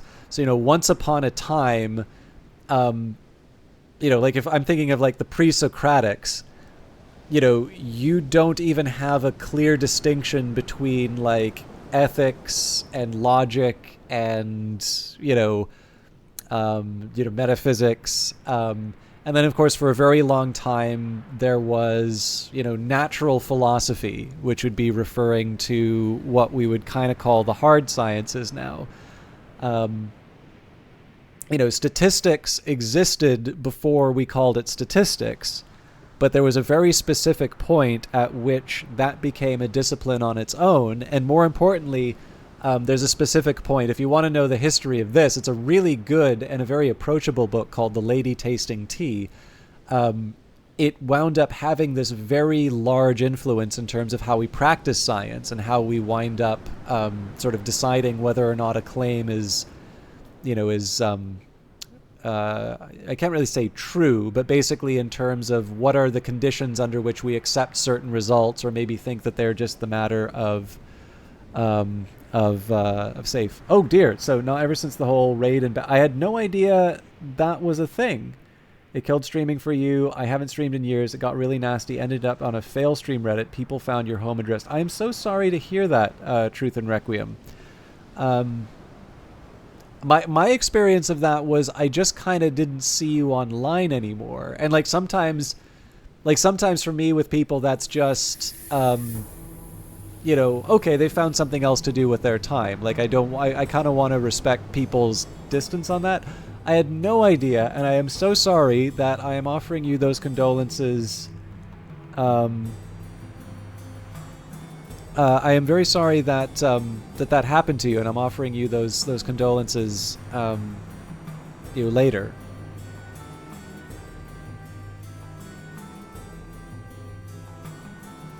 Yeah, that really does not sound good. Anyway, sorry. I appreciate I've not been giving you a very clear answer. Oh yeah, I mean, Truth and Requiem. I have my own stories of dealing with Twitch, but nothing to compare to yours. But yeah, sorry, Rebarber Sloths. I'm trying to answer your question here, and I'm jumping from topic to topic. So in one sense here, like when I look at this overall map, I see this as basically the way that we categorize knowledge, right? The same way that we'll, have a difference between philosophy and physics and computer science and no problem at all, Truth and Requiem. I'm also not specifically addressing that to you because I've also been talking about other topics in between, and I know I also owe Rhea the Bosk skill, so that is as much for me as anything else. Please don't take that as directed at you. But I do also want to I do need to apologize because I'm talking about a somewhat complicated idea in the game, which I don't even necessarily know. I haven't necessarily answered for myself, but I will do my darndest. So yeah, with that in mind, not only are there 9 wisdoms, and I think this is commonly accepted amongst the people who understand what's going on in the world, which are Horamakastry, Ithistry, Illumination, Hushery, Nyctodromy, Skolakosophy, Bosk, Preservation, Birdsong. And of course, these do not just have, it's not just the 9 wisdoms, but collections of wisdoms are known by special names. So for instance, the bright arts are Horamakastry, Ithistry, and Illumination, and these are opposed to as opposed to the night arts, which are Hushery, Nyctodromy, and Skolakosophy. And of course, that is distinct from the arts unregarded, which would be Birdsong, Preservation, and Bosk. And then, of course, on top of that, you have how these things are related to different principles. So you have Grail touching Preservation, Bosk, and Skolakosophy, whereas Heart touches Birdsong, Preservation, and Bosk, I'm assuming. And then I think the reason this is here is I believe there was an earlier image of this which actually did have secret histories on it. So I think this is as much a reference to that old image, but I also suspect that there might have been something that happened in the lore to make this change. So anyways, but you're asking like what is this tree and what? So basically the overall shape of the tree I think is a common understanding of just what different branches of knowledge there are, and different ways of categorizing them.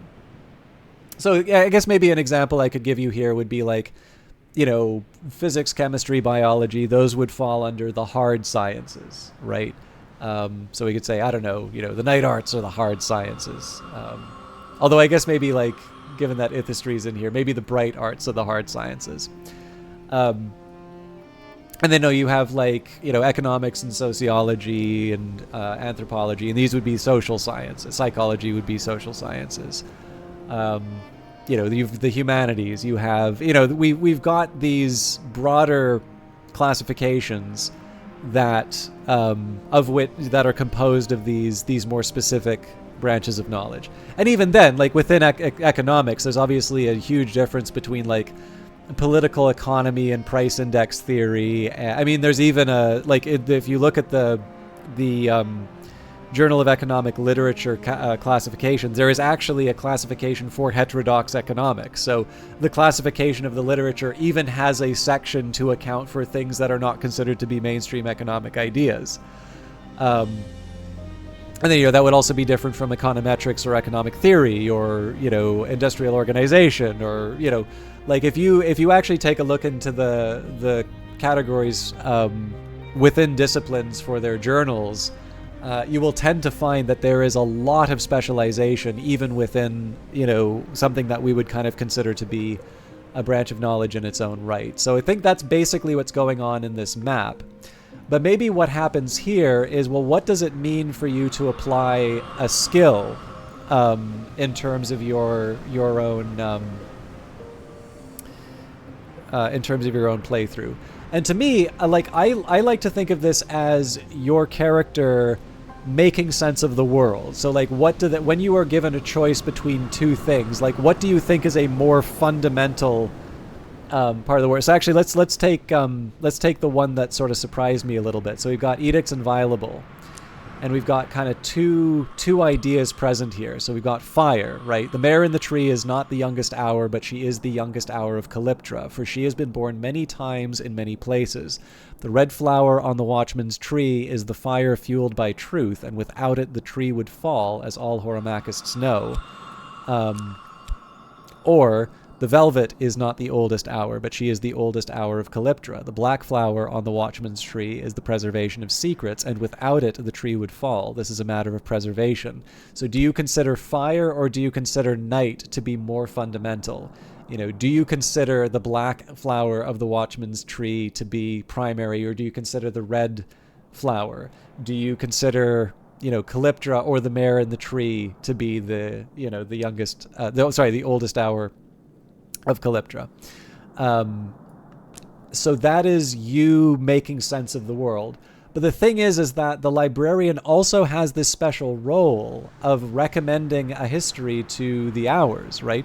The Hours may not necessarily listen, but the difficulty here is, while I think mechanically this doesn't have a direct influence in terms of how the game ends, I do think in terms of, because we know the librarians have these very special roles in the libraries, I think it's also fair to say that how a librarian makes sense of the world and how they think about the world, it's not irrelevant to the work that they do in terms of the recommendation that they make. And so in the end, because the recommendation about the histories is ultimately resolving the contradictions between histories, and that because resolving the contradictions between histories sort of requires one to sort these things out for oneself, I sort of see the Tree of Wisdoms as you figuring out what's going on in the world, and sort of, again, what is fundamental, what is sort of primary, and ultimately that knowledge is going to be what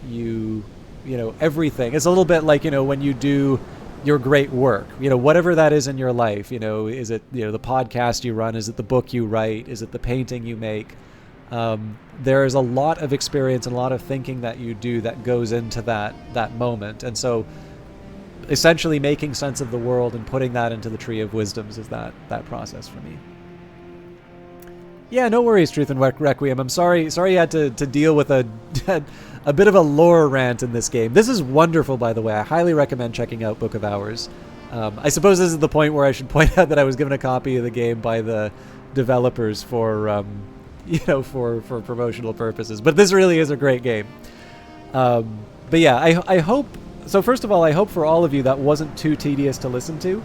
But Rabarbaslavs, I hope that this at least gives you I hope that gives you at least a picture in terms of how I'm thinking about it in the game. This isn't to suggest it is the right way to think about it. I'm not going to suggest that it's the only way to think about it. But it's how I like to think of these things working together.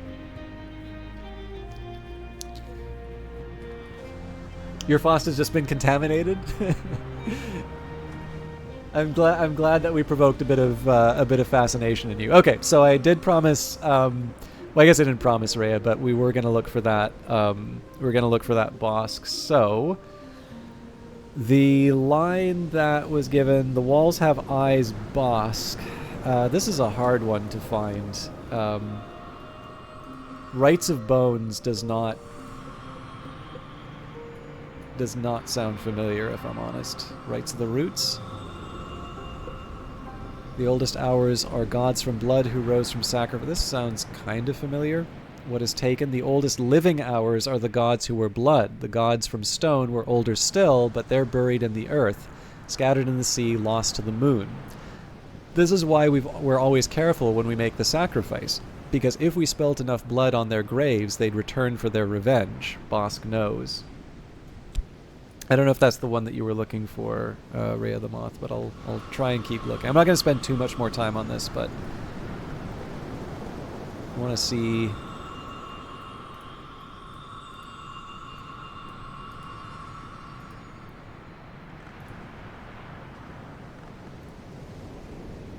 Might be an ink. We've gone from Gone from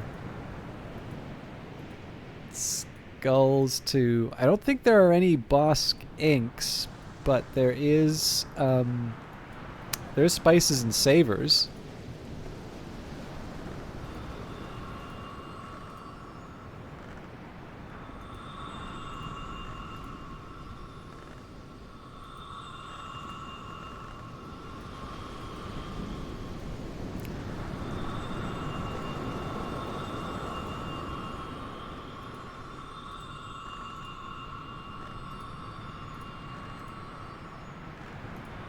I do like this one.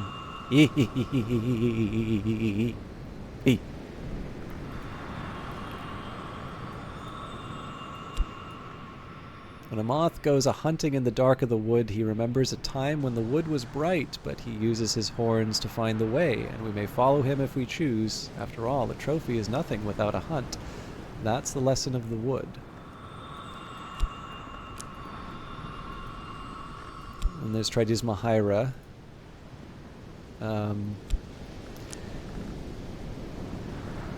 Is on a black card or a red card?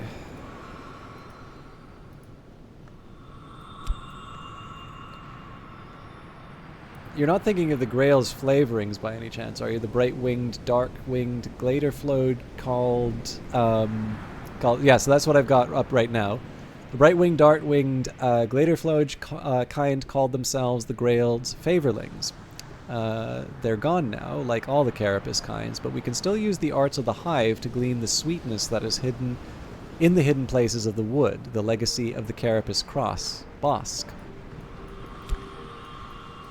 As opposed to the moth spawn, the bright-winged, dark-winged Gladerflode kind called themselves the moth spawn. They are gone now, like all the Carapace kinds, but we can use the arts of the nest to follow the old roads of the night, the legacy of the Carapace cross, Nyctodromi. So is that the one you were looking for? If not, could you maybe just tell us what specific lore you were looking for out of that? Because, I mean, the challenge is we will be here all night if I try every single Bosk one. But I believe I do have gardening, so leaves and thorns is also Bosk, which I can try. I do want to try and be accommodating, but like I do need a little more guidance than trying each of the cards. Yeah, no problem. I mean, I'm not expecting you to have comprehensive knowledge, but like the problem is that if I don't have a specific card to try, then it sort of... I kind of already spent a little more time on the tree than I'd originally planned, so I do sort of want to be conscious of the time that I take on certain tasks.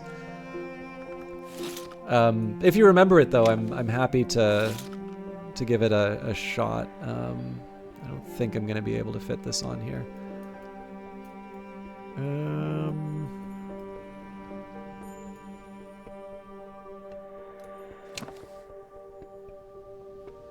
The walls have eyes.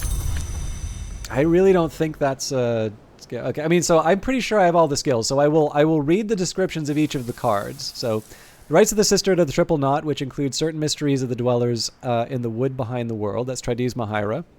Resurgences and emergences, birth and death are only directions. Between the two we find a crossroads. Quenchings and quellings, arts which quench fires and bring solace to the troubled mind. A true adept is never troubled by fire, nor fever, nor by restless spirit. Ambrose Westcott. Sickle and eclipse, salt and silver, balance, necessity, and rebuke. By the way, one reason I don't mind reading all the titles of the skills is that there's little hints in these as well. So it's been a while since I've read all of them, and I do tend to gravitate towards the ones at the top rather than the ones at the bottom. Edicts Liminal, the precepts of limitation and division, established by the enigmatic conclave of hours, sometimes called the Chancel. Sacralamea, the rites of an order of immortals who have tried to remain apart. The rites touch on secret hours of the Mansus, chiefly gods who were flesh and gods from light. Gods who are flesh are mortals who have now become hours, and gods from light are descended from the glory. Preliminal meter, 9 modes, 9 horizons, the subtle rhythms of words which open ways. Horns and ivories, the hunter, the way, and their memories, auroral contemplations, to know what will pass in what has passed. The practitioners of this discipline see endings and beginnings, passages and transitions in the same mode as dawn and sunset. Sea stories, the sea has always been the widest road, weaving and not working. He. Valentine de Wolf. Disciplines of the scar, to master boundaries through their determination. The scar marks wisdom and regrets. One is often born from the other. Door and wall, the lock seeks its key and the wall seeks its door, and we who would pass learn at last that they are not our servants. William Harries, who will be the last person I add to the list of librarians. Bells and braziers, that resonance which lingers from the hammer's touch. Sights and sensations, to mix the rarest colors, a merciless detachment is required. Snow stories of wind, woe, and winter. Disciplines of the hammer, to purify and to combine the selves and the essences. The hammer shapes gates and shatters doors, within us and without. I will get back to reading these, but we can make time pass while we do that. Let me, Right. Hill and Hollow, the ways of the hill children and the gods from stone, old paths, old secrets, the songs that still echo beneath the earth. Solutions and separations, the surgeon plies the knife and the mason plies the chisel. There are subtler tools than either. Drums and dances, the first musics were not made by mortals but taken from sandcoil and seathorn, from flint heart to dragon womb. The great signs and great scars. Some glyphs are too obscure to reside in any language, but too potent to remain unwritten. Let's find out about the Tattered Outlaw. Thyrza Blake, 7th librarian of Hush House, liked painting donkeys. No one else liked her donkey paintings, but Thyrza never much cared for what other people like. For some reason, this donkey has human eyes. There's also a cigarette holder, with no cigarette, sticking coyly out of the corner of its mouth.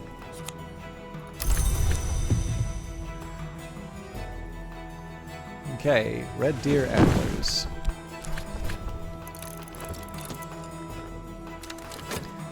Inks of Revelation, the inks in which the histories are revealed. Rites of the Roots, the oldest hours of the gods from blood who rose from sacrifice. That blood is always spilt on the roots. The rites of its spilling are still remembered. Sand stories of wandering tribes, watchful vagabonds, and winged devourers. The hive, insects and nectars. The hive, the nests, and the chrysalids are the three secret principalities of the lesser world. Two of those three know the temptations of sweetness. Better now. I could offer help with correspondence and arithmetic. There is no school in Brandkrug, and not everyone here knows their letters. Edicts inviolable, the precepts of occlusion and dissolution. Their jealous enforcement is the nature of Calyptra. Sharps, knives, dangers, and things out of place.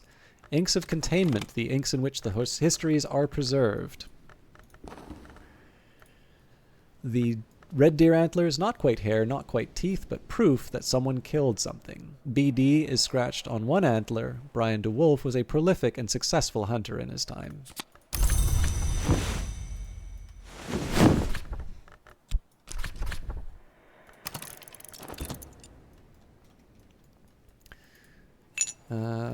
Okay, where were we?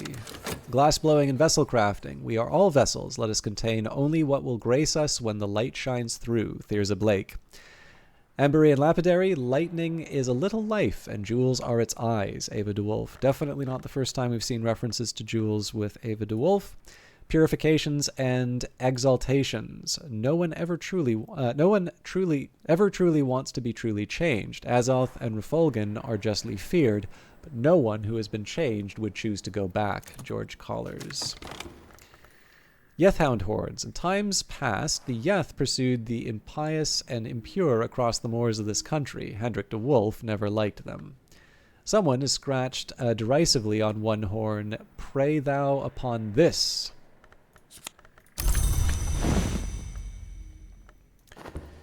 Okay, so like I said, I think we've taken care of the gatehouse. Back in the 11th century, Brian of Brittany built the tower and its gate to protect St. Brendan's Abbey, as Hush House was then known.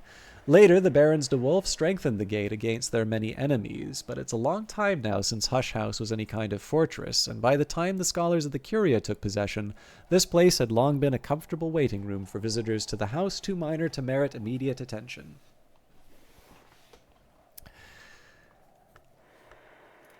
All right, so we'll start with the things on the floor and move our way up. A night sky chair. Moving on to our catalog. Path and Pilgrim. The traveler is always returning. One who does not is no traveler. Aaron Peel. Orchids and Narcotics. There is no greed without beauty.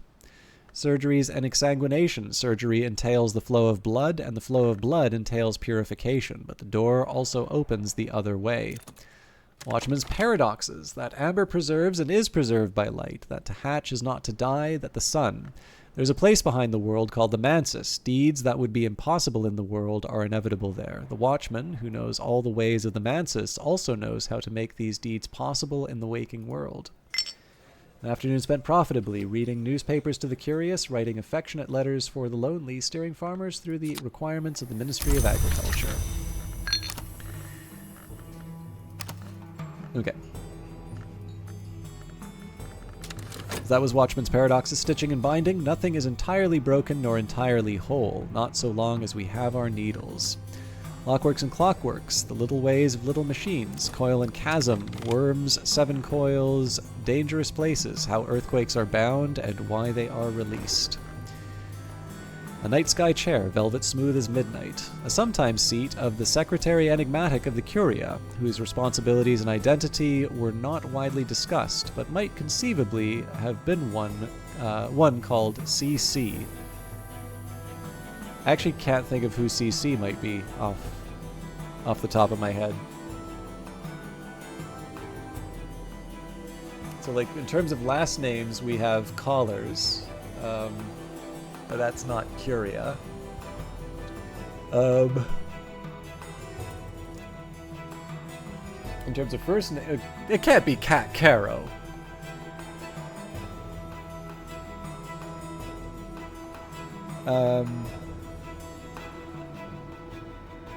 Connie Lee would be a first name C, but not a last name C.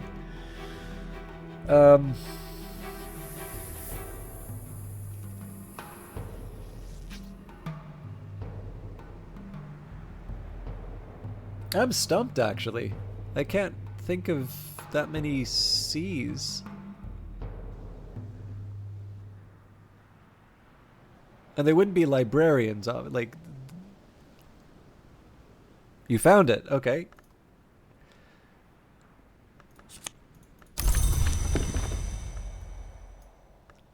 Would you like to tell me which one?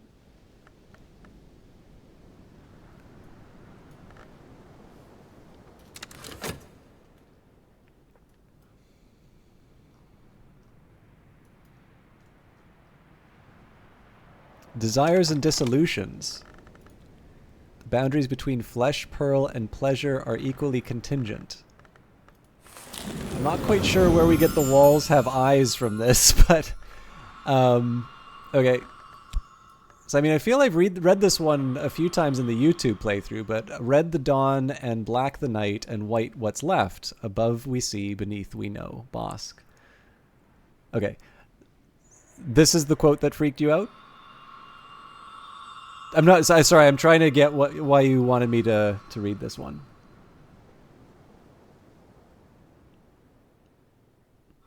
The other option is Horamachistry. What begins in light may end in flesh. Without distinction and perception, pleasure cannot be distinguished from pain. These traditions are Horamachistry. And Red the Dawn and Black the Night, and White What's Left. Above we see, beneath we know. And in this case, so when it says Red the Dawn, Black the Night, White What's Left, these colors also correspond to the flowers on the Watchman's tree, which I will also point out. I just wanted my opinion because that was creepy to you. Well, I mean, this is the thing, right? Like, another one that's really good for this is Birdsong, which is never clear on it. So, I don't have direct answers for this, but when it says read the dawn, so there's two things that we can take in terms of unpacking the knowledge. So first of all, we take what we directly get from the text, right? So we've got underneath, red the dawn, black the night, and white what's left. Above we see, beneath we know, Bossk. And we can contrast that with what we get in the other entry, which is above. What begins in light may end in flesh. Without distinction and perception, pleasure cannot be distinguished from pain. These traditions are horomakistry. So what's funny here is these are actually two very different perspectives, and I don't actually have good answers for them right away. Because when I think what begins in light may end in flesh, without distinction, perception, pleasure cannot be distinguished from pain, these traditions are horomakistry. First of all, whenever I see light and flesh referred to each other, I immediately think about the different types of hours. So for instance, you have the gods from light, which are descended from the glory, and the easiest example I would give here would be the sun and splendor and its names, the Madrigad, the Menascate. The Watchman, I think, counts as a god from light, although is also a god from flesh. Why can I not remember? Oh, the sun and rags, of course. So if there are other gods from light, I don't remember them offhand. But when you have without distinction and perception, pleasure cannot be distinguished from pain, and that would seem much more like a Grail thing, which I'm trying to connect to the above part before. So then we move on to underneath, and we compare that red the dawn and black the night and white what's left. Above we see, beneath we know. Bossk. So what's interesting here is that these colors correspond to the flowers on the yew tree, and also flowers to the watchman's tree, which may be different from... So we've got the watchman's tree, the libraries, but there's also reference to the watchman's tree. And it's not immediately clear to me as to whether or not this is distinct from the yew tree, which is, present in the, at Hush House. I definitely think there is some significance to draw from that. And of course, we've got, this would come right back to,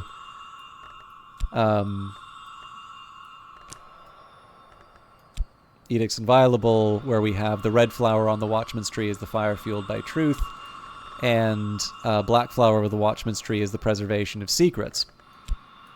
So then we compare that to red the dawn, black the night. Okay, so knowledge and secrecy. You can see how comparisons between dawn and night. Keeping in mind, too, that the second dawn itself is an event that is prophesied in the game as well. So I don't know whether or not I would associate red with the second dawn or not, but there is at least an image that's conjured up there.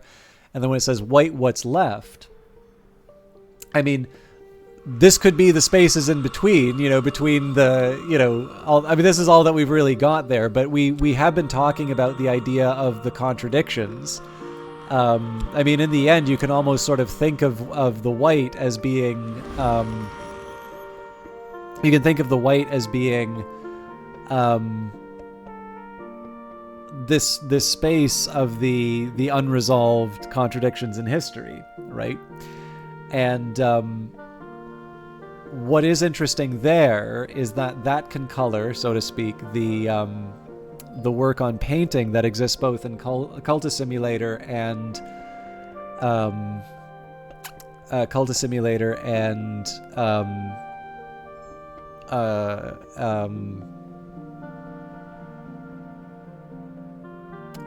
Book of Hours on the white, which again is talking about painting and you normally associate with winter.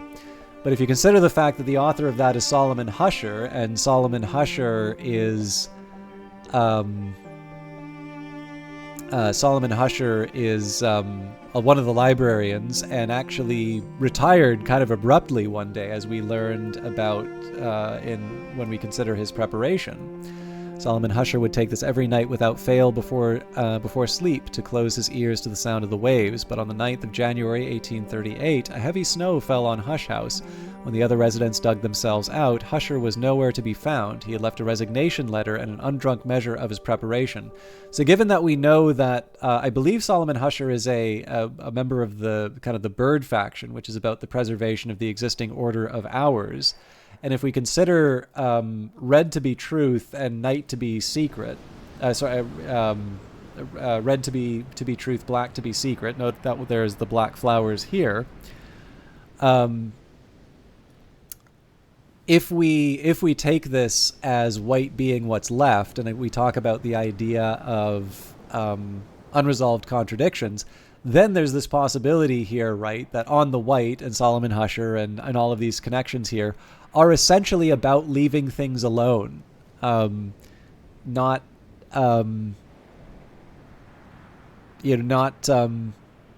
not locking the secrets away, not revealing the secrets, but ultimately just abstaining. I'll admit, like, it's not clear. There's lots of reasons why Husher might have walked away, and the white may refer to other things. In fact, maybe when I need a hindsight, maybe I will read On the White just to see if I can connect that with the flowers.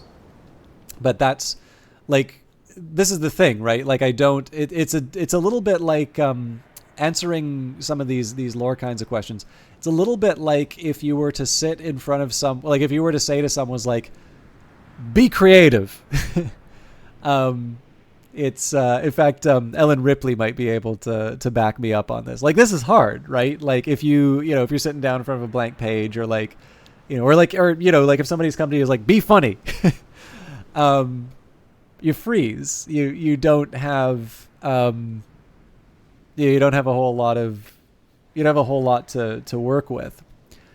And yet, if you have been funny, or if you have been creative, and you sort of sit and think about something for a while, and sometimes even you just go for a walk after you've thought about a problem for a bit, and then all of a sudden stuff sort of starts coming to you. So the way that I kind of try and make sense of something I don't follow is a little bit like that process that we just went through, which is, I'll do the comparison, I'll read the words, I'll sort of do the free association. I'm sure like 90%, if not 100% of everything that I talked about could be complete nonsense. It may not hold up at all over the course of scrutiny. But the thing is that, like, that's not a big deal, right? The stuff that doesn't turn out, ultimately it doesn't hang together. Like, this is not Lost, right? Like, clearly, I only ever saw like 2 or 3 episodes because I had a friend that was obsessed with it, like, even years after the thing had finished. So I was finally like, okay, if it'll shut you up, I'll check this thing out. And I could not get into that at all. But the more that I talk to people about it, the more it is clear that they were just making it up as they went along, and it shows. So the thing is that, like, if the stuff isn't coherent, you will find out. And the thing that makes this really worthwhile is that it does hang together. And my usual feeling is that I tend to be able to find, like, when I go through that free association, there's always going to be something that contradicts the bedrock that I think I've found myself in, and that gives me the time to run through. But that process of sort of free association, that process of, like, drawing the connections that you can, give me a number of hypotheses to test as I read the different books. And then at that point, given some time, I have a better chance of maybe making a little more sense of the environment. Anyways, hopefully that was interesting to at least 2 or 3 people. I'm sure I lost a bunch of viewers doing that, but I try to answer the questions when they come up.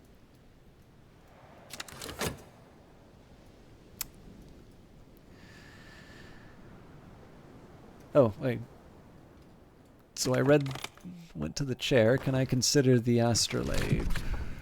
Yes.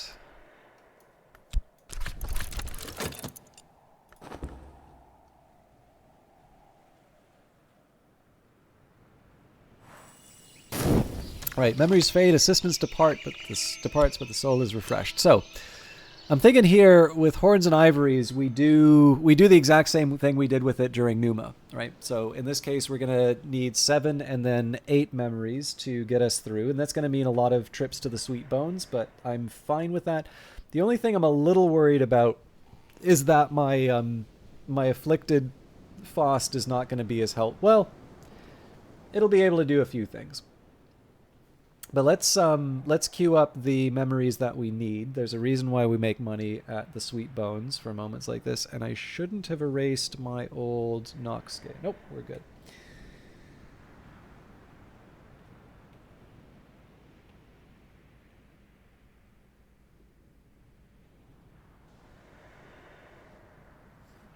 So I need Earth Sign, Fear, Hindsight, Newman. Wait, Hindsight, really? Oh, right, because it's Winter and Scale.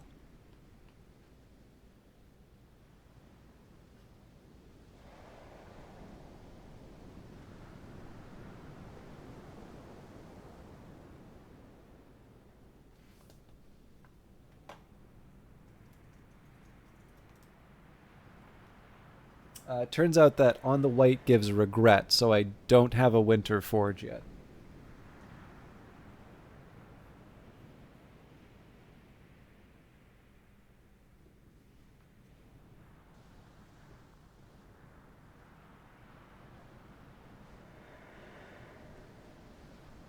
But we'll work on it. Okay. Um,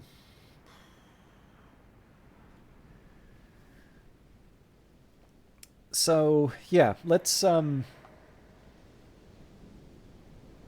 don't think we need to get too fancy with this, to be honest. So let's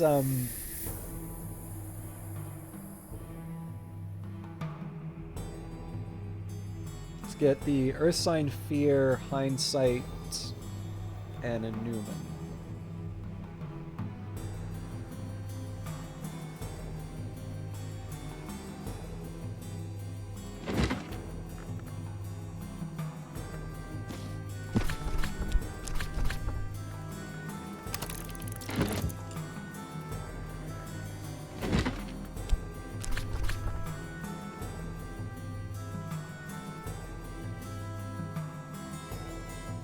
So we'll do the Book of True Blood on the next one here. So I'm going to try and just go from top to bottom on the different texts that I need to read, at least for this sort of stuff.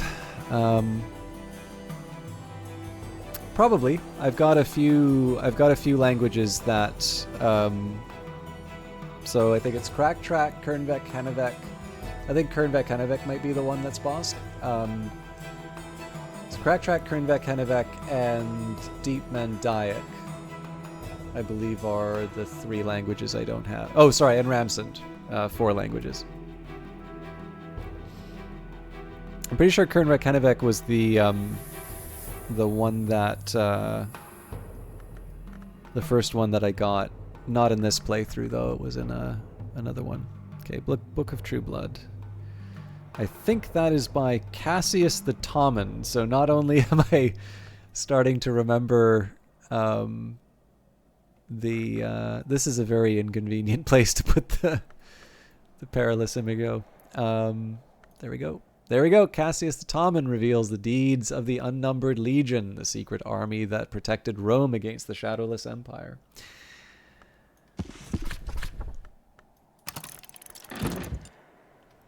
Okay.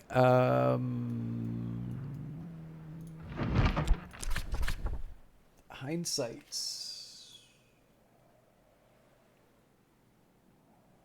Now, I didn't read Introduction to the Histories, so I am going to go top to bottom on these. Introduction to the Histories we've probably read a few times, but never hurts to brush up on the fundamentals.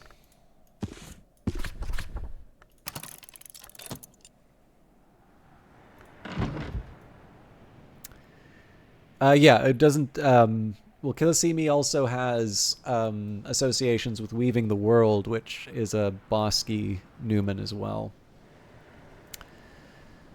Okay, sorry. I'm getting distracted. Newman. Knock and Scale, so that's got to be the containment one.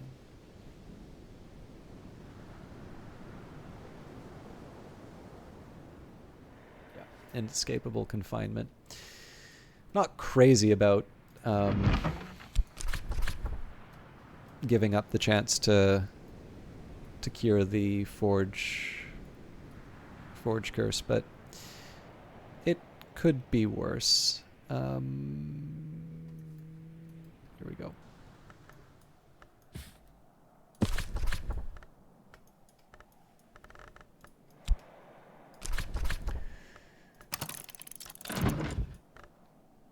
All right, pattern. So advice on containment is the top of that.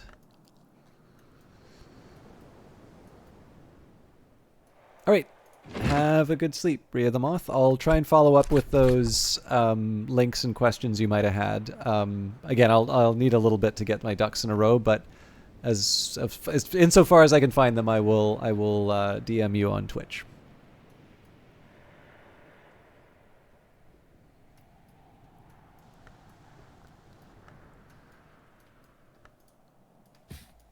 Okay, here's a Blake discusses ways to keep wood things out of trouble and mantis things in it. Yes, unless you wanted it elsewhere. I thought you said to send it on Twitch.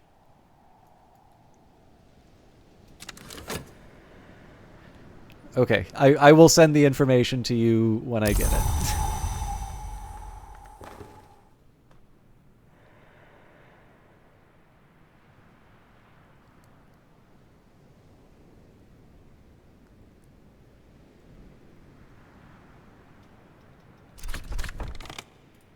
No, it's whatever works. I clearly misunderstood. I will send it. I will send it to you when I get it sorted out. Thomas DeWolf used this armillary a spherical astrolabe in his calculations, but it is much older than he was. The base is marked with the wave and bell of the prescribed city Ys.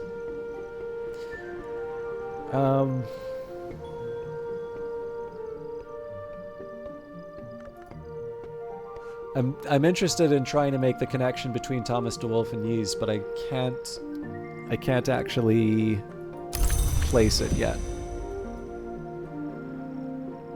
Yeah, take care, Rhea the Moth. I hope you have a good sleep, and we'll see you hopefully soon. Hang on. I can use Faust to generate a savage hymn. Nona's desk should help us with that.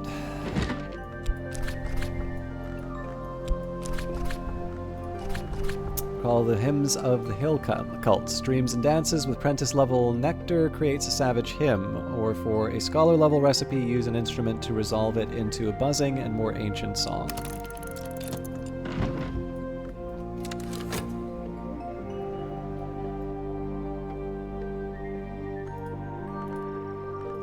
So right now I'm just trying to amass as many memories as I can. I mean, so 7 is already a tall order. Clearly I'm gonna put some money into restoring things at the Sweet Bones. But you know, I'm gonna put the chick down because I'm going to want to pour a glass of water.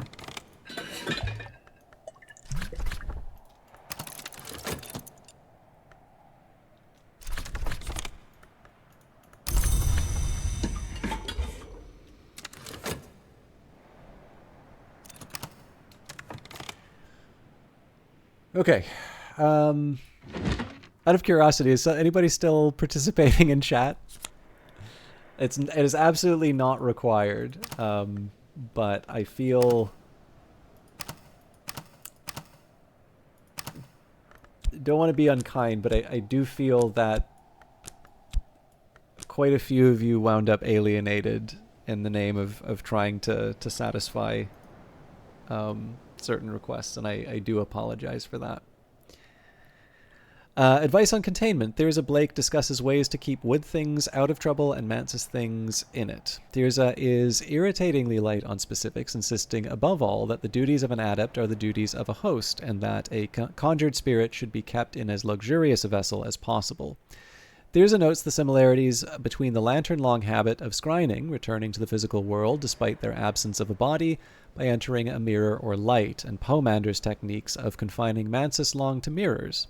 She wonders whether Pomander himself might be lured to visit Hush House if provided with a sufficiently alluring scrying.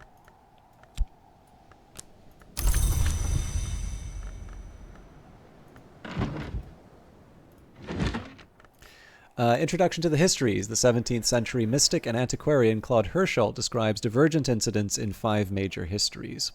The prologue warns at length of the iniquities of one Julian Cosley, a former colleague who Hirschelt now describes darkly as a worm of worms. It seems Cosley advised Hirschelt early in the writing of the book, but Hirschelt later became suspicious. Hirschelt identifies blood, silver, design, and worms, the central axes of each of the histories. Oh, thank you, Justice to All. Yeah, I don't like the thing. I try not to be too needy in terms of audience participation and things like that. Like I said, I'm kind of aware that people tend to like to have this on as background noise, and it's kind of my job to provide the entertainment. But one of the drawbacks is sometimes when you try to encourage engagement with some of the ideas of the game. There's a type of viewer that can often get a lot more priority on something that is maybe very specifically interesting to them, but other people may not find interesting. And I'm sometimes very bad in taking a lot of time on those digressions. And in the end, they're less rewarding to people. So it's always just nice. Like, essentially, it would be nicer if I just identify it in the moment. But the best I can do, having fallen short, is just to make sure that people sort of feel like they're able to get back on the bus.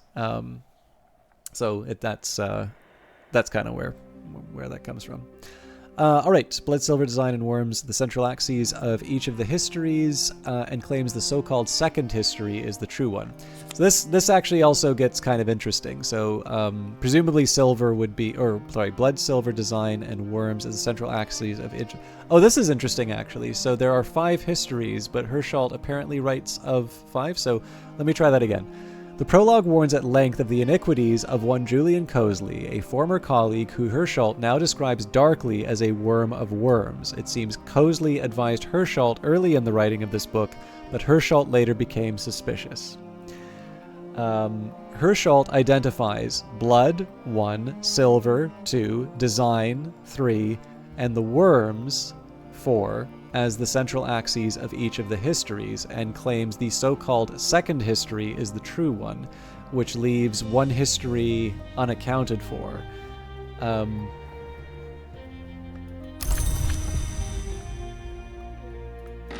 Now, if we go by anything else that is labeled the second history, this would be Porphyrine, the Incastum Terminale of the second history. It's the glowing crimson mauve of the secret histories. Porphyrine was venerated in secret by a confraternity of corresponding Cluniacs and Benedictines. Use an Incastum ink with your journal to make determinations and record histories. If the hours listen, the world changes. Porphyrine might also be used to compose a petition for a labyrinth season, if you can provide at least 20 of Knock Rose or Moon, No Edge Heart or Winter at all, and suitable writing material. Now, the challenge here is that Nillikant is the Incastum Terminale of the third history, and it's bleak white-blue of winter. It has spawned an itinerant order of secret celebrants who regard worms as semi-gods, and who are sometimes called on to celebrate difficult funerals.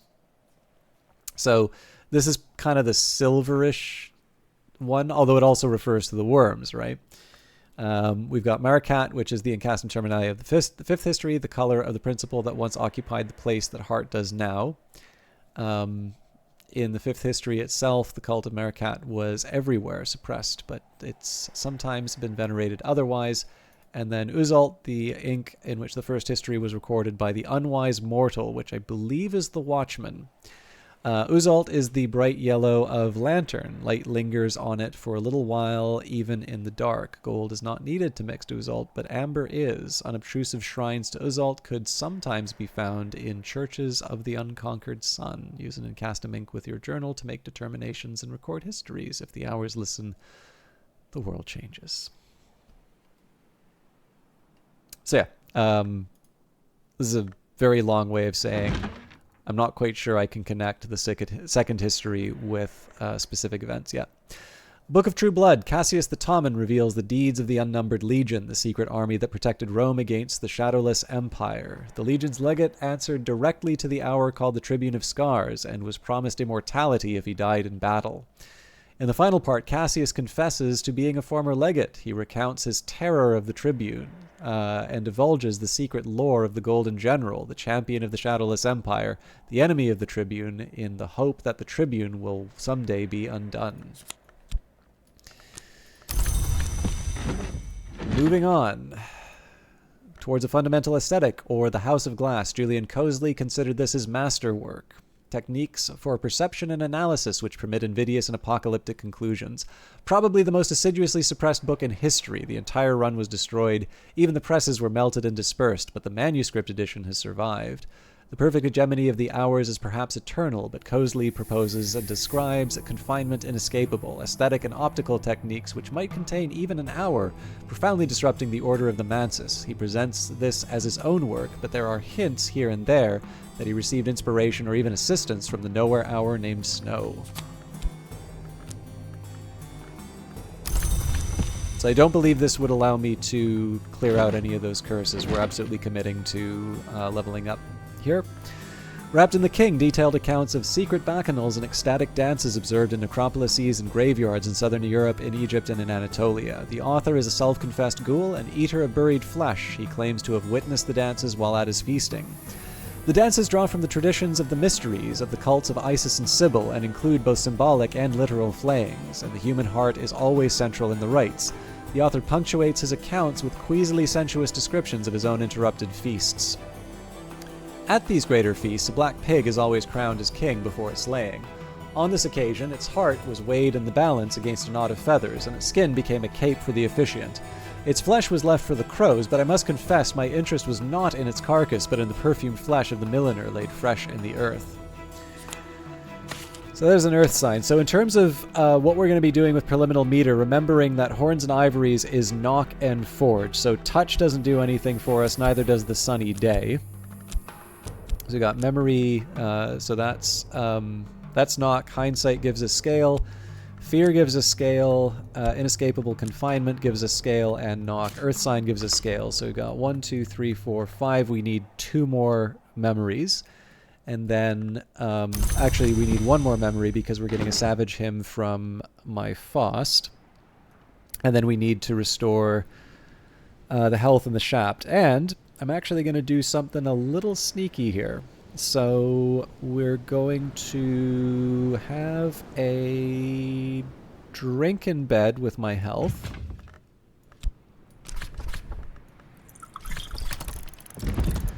I'm going to buy my Faust back with the Sweet Bones. It is summer and I'm sitting on the bench outside the Sweet Bones, eating crumbly cheese and nettle wrappings and a good black rye bread, soaking up the sun.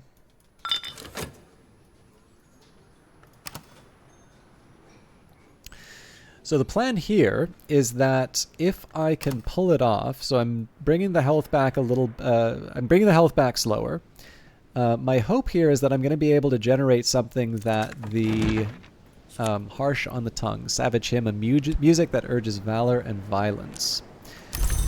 So my hope here is that I'm going to be able to use this Faust to generate 1 more memory that we can use to level up Horns and Ivories. Again, we've got Pattern, Hindsight, Fear, that's 3. Newman is Inescapable Confinement is 4. Earth Sign is 5. Savage Hymn is 6. So let me just take a quick look here and see. So Earth Sign, Fear, Hindsight, Newman, Pattern, Salt, Savage Hymn, Secret Threshold, and Stolen Secret. So Secret Threshold and Stolen Secret seem pretty straightforward to... You know what, let's do that at the Shrine of St. Januarius, because that's both... No, I can't... Oh, no, I can do that at Devotion. So Preliminal Meter, Confounding Para, Secret Threshold. There we go. Employ a complex round of rhymes to establish a new threshold. So we've got all the memories that I need already. And the trick here is going to be that I'm going to try and repair one of the books with the Shaft. So I'm going to need one more memory restored to get the relevant Newman. But like I said, we have lots of money, so I'm it's not actually that hard for me to kind of do these bonus moves.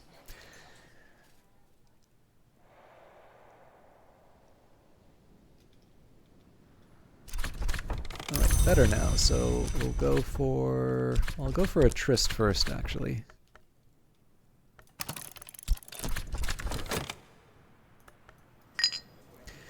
So the tryst is going to be so I can read a book and get a Newman.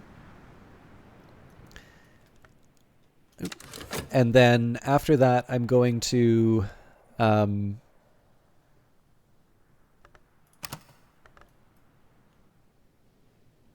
yeah, so getting the Newman will give me 5 forge. Adding the shaft will get me a 6th forge, but if I read the book at a desk, then I can add like spanners, and then I would have the 7 required. All right, an opening opportunity that'll last a little while. So there's the secret threshold. So we have everything that we need to be able to level Horns and Ivories up to 8. We'll do a very similar thing tomorrow to get it up to level 9. If I'm lucky, I'll be able to lock in a Newman. I deserved a little quiet time. All right, so we'll use that health to level up the Horns and Ivories right away.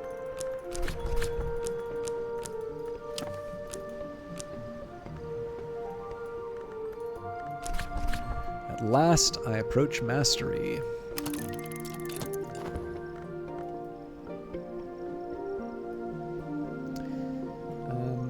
Now, I'm actually kind of curious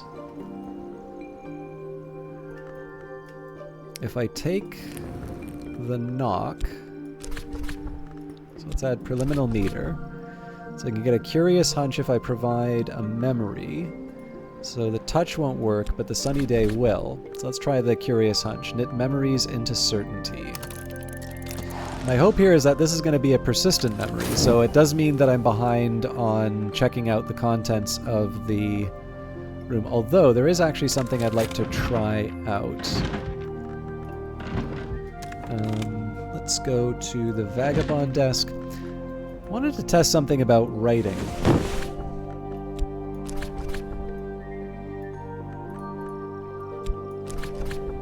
Okay, so I don't want to craft a secret thrush. Oh, right, well, we need an ink, so let's add maybe perniculate. Well, I don't want glass finger toxin.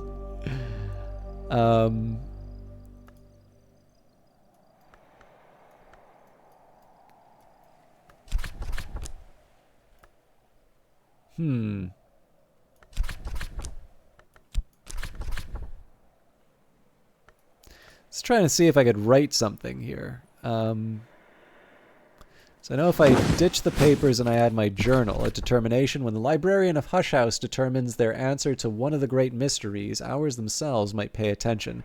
Making a determination is the first step towards writing your own history, but it will require no less than 20 of a power aspect.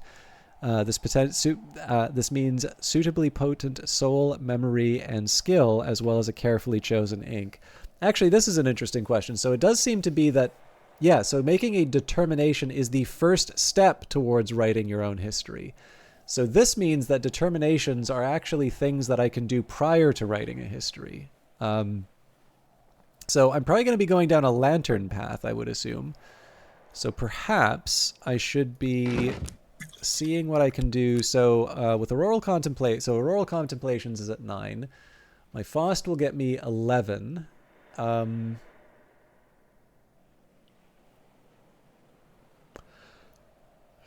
I guess I really only get up to 13. Yeah. I only get up to 13 with a memory, but I do believe the Uzalt gives me 7. Yeah. So, well, you know what? I will try to make a determination. I'm just not going to rush it right now. It would actually be nice if I could use another If I could make another result before I use it.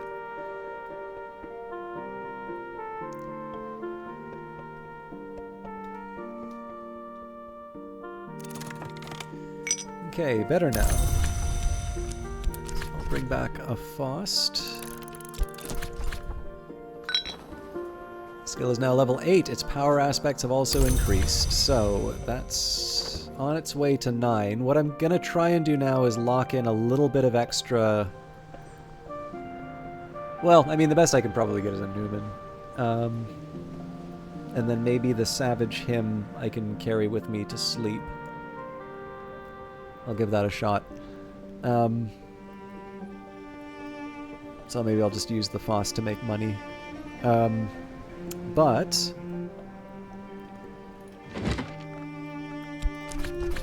I can try and get the Bells of Ys.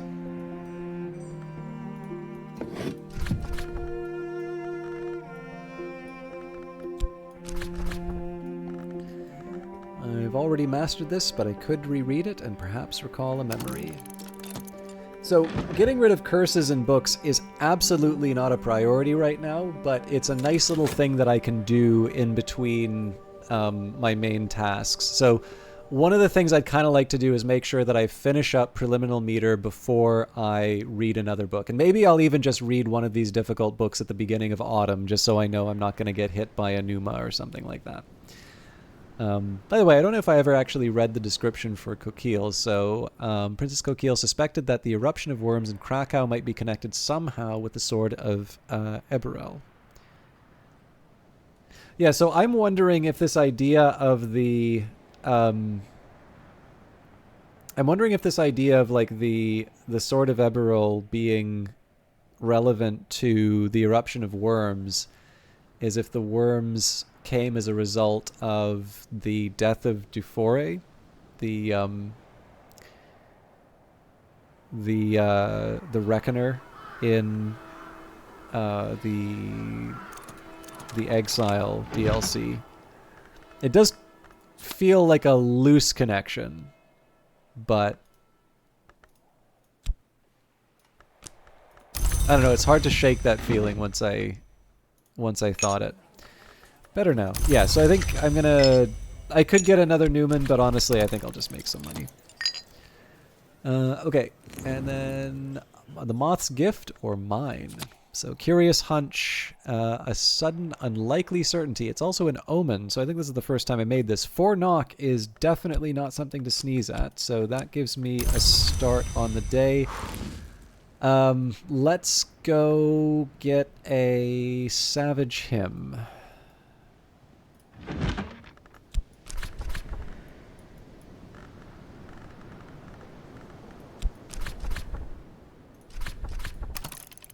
So I should be up 2, potentially 3 memories for the next day.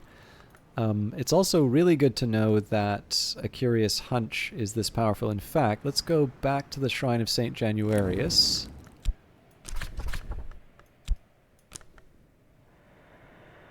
Oh, you know what? I think I made a mistake here.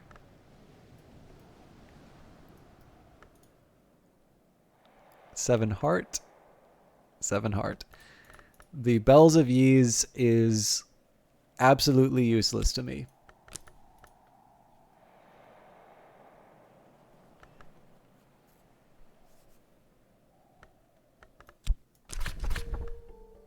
My bad.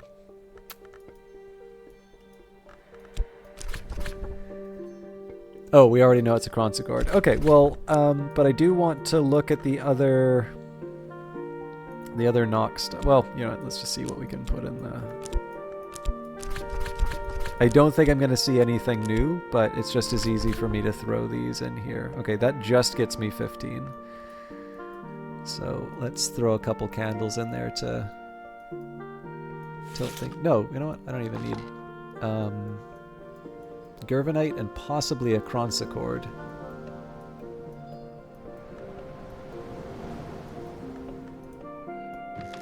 Okay, doesn't want to have anything to do with the Kronsigord.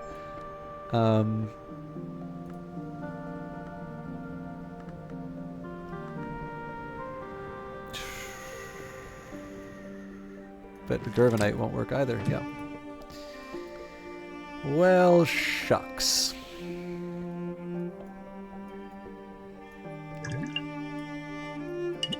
That was the wrong drink anyway, but Sacrament Acite doesn't work. Oh boy. Okay, well, probably a couple candles then.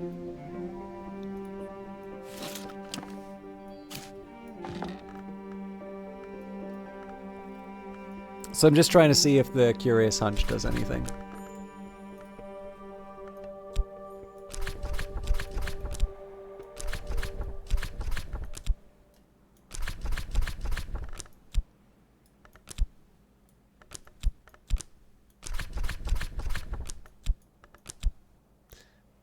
So technically the drums and dances is something I should be able to put in as well, but this is really just because I can, and I will have other opportunities to generate a curious... I basically get a Curious Hunch for free because Preliminal Meter is already at level 10, and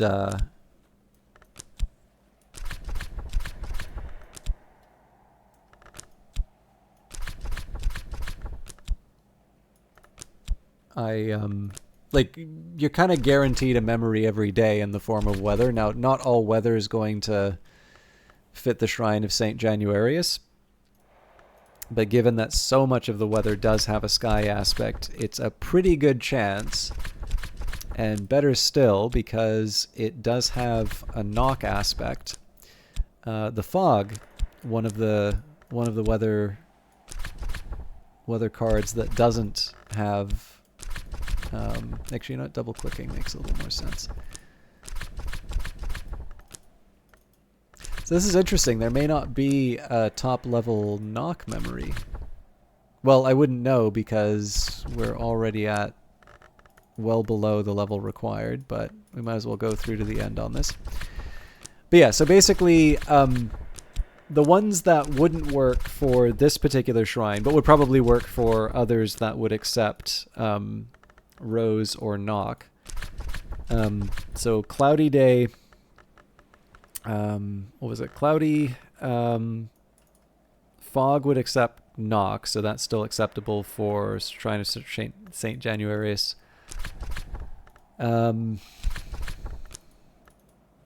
Rain.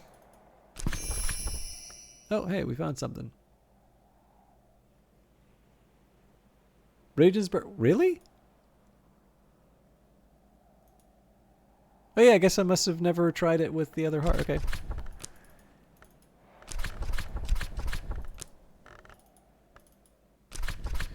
Okay, so not too exciting there. But yeah, so basically the... Oh, but I do want to do something with the Shapt, unless I think I can get relevant Newman. No. Well, I could get a relevant Newman. Well, okay. So I can either make some money or get a relevant Newman. I think I prefer the idea of getting the relevant Newman. The question is, do I want to use it for Preliminal Meter or for getting rid of the curse? Preliminal Meter makes more sense, even though it does make me slightly sad. Yeah, so let's bite the bullet and accept I made a boo-boo. No, hang on. There is another thing I can try. Shapt. I think Bells and Braziers, possibly Disciplines of the Hammer. Bells of Yeez. Iotic Essence. Okay, it's definitely not Bells and Braziers then.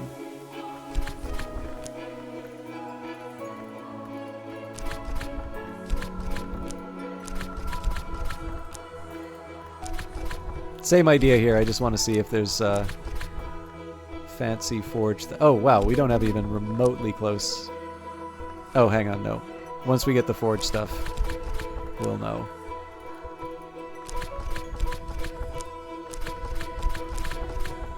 So hammer time might help.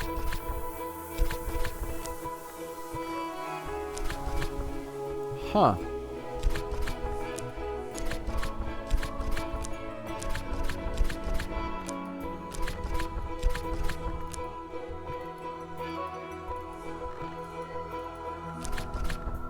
I will confess I'm a little surprised.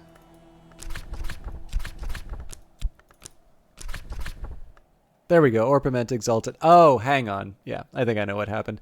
It just wasn't giving me the sound. Okay, so Anbury and Lapdary is one option. I am going to try these other ones just for completeness. I probably should be throwing more object. Actually, you know what? Yeah.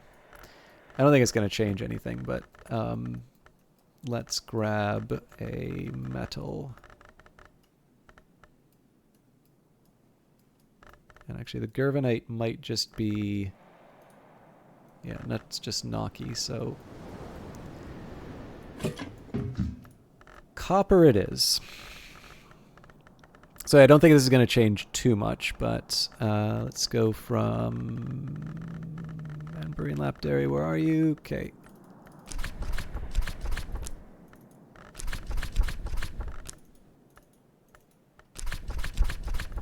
Now, I will confess I'm a little surprised that Anbury and Lapidary is the only one that I've found so far to make that ink. So Pyroglyphics, for whatever reason, does not make that in Castum Terminale.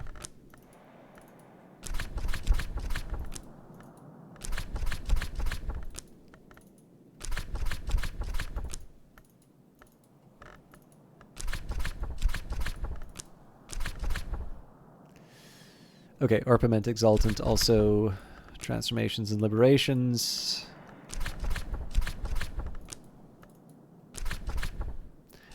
I should probably... Iotic Essence requires just a liquid. Okay.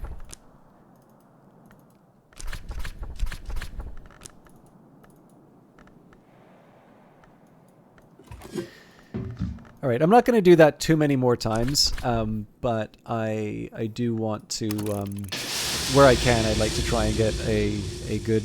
Oh, you know what? I may miss out on my shaft for tomorrow. That's life if it happens, but it'd be nice if I can avoid that. But yeah, so... I was originally going to go for a Newman...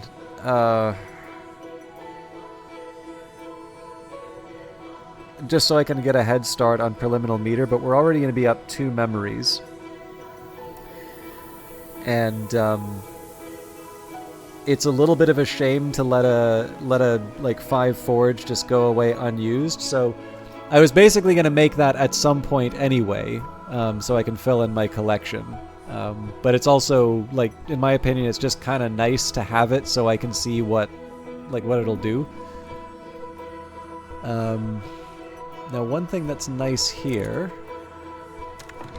I think I should be able to...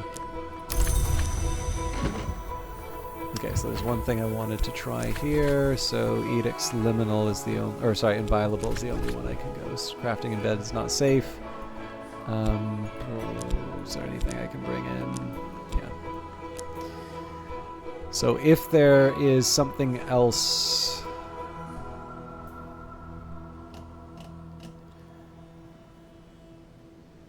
Yeah, so if that was a hint in terms of being able to do something in bed, I have misunderstood it. Okay. But what I do want to do is I want to sleep on the Savage Hymn. And then I should have more than a minute... Sorry, I should have less than a minute available in the evening. So I figure I can get a secret threshold using preliminary meter.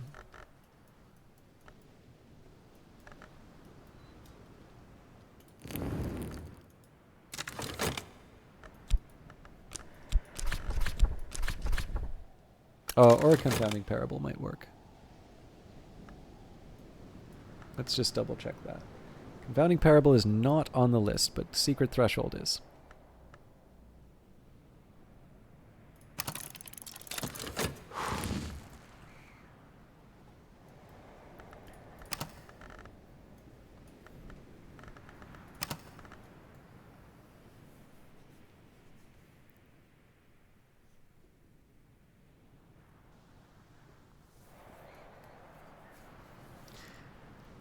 So I do need to make a decision about what I level up after Horns and Ivories.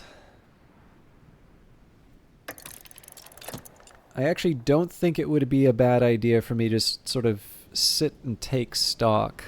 Because the purpose for leveling up Horns and Ivories was to bring Scale up to level 10, and there's been about 4 or 5 changes in terms of the one that has like the lowest level.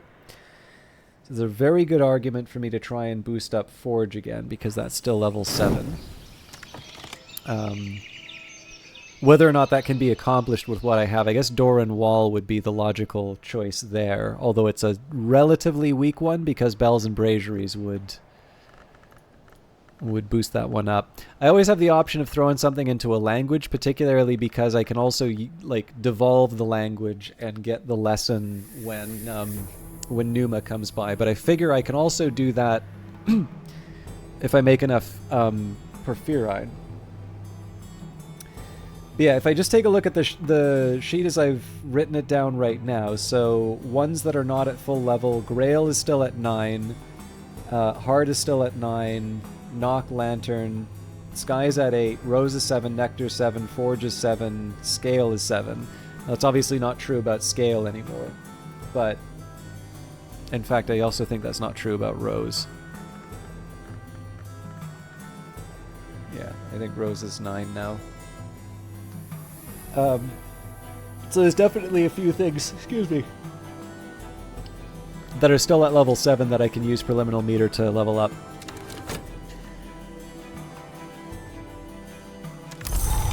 Okay, so first of all, I should have done something with that time. So I've got a Curious Hunch, Savage, so we're 3 up. We need 5 more.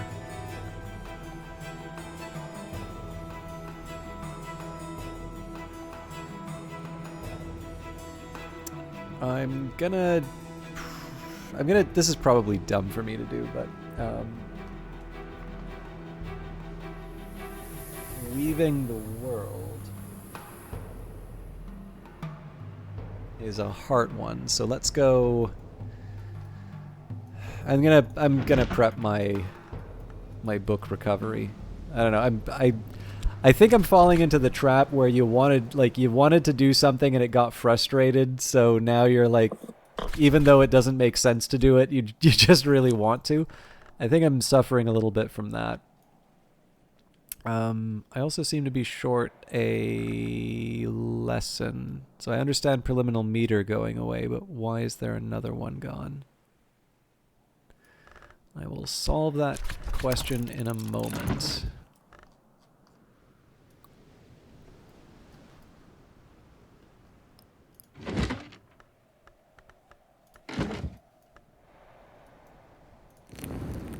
Okay, so that accounts for Preliminal Meter. Something between glass blowing and vessel crafting.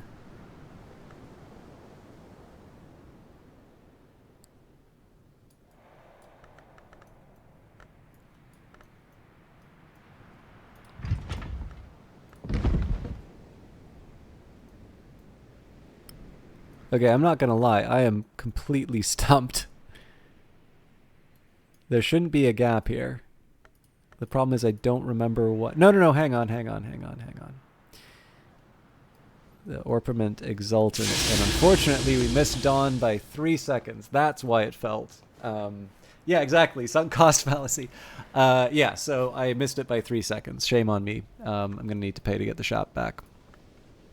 But that's life. I'm actually... Okay, this is going to be an inefficient way of handling Preliminal Meter, but I can actually afford to do this, so I will. We're going to grab water from the well. We're going to pour out some water for the restoration of my Elements of the Soul. I am going to check something about the determination. So because we have a sunny day, I'm going to go to the governor's desk. I'm going to take a Faust, a sunny day, a journal. We'll add auroral contemplations, and finally, so just a reminder, Torix, what?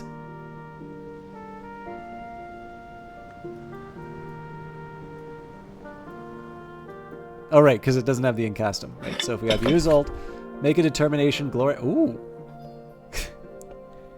All right. Our first sparks of self... first sparks of self descended from the light above the world, which we call glory. Without the glory, we would be beasts in darkness, and the gifts of our past illuminate our future. Illuminate our future, which is eternity. Add moth and lantern to your journal, replaces any other origin determination. So there are more than one... There's more than one determination. Okay. Adding determinations to your journal makes it first possible, then easier to write a matching history. So this implies that there may be other determinations. Interesting. Okay, so let's experiment with this.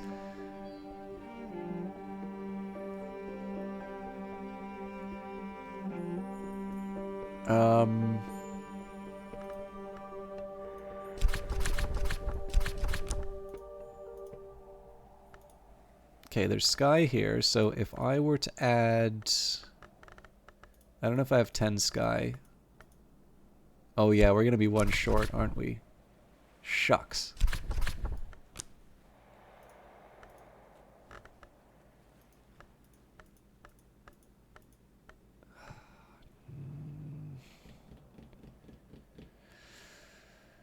How do I fix this? I don't.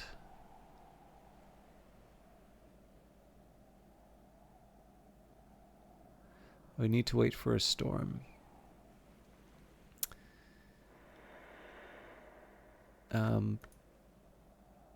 But... Oh, and my tryst is taken up. I was going to say, what if I did something with moth? Well, okay, there might still be something mothy that can happen here. Ooh. Make a determination, moth oldest. The moth beats within the skull, seeks among the trees of the wood, is dappled. The moth, who delights in contradiction, is the oldest hour that remains. Any that seem older, the moth once was, when once it was. Adds moth and lantern to your journal, replaces any other oldest determination. Adding determinations to your journal make it first possible, then easier to write a matching history. So I wonder if there's like 3 determinations that you can make, like 1 moth, 1 lantern, and 1 sky.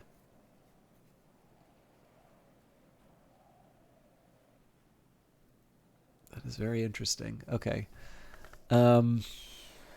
I wish I had a better way of wrangling my sky. But there is one other thing that I will note, and that I actually have some winter available. I don't know if my memory is going to take me over the edge here, but let's give it a try. Level 10 Quenching the Quellings, Whist, Nillicant, the very first Incastum Terminale I've ever made. We are 1 short. No! Alright. There's some very cool stuff to mess around with there. Oh! Of course.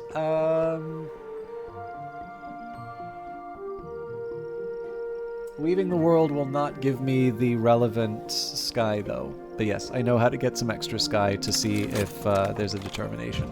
So, I think this is a good argument for me to be... I think there's a very good argument for me to try and make some Uzult and make it fast. I don't even know if I have a recipe for that, to be honest. So, just as a quick detour, let's go to the Alchemist table, Inks of Revelation with Faust. Bunch of undiscovered stuff, so let's see what happens if I take a Stargall ink.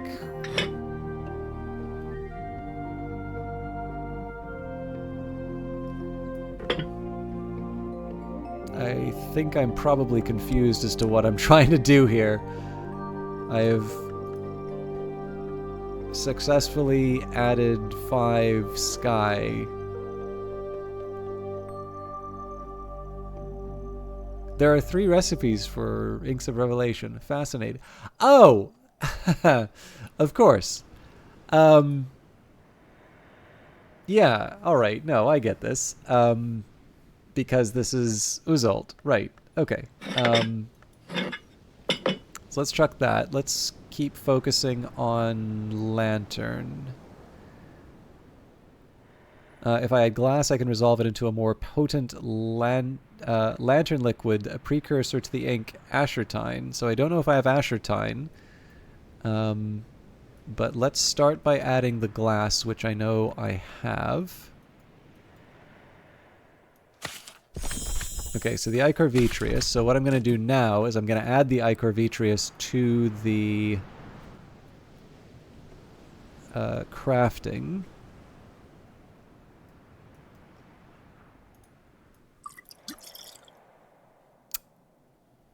Interesting. So it didn't take.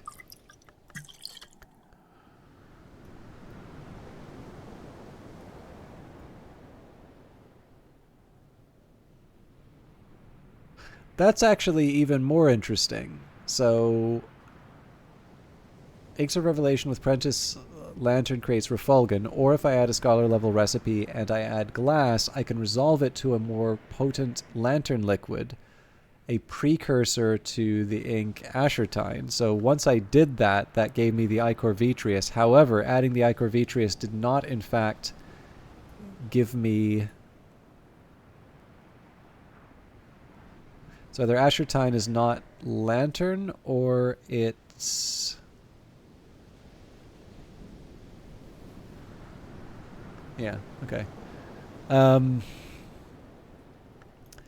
while I'm at it, let's see if I can add a lantern material, or I can just add the history plant.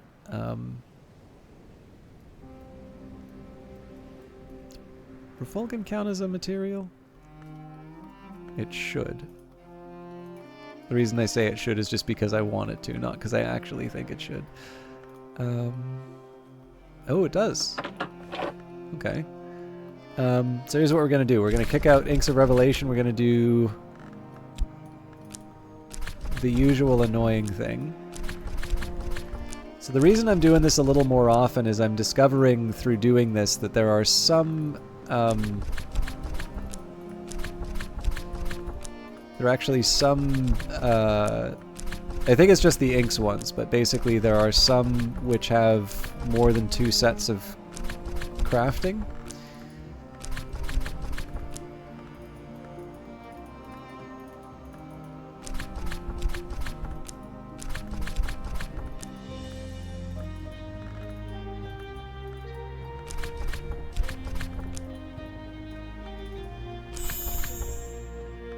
Xanthotic essence, okay. Not what I was looking for, but... There we go. Alright, Watchman's Paradoxes with Keeper level Lantern plus Ichor Vitreous creates Ashertine. And I'm actually kind of tempted to make this just to see what it is, but I will resist the urge. Especially because it doesn't say that it's an Incastum Terminale, it just says it's an ink.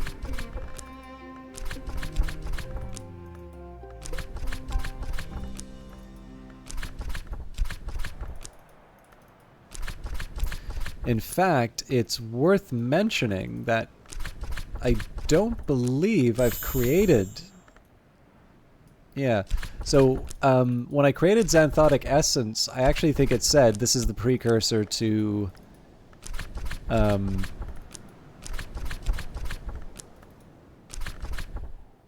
think it actually said this is like the precursor to a, you know, a powerful ink or something like that. So I'm not sure that I've actually found the precursor to Uzult yet. Anyways, that was educational. I'm not going to do any of that, but let's figure out what the next step is. So we've got a Newman on the way. Earth sign, sure. I'll read Wrapped in the King again because we always read that one. I don't need to keep repeating it. And for Whist, actually, there is one thing... No, I'm not going to mess around with Whist right now. So we'll get a fear and fear.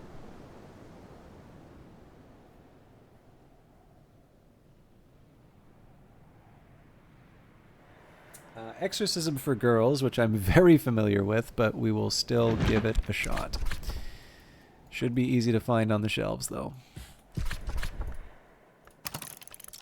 Okay, so we'll see what's sitting around on the tabletop after that. So I've got a Secret Threshold already. Got a Savage Hymn. What else? Trying to think what my Fascinated Faust might be able to contribute here.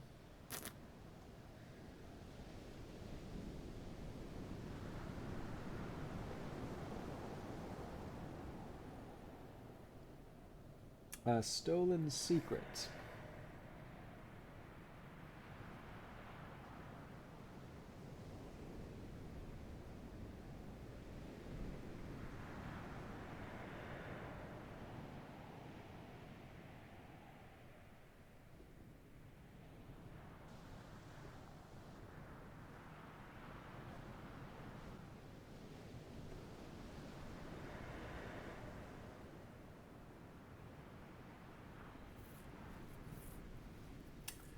Okay, turns out I can't make a Stolen Secret. I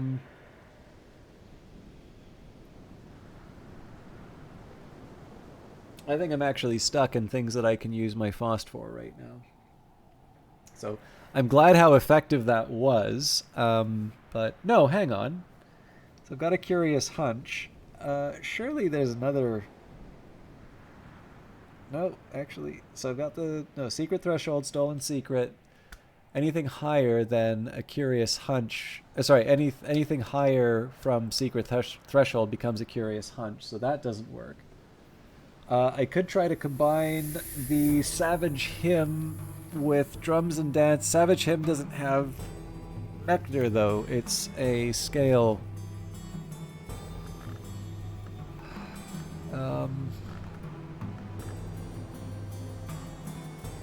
Nazarene Fife may still help, though. Okay, I'm going to try something.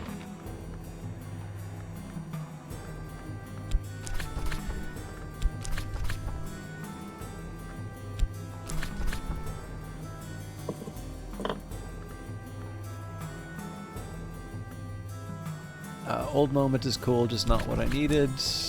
I think I've got this wrong.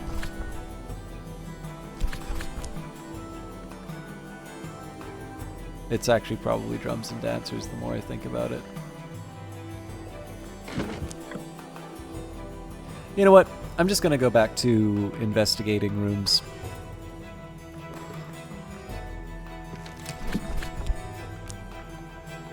Ah.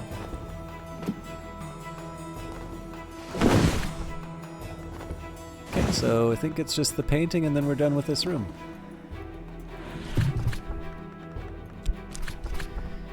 Investigate the object. I'm not expecting miracles out of that. That's more just so I can. Alright, craft Orpiment Exultant. This is the Incastum Terminale, one of the great inks. Use it with your journal to record a history and fulfill your reason for coming to Hush House, if you so choose. Orpiment Exultant. This is the last of the special inks that I was creating. Also, a sky ink. That's going to make for some interesting contradictions. How do I cannot angle this quite where I need it to be, but I am very, very interested. The Incastum Terminale of the fourth history. It's the incandescent orange of Forge. One ingredient, it's been, as it were, long rumored, is the blood of Candescence. Certain Masonic and related traditions venerate what they call OE. Use an Incastum ink with your journal to make determinations and record histories. If the hours listen, the world changes. So we will put that on the shelf. I can definitely see some uses for this, but this is powerful stuff. We're not just going to mess with that. The Forge will... Excuse me. No, actually, the forge is going to be restored at the Sweet Bones because it's faster.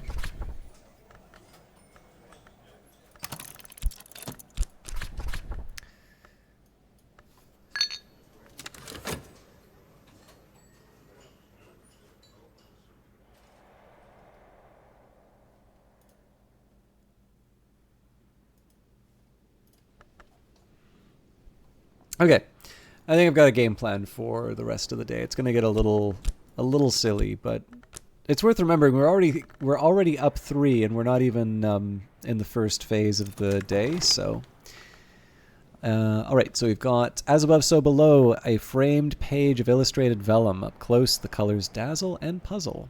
A handwritten slip of paper reads, Abbess Melissenth, 1100. Melissenth's work was sometimes reckoned too radiant for the eye.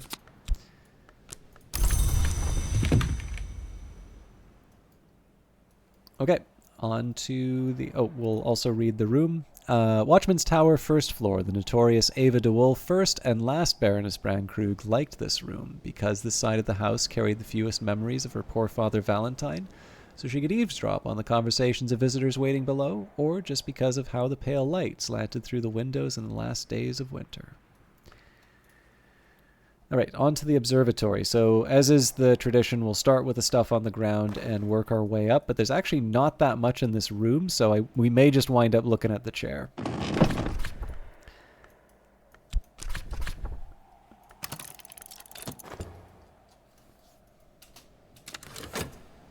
So, I've learned a couple of things. Number one, I need to find out how to make Uzalt, and sooner rather than later.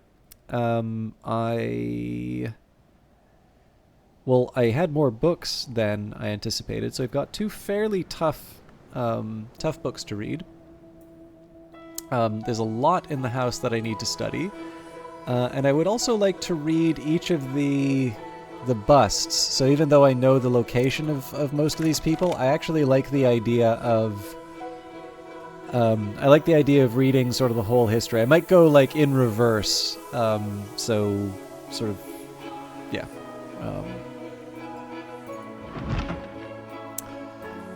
All right, Coprolith omphalos. What is this? A tufted fossil of silken fiber, big as a child? What is this? A tufted fossil of silken fiber, big as a child. This object houses a Numa, a truth so powerful it can perhaps believe itself. I'm reading something consumed and something was consumed. If we interpret its interweavings, we might understand. The meaning of this object isn't something that one reads, but rather something that one follows until at last one has passed 3 times around it, and one finds the meaning waiting at one's shoulder. I'm sorry, Justice to All. I should have answered your questions. I kind of got tunnel vision. So does the Foss need to be repaired, or are you keeping it that way? Are there important uses of malady elements of the soul? No, actually, the affliction isn't... The affliction is, yes, less useful than it used to be. I am in a specific situation where it is mildly helpful for a couple of things. And it is because of that convenience that I'm largely taking advantage. So number one, healing takes a long time. That takes up the bed, and the bed is the way that I can preserve memories for the next day. On top of that, because an afflicted element of the soul doesn't... because they don't get fatigued, you can craft overnight without having to worry about the fatigue. And so as a result, like you probably saw earlier, like I was able to preserve a Savage Hymn overnight. I had the Curious Hunch, which was persistent, and then I created the Secret Threshold overnight. So that specifically from the tainted Faust. I guess it would be fascinated Faust, but anyways, the element of the soul with the malady. That was 3 elements of the soul that I was able to make, and particularly at a time where I need 8 memories for Horns and Ivories, and I've been really stubborn about committing skills to the Tree of Wisdoms. that's just something that helps me quite a bit. The other thing that's useful is that I'm making up for some of the lost time in terms of just exploring Hush House and playing around with stuff. So I learned that not every object in the house has a prohibition against a malady. So for instance, if I wanted to consider the mirror scope, that I have to have a proper element of the soul for. But the astrolabe and the chairs don't. And so what I had kind of committed to do earlier was I wanted to go from room to room and just kind of study everything at least once. That's just to, learn little things about the house. And like, it's something I've always been wanting to do. I always sort of thought I would do it after I committed some elements of the soul.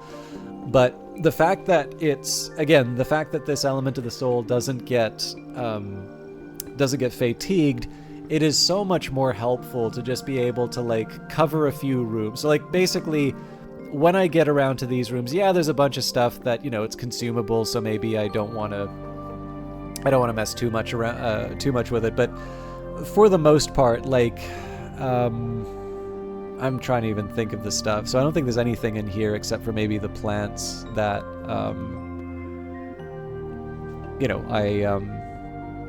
I would need. So like when we get to this level, like the mirror scope is something that I would want to,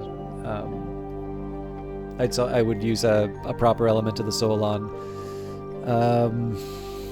What else? I'm sure there's a few other examples that I'm missing. But like basically the fact that I've been able to get through 3 rooms in Hush House, just looking at the basic stuff rather than saying like, okay, so I'm just going to use one element of the soul each day and the rest of it I'm going to do my main things. Like, could you imagine how long it would take me to get this far if I just used one element of the soul a day to look at the stuff? So with that in mind, like I'm just kind of taking advantage of the fact that the malady doesn't fatigue, or causes your element of the soul not to fatigue, but you can still use it with certain objects and at certain desks. Because the lack of fatigue was a helpful thing, it used to be rather good for reading books and generating memories. It wasn't like a fix everything, because it still takes a minute to read a book. So, if you're only using a fatigued element of the soul to generate all your memories, an afflicted melody, an afflicted element of the soul. People tell me I talk good. But yeah, if you're using an afflicted element of the soul only to generate memories, then I think you're basically getting about 6 a day, which is not, like, it's okay. You can get some decent mileage out of that, but you're not going to get a skill to the top level with that. So, but again, the challenge now is that if you try and do that, I don't know if it's very likely, but there is the possibility, at least the patch notes have said, that if you read a book with an afflicted soul, you will possibly afflict the book, which means you've got a new curse to deal with. And of course, then you might get more cursed elements of the soul. So, generally this sort of stuff spreads and it's bad. So it's a fairly unique circumstance. I actually thought I was going to have had the Faust healed at this point, but it's a fairly narrow set of circumstances that have made it worthwhile for me to keep it that way. Excuse me. I will probably heal it. Maybe. Yeah, excuse me. Probably not tonight, but it's on the list for sure. Excuse me. All right. The histories, they say, are braided like hair or tangled like roots. What is the shape of that knot? Funny you should ask. Excuse me. Okay. I might mess around with the determinations now that I know a little bit more about them. But number 1, I need to stop sneezing, and number 2, that's not my primary goal right now.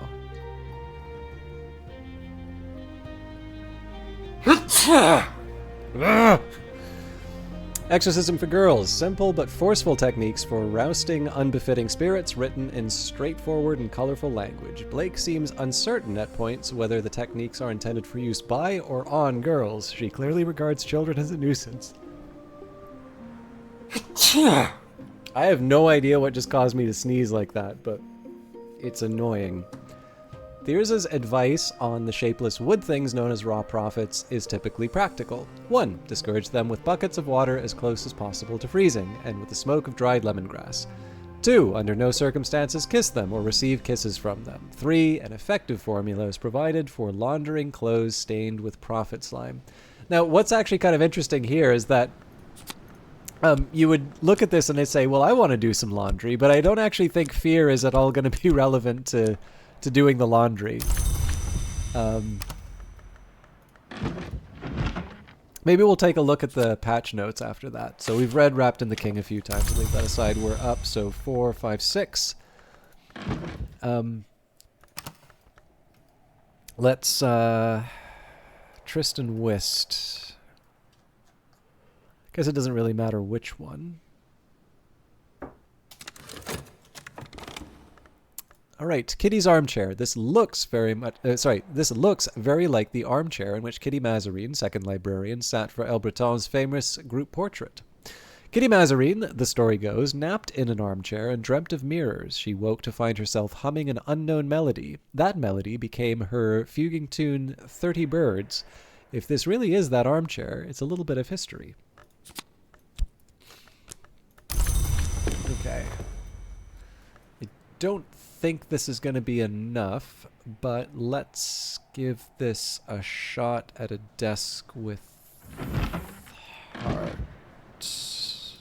Actually, Nona's desk will be very helpful for this. Okay, so we'll take Weaving the World. So let's start with Drums and Dances, maybe? Surely I've got a better heart than... Okay, Quenchings and Quellings. So Marquette... sorry. No, my bad. Orpiment Exultans. And now I know how to make Gideon Soaks. Determination. Horned axe, oldest. The horned axe bears 2 blades, permits passage when passage is to be permitted, waits at the threshold. The horned axe, who forbids contradiction, is the oldest hour. Other hours might seem older. They are not older.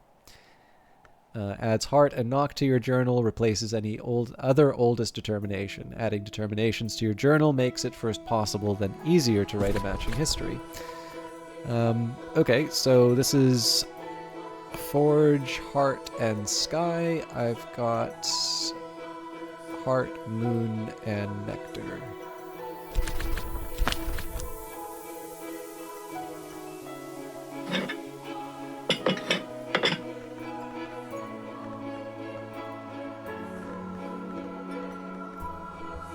Really writes the roots as... I guess it would be. This is probably not enough. Yeah, I'm 1 short. So if I had my health back... But... this is not like a major priority. It's just kind of... It's kind of cool if I get to see what happens. So my last attempt would be Moon. Now, we got Tridisma Hyra, so that one...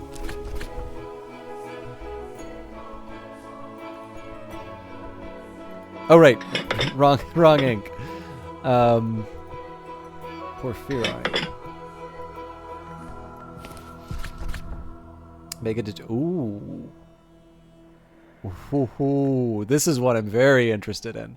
So the Watchman's Tree is the covenant that forbids knowledge to mortals, but permits it in the covenant houses of the tree, like Brankrug Isle. The Black Flower of Calyptra, the Knight Unwounded, was its first defense. Forbidden knowledge must not be spoken, must not be written, must not be known. The tree is rooted in night. Adds moon and scale to your journal, replaces other first flower determination. Adding determinations to your journal makes it first possible, then easier to write a matching history. I really want to know what the other flowers are. I am going to play around with these a lot. So I think probably it's a fair bet to say that I'm going to go down the lantern path on a lot of this stuff, just because this seems aligned with the Twiceborn, but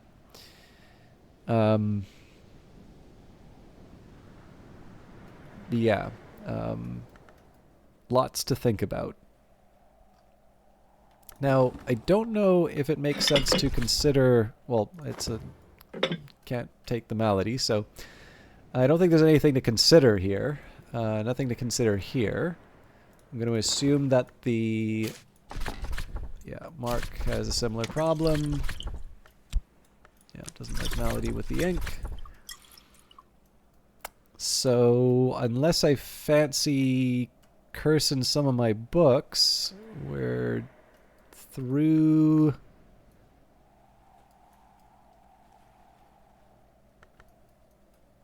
Yeah, we've got one thing we can examine, which is the foundation of the sun. That's convenient for moving that on the screen. Alright. Here we go. Investigate the object. You won't use this up or consume it by doing this. I am kind of curious where my health went. So I've got Shapt here.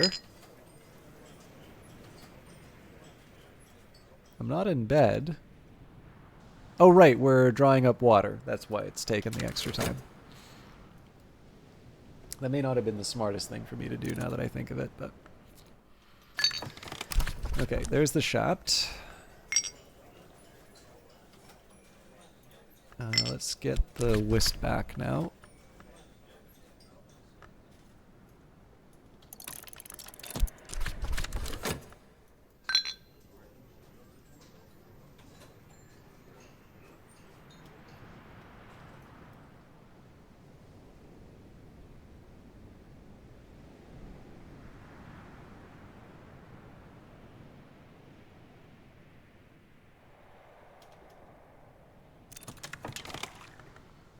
Okay, little water splashes on the stones of the well to nourish the mosses there.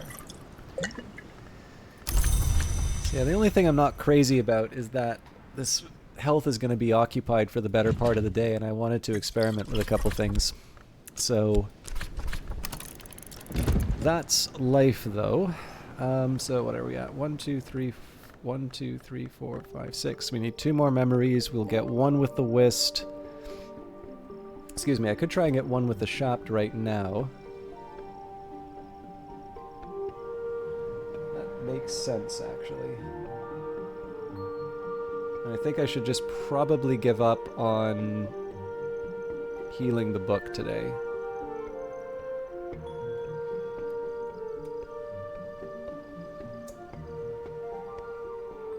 So let's grab a hindsight and a pattern. Please tell me this is relevant to the... No, right. Okay, this is...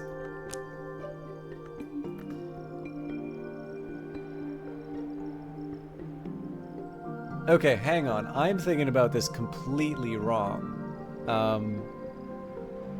Okay. We'll be fine. I just need to be... Yes, okay, so the Shapt will be worked... I'll work the Shapt with preliminal meter. Heart is what I'm going to use to... Yes, okay, this is about healing the book. I do use Shapt. I don't use it to get a memory. I use it to level up preliminal meter, so I do need to bring back the Faust. Okay, we're good.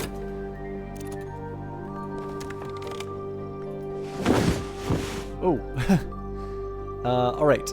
The foundation of the sun. Long ago in this country, one did not build a church without first sacrificing a white bull to the sun in rags. Solomon Husher brought this tapestry with him from, well, wherever it was that Solomon came from.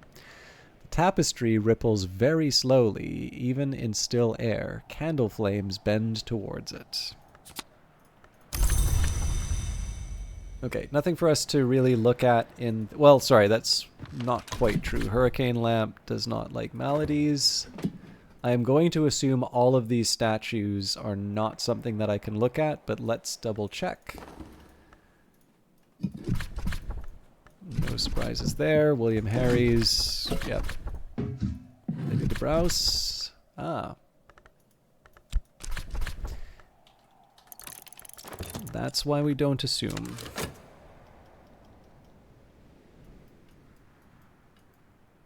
So yeah, the confusion that I had was the cure for the curses here are heart. So the shaft is going to be used for preliminary meter. The heart is going to be used with the Newman and the cake bowls to cure the curse. Sentences that only make sense in the secret history setting. And the Whist and the Faust I'm going to be regenerating will be used to generate the memories that I need.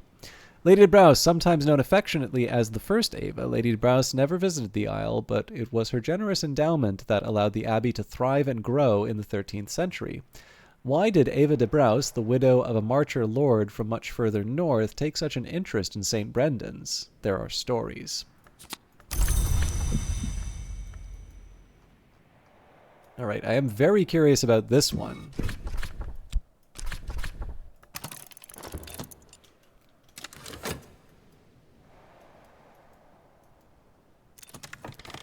Okay, better now.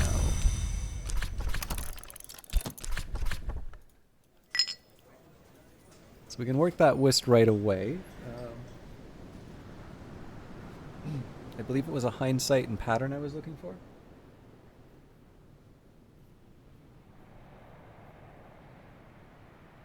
So Etery After is the next one.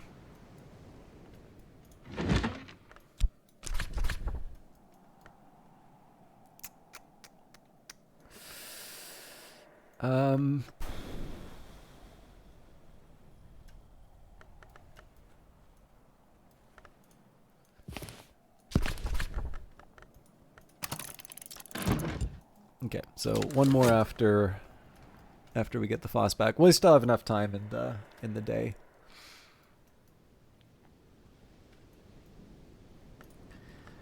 Actually, the funny thing is,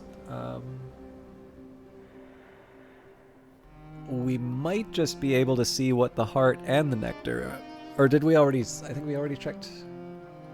We got the moon. Yeah, we also got the heart. So heart was Horned Axe. Moon was the black first flower.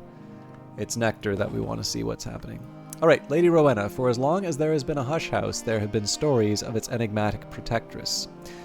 A Henry Moore piece, perhaps a genuine one. Moore did speak very cautiously of an encounter with a pale commission. All right, now my guess here is that Sister won't... Yeah. Likewise, Abbot Thomas and St. Millicent. Yeah. Authority. That works.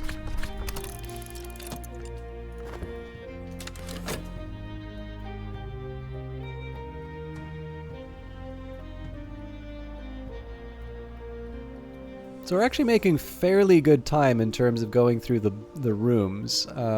I would expect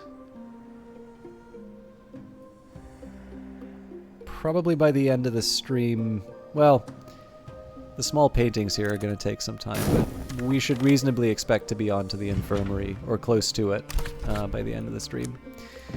Okay, so I'm fascinated by these determinations now because there is some cool lore in them. So let's go back to Nona's desk because that gives me both heart and nectar. Marcat is the nectar one. Writes the roots. So we're at 15. So Weaving World. So roots origin. Okay, so this is as opposed to the it wasn't Glory. It was whatever the lantern one was. Anyways, Our ancestors were born naked in the roots of the wood. All we ever were has risen from that darkness. With our hands and our mouths, we shaped language from mud. With our mouths and our hands, we will shape our future. Cool. And I will just verify that part one. I don't think there's any surprises here, but Horned axe oldest, yeah. All right, let's heal a book.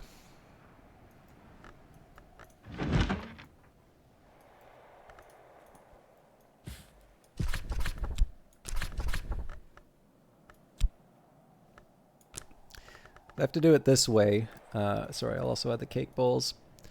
I have to do it this way because the skill that gets rid of curses isn't a... No, that's right. I need to make sure I'm at the right kind of desk, too. Okay, Sacromea will do it. But yeah, so I don't have heart skills that remove curses like this. So in this case, I just needed a powerful Newman and tool. So... Lift the fifth eye curse. The principle of heart can abate the court's malice. Actually, I never really talked about the curses before I removed them. So the fifth eye curse. Someone has unhelpfully placed a curse which may tear open the unwilling eye of the soul. This contamination can affect your Fet and Faust. You can remove it with a skill that's effective against curses and at least 7 heart. The principle of heart can abate the curse's malice. There's a cruder technique that relies on winter, but that's how you end up with a Chionic Theoplasma problem. So that's, again, just pure fun on my part. We are going to wait for the relevant readings. We'll have a minute and 5 seconds afterwards. All right, authority. Once the Shepherd's Crook represented the authority of the church. Perhaps the Suppression Bureau kept it here because they liked the idea of authority in general. The Suppression Bureau, of course, is a more ecclesiastical character than its progenitory nocturnal branch, though it has never had any official links to the Church Solar. All right. So yeah, I think we're at the point now where it's actually 2 copies of Leaves in the Wind.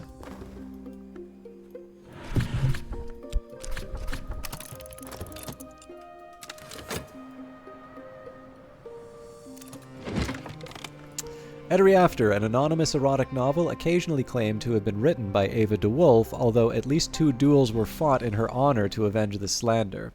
The novel graphically details Madame Ettery's various imprisonments, ravishments, and escapes in the debauched Commonwealth of Tinctures and its neighbor, the pious Atrament. It becomes apparent that many of Ettery's lovers and pursuers, Catwink, Houndsgall, Nilik, are transparent allegories for inks, and that Ettery is an embodiment of knowledge pinned to paper, to her mingled delight and dismay. The author is only half commits to the metaphor, only half commits to the metaphor, though, and is clearly at least as interested in titillation as revelation.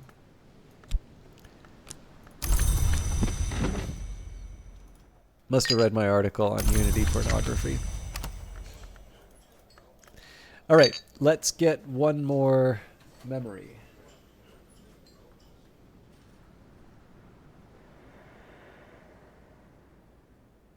Against Vitruvius. We read that one recently, but again, I'm just trying to go through the list in order at this point. I've already mastered this, but I could reread it and perhaps recall a memory. Okay, while we do that, let's restore the whist because I can at least make a little money out of that.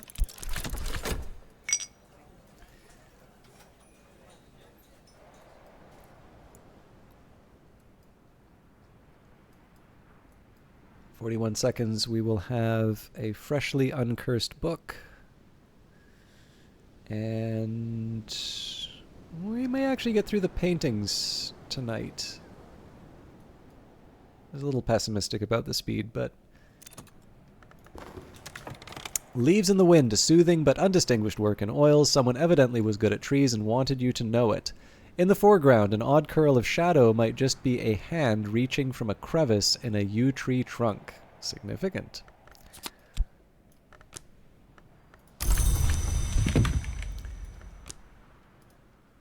Okay. The boy prays.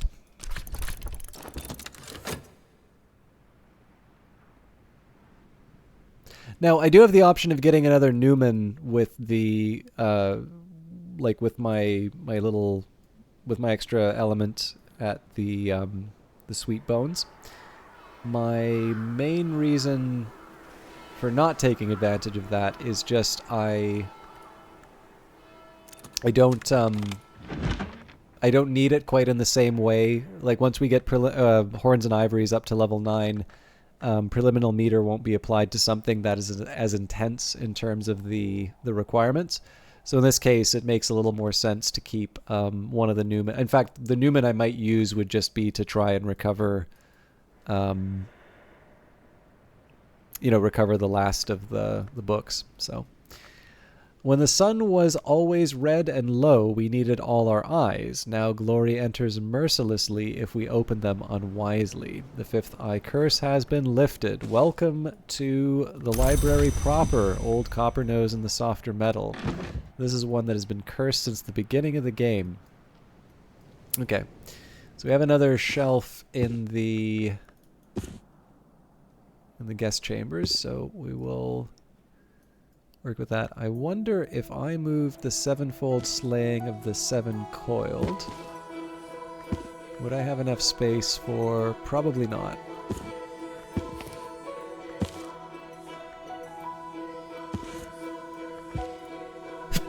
Excuse me.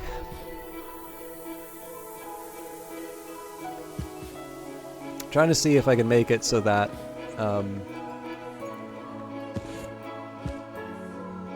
excuse me.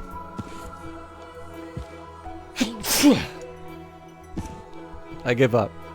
I'm gonna sneeze for the rest of my life and it will be miserable and it will hurt.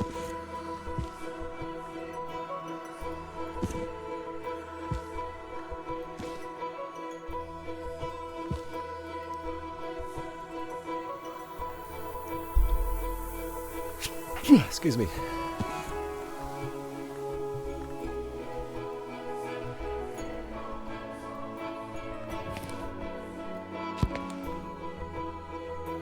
Cool.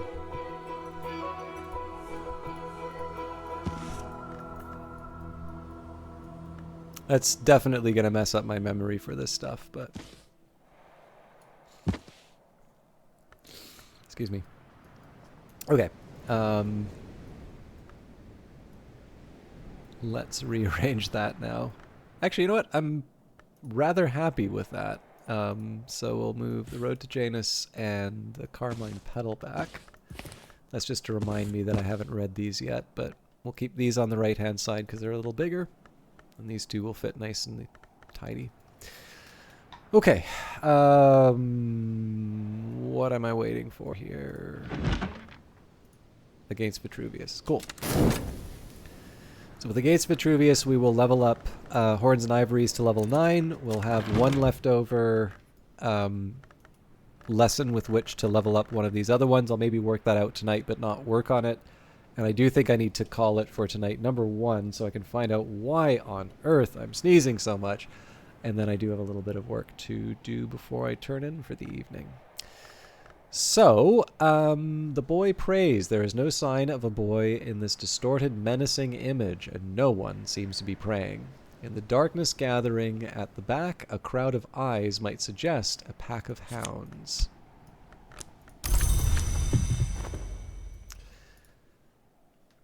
Crocos Sands at high tide. I believe that is the last painting I haven't seen yet, because we already did Leaves in the Wind.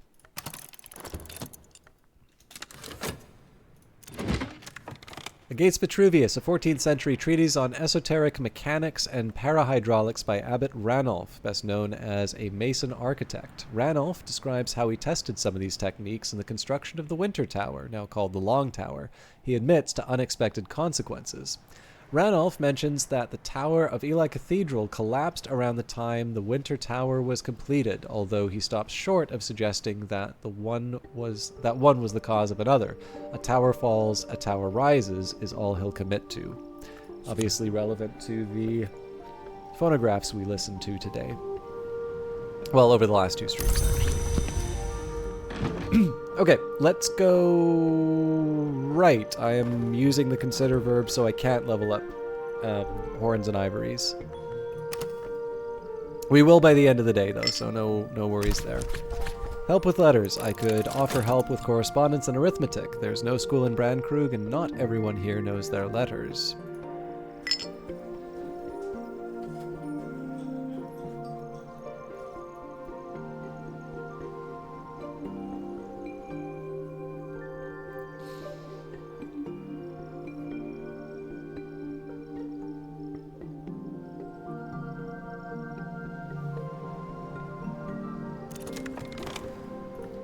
Okay, Crowcross Sands at high tide, a gloomy study of the sea in gloomy weather. Barely visible at the painting's edge, there are floating timbers that suggest a wrecked fishing boat.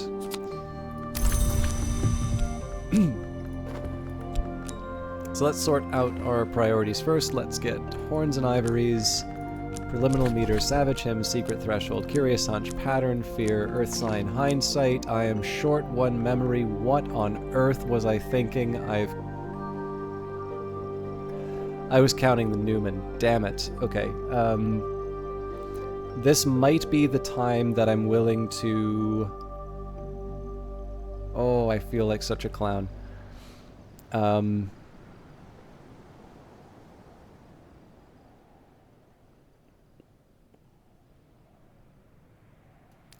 This might be a time I'm willing to risk cursing a book. Because I sort of need... I need the result pronto. So Salt, Savage Hymn, No Salt, Stolen Secret. That is not a lot of options. Okay.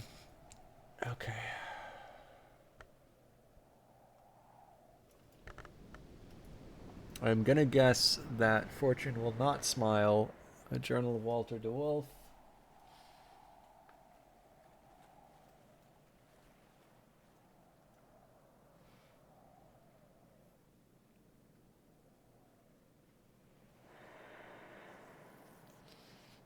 Ironically, Foresight. One of the journals of the de Wolfs does in fact have salt, just not the one that I need. Okay. So I'm going to go full crazy on this one, and I am actually going to potentially curse the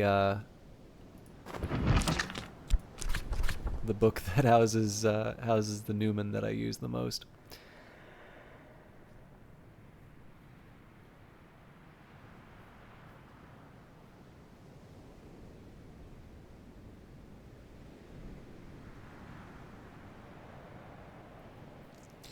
I feel like a real clown doing that. But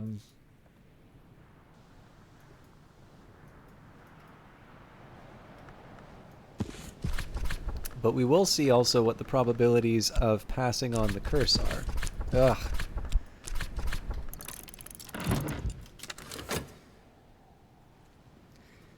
Anyways, one nice thing is we did complete the paintings in the entrance hall. So now I'll admit, yeah. So Night's Fallen Dawn will come soon. 16 seconds left in the Sweet Bones, but at this desk we're still... I am almost certain that we're not going to have the shaft back in time. We'll be able to level up, but I suspect... Afternoon spent profitably reading newspapers to the curious, writing affectionate letters for the lonely, steering farmers through the requirements of the Ministry of Agriculture. So I have a guess that...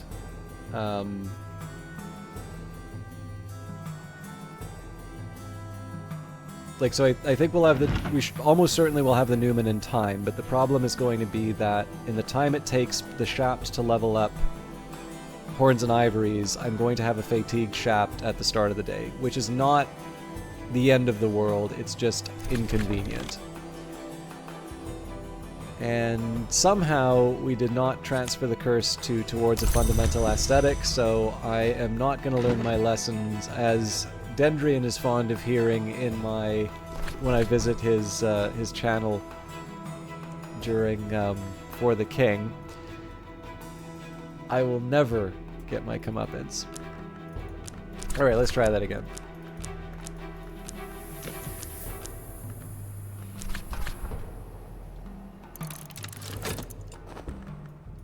Yeah, there is no way that's completing before dawn.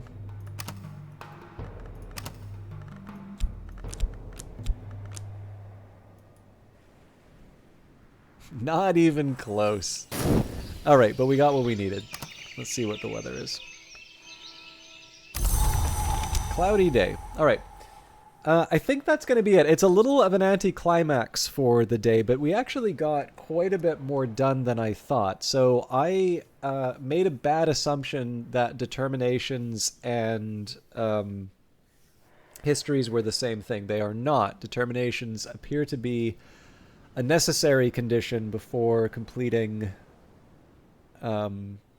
determinations are a necessary condition before writing down a history.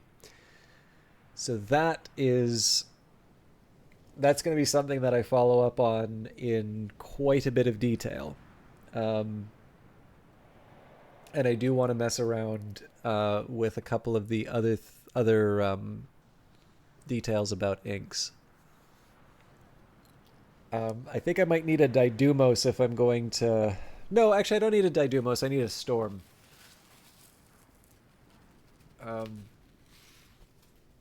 Remember when I said this wasn't going to be a 7-hour stream?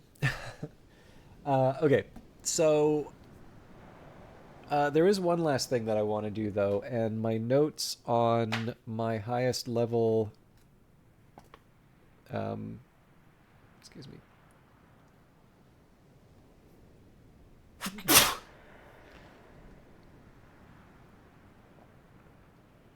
It's got to be something...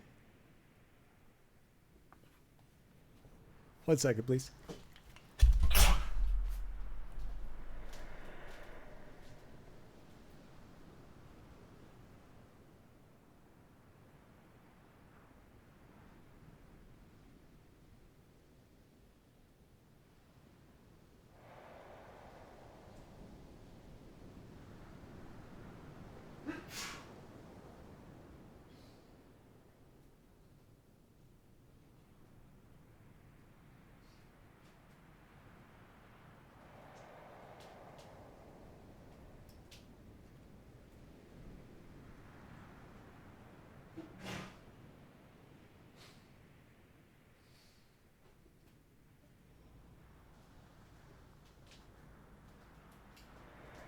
Yeah, there's got to be something that either kicked up some dust or pollen or something like that, because I have not been able to stop sneezing for the last little while. Okay, but yeah, my notes right now about my skills are pretty crummy, so I'm gonna take a quick second here to revise them.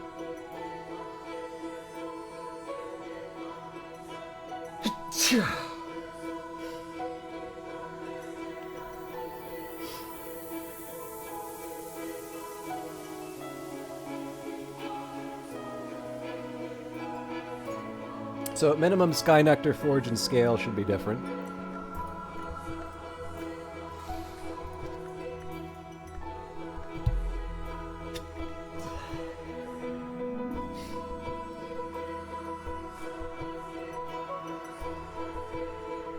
Rose is 9 as well.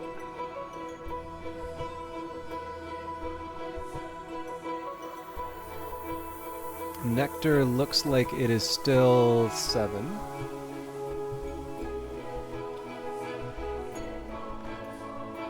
Forge might be running short as well. So bells and braziers, door and wall. Yeah, okay. And scale. Oh god. Yeah, no. That's gonna be 10. Okay, cool. So, my lowest level. So basically, if I were to go by lowest levels, Nectar, it's Nectar Forge, and then essentially a tie for Grail, Grail Heart, Knock, Lantern, Sky, Rose. Um, there is something of a small argument for advancing Lantern because it is most directly. Thanks, Woban. I don't know what the hell happened, but I've been like stuffed up and sneezing for the last little bit.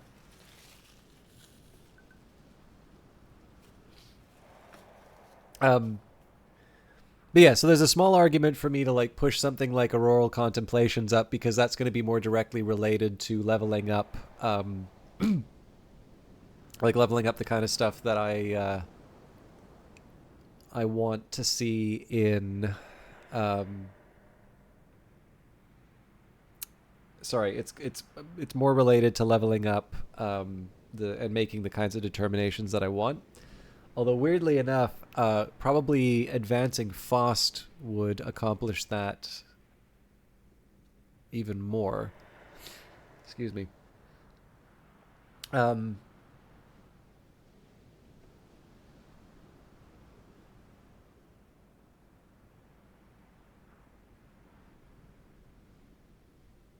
Let's say.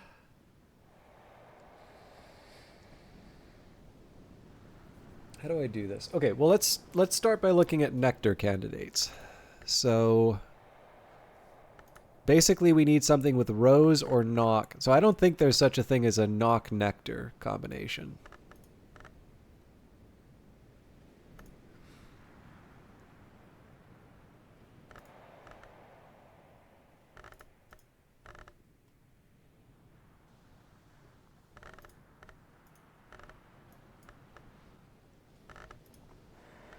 Yeah.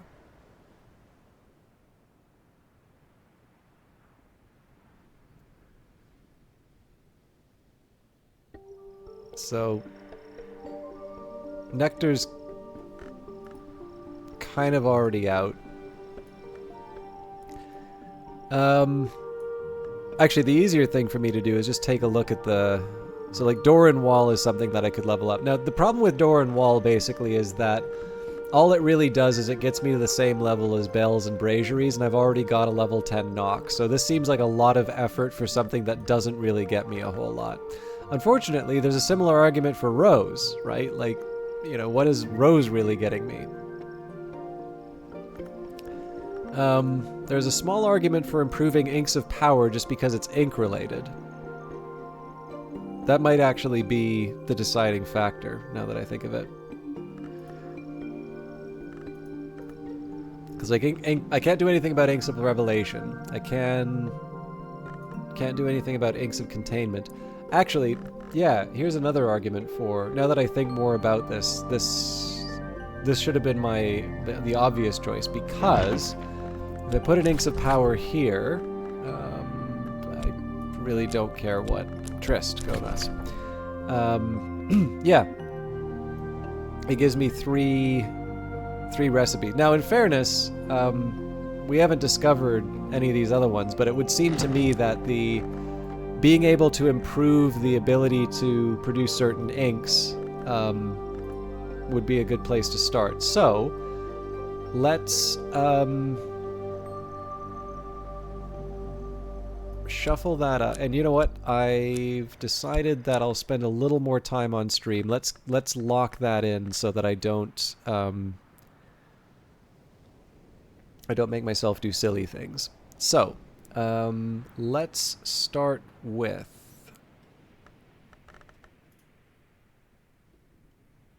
okay, so I need to preserve health.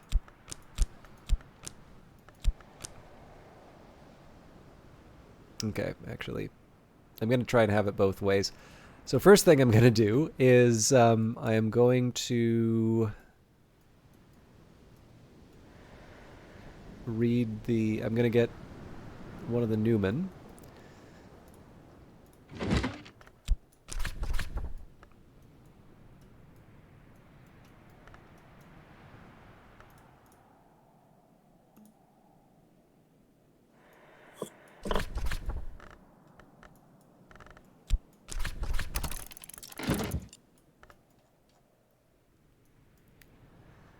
Okay, so I gotta remember that I'm trying to get Rose and Scale.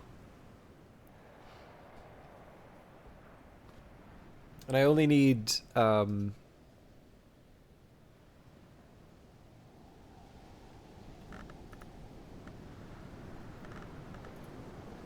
sorry, I only need 4. So the Savage Hymn is a place to start.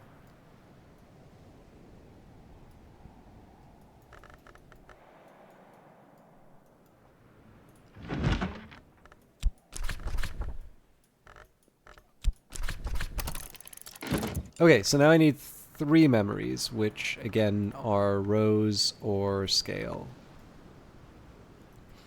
The Faust and the Tryst will each be 1.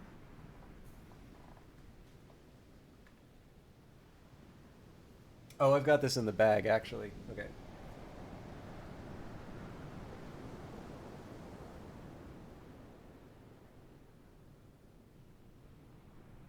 So I'm going to read the Book of Maya with the Faust. That's probably going to be a bit of a search. Never mind. That is in Hyksos, so I got to translate that.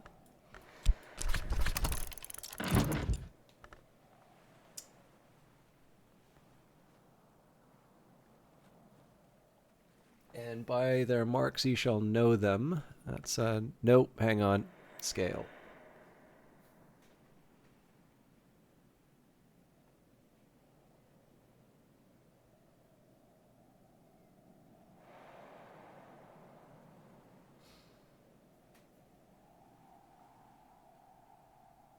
Let's do Matthias and Amethyst Imago Pursuit. Reading desk. Nope, Ava's desk then.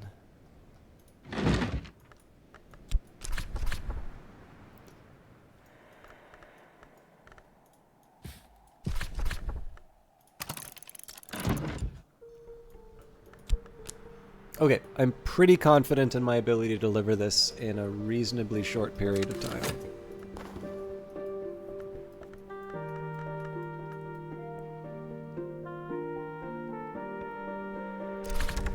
Alright, the skill is now level 9, its power aspects have also increased. So, let's go to the Sweet Bones. This is mostly because I can. But we'll pay for some refreshment at the Sweet Bones. So I'm expecting today, most of the work is going to be... So I'm going to clear out one of the curses on the books, basically because I can. The work is going to be about just cleaning up the last of the preliminal meter.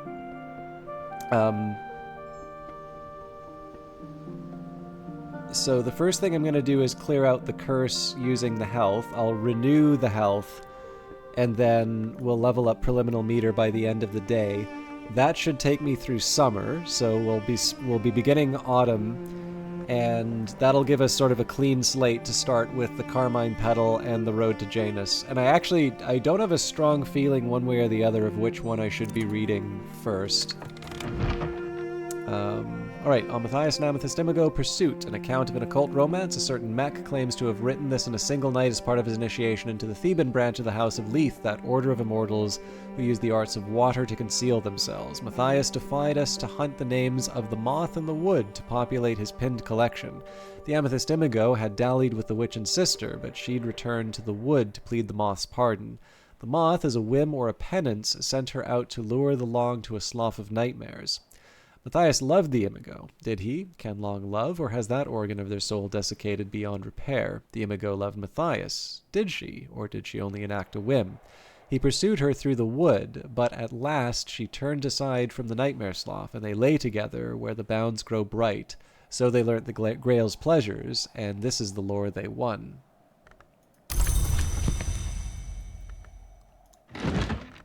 Okay. Leaving the world again.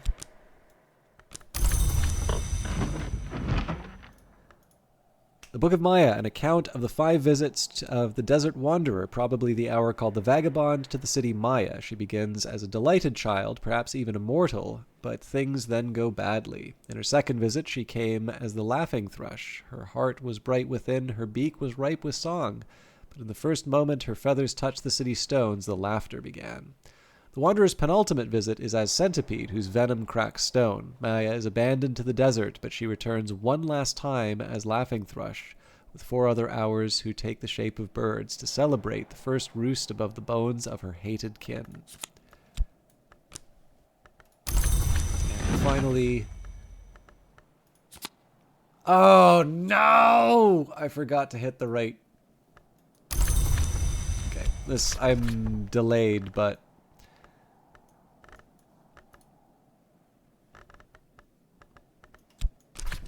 I forgot to click Savage Him. But that's fine, I have time. I need to get some stuff done anyway, so... Let's go back to Natan's desk. We'll bring the health in. We'll bring in Weaving the World. We will add the cake bowls, or kitchen bowls, cake time. We will then add Sacralamea. This is the last of the cursed books. Possibly the last cursed book we'll ever have to deal with. The principle of heart can abate the curse's malice. There's a cruder technique that relies on winter, but that's how you end up with a chionic theoplasma problem.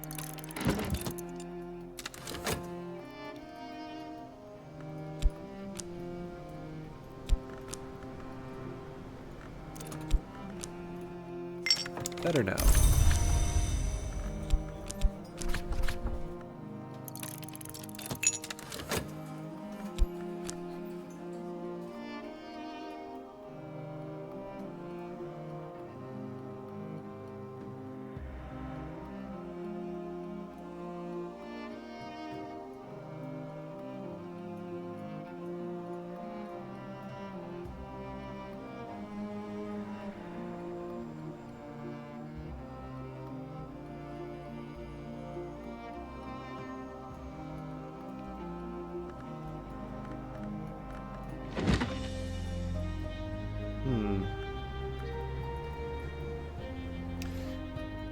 So basically, the reason why I didn't freak out too much about missing out on the Savage Hymn is that I'm going to need to restore the health, and right now the Sweet Bones is occupied, so there's going to be a little bit of a gap in terms of the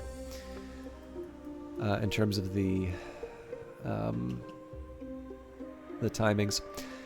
When the sun was always red and low, we needed all our eyes. Now glory enters mercilessly if we open them unwisely. Okay, so let's store this one away. I guess I said I was already going to put 2 books in place here, yeah. Harsh on the tongue. Okay, so there's one last thing I get to do with my Faust here while I'm restoring the health. Take preliminal meter, and we can make a confounding parable. Yeah. Okay. Now, let's see if I can do some magic with the shelves. So one thing I want to do here, I'm going to use this as temporary storage.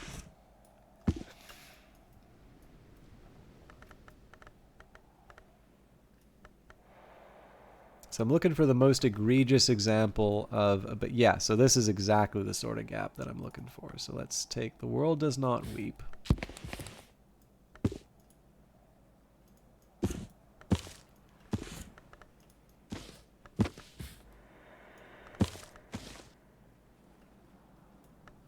And actually, better still, let's combine all the DeWolf journals.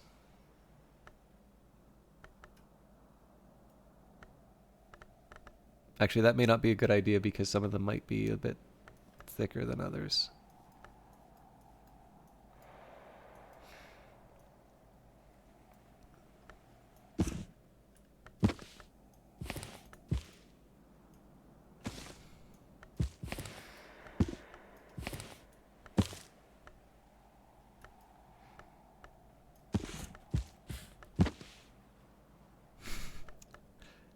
This pet, I swear.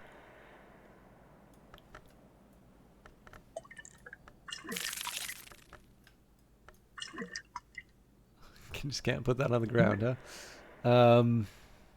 Okay.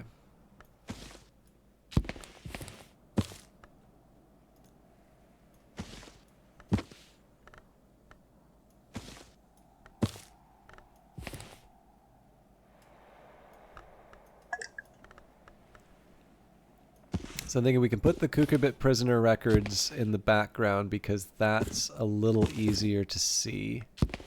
13 Torments is going to be more difficult to see.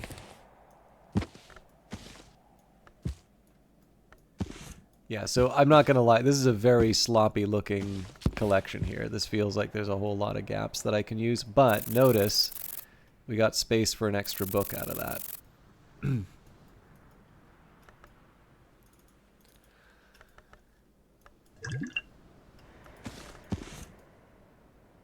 All right.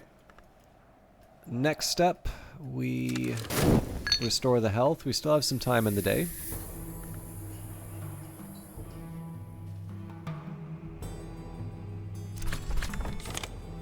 As I used to say in my youth, the day is done and so am I, but I've earned my pay.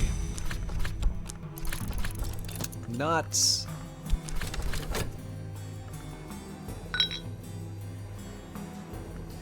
So just a reminder, I'm... Wait a minute. 1, 2, 3, 4... Yeah, okay, I've got... No, because Cheerful Ditty isn't useful, so let's move these down. So I didn't really look at anything in the infirmary. That's not like a problem so much as just because the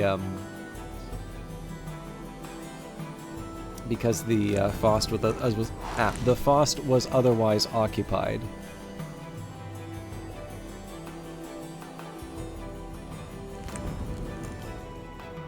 So the other thing that I'm thinking of is I've probably got on my notes the Uzalt recipe, and I just forgot to consult them. So I'm going to take a quick look at that for now. So the confounding parable is why I said I had it in the bag. So let's take a quick second here to consult. I used to keep so many more notes about. Just character features.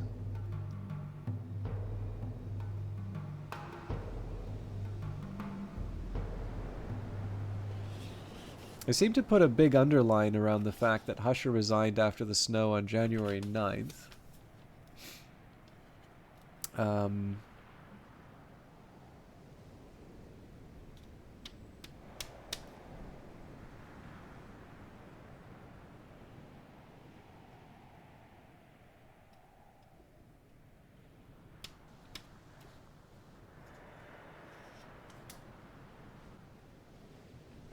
In Custom Terminale of the second history. Okay, so Iker, Auroral, and Rose with Inks of Revelation apparently gives me Porphyrite.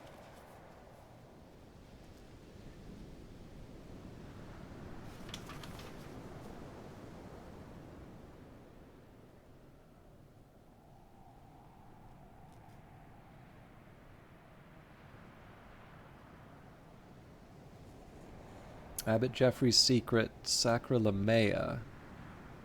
Huh. I should probably check out Abbot Jeffrey's bust sooner rather than later then.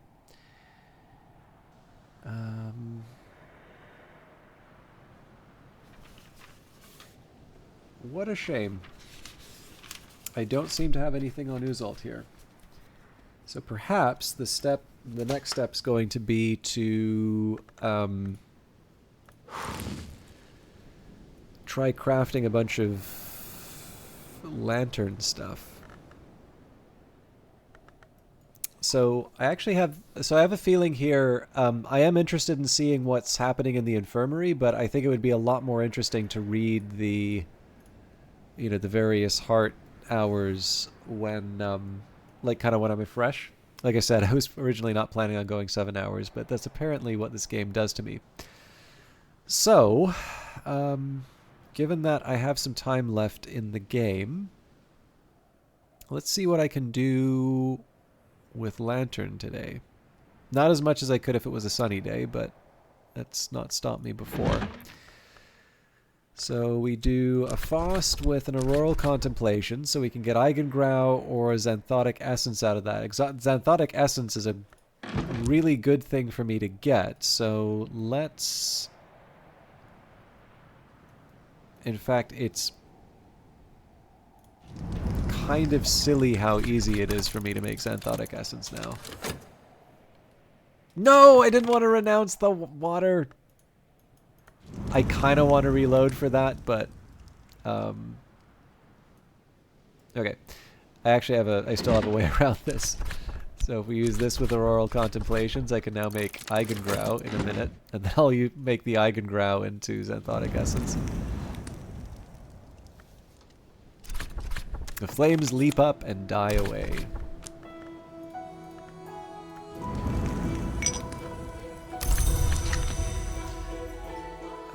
We have just enough time to get another whist going here. Okay, so we want to level up Inks of Power.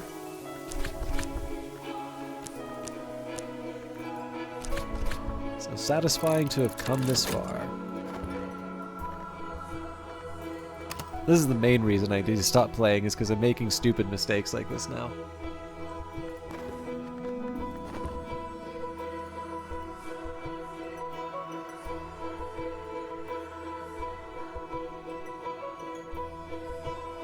I technically do have the pitcher of water back in the prison, but that's actually a nice one to hold as a kind of an emergency.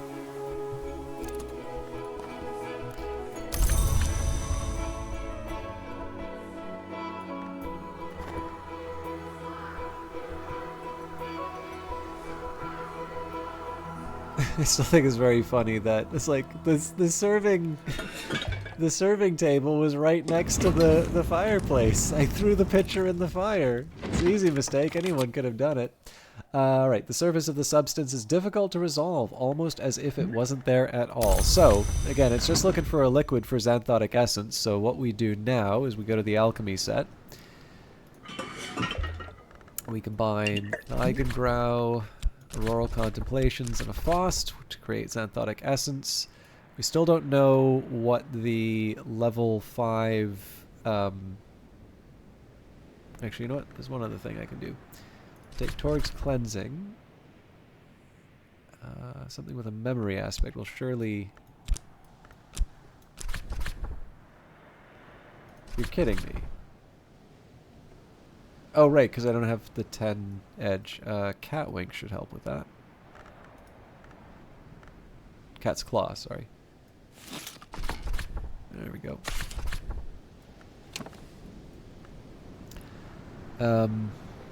It's funny that I knew how to make Invisible Audacity, but not the winning move. Okay. But there's apparently a level 10... Oh, now that's interesting. So there's a winning move, a Xanthotic Essence, and there's something else with Auroral Contemplations. I'm going to try a bunch of Lantern stuff. So I'm thinking Refulgin, Ichor Aurora, or sorry, Ichor Vitreous.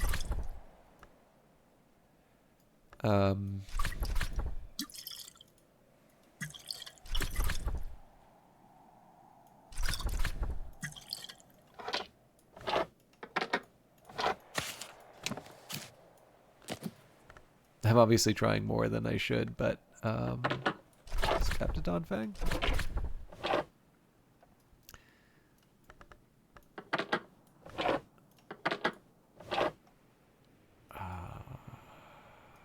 There's gotta be some trick. Ah, Ashertine.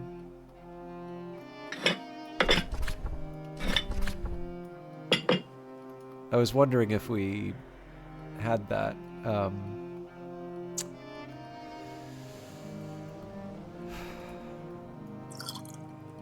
Oh, Xanthotic Essence is different from Iotic Essence. Okay, so I don't actually need Xanthotic Essence.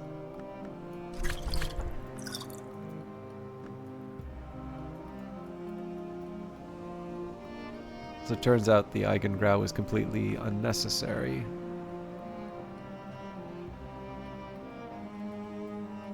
I'm trying to think what on earth the other level 10 thing could be.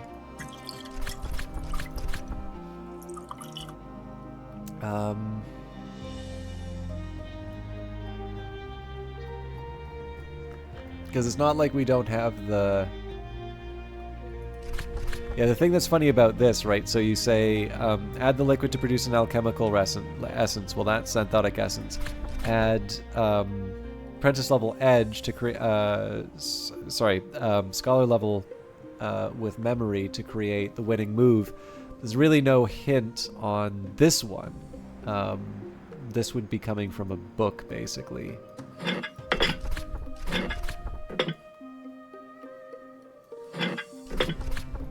I'm just trying to think about what the intermediate ingredients might be.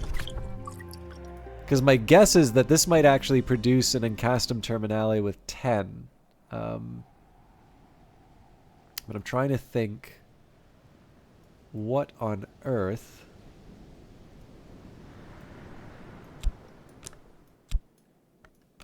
I mean, at this point, I'm purely guessing, which is never a good place to be.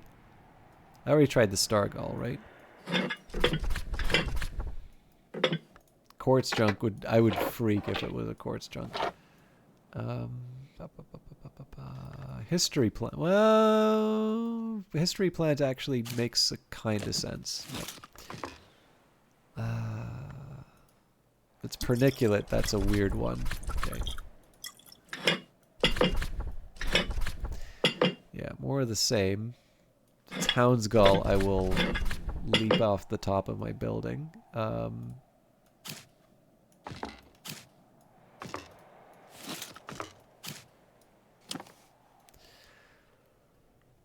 Can't be serpent milk. That wouldn't, yeah.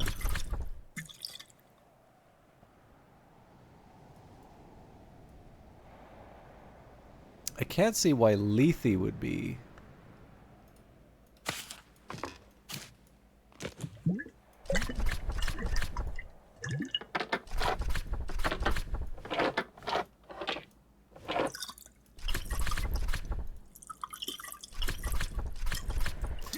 I mean, it's worth a try, right? Like, we're trying to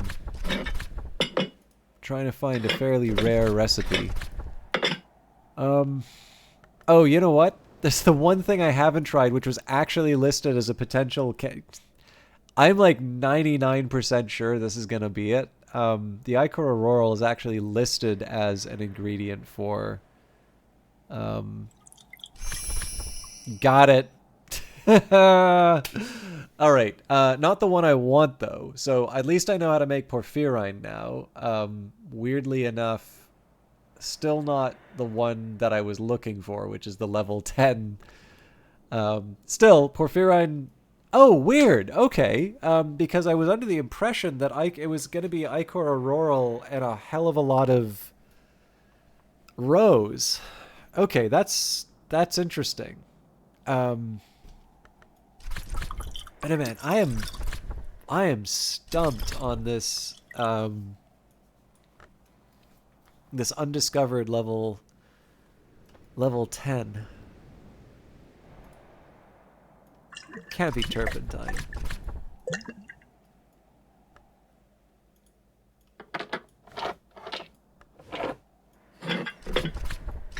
You know, there's a bunch of arsenic that's been hanging around I've never tried.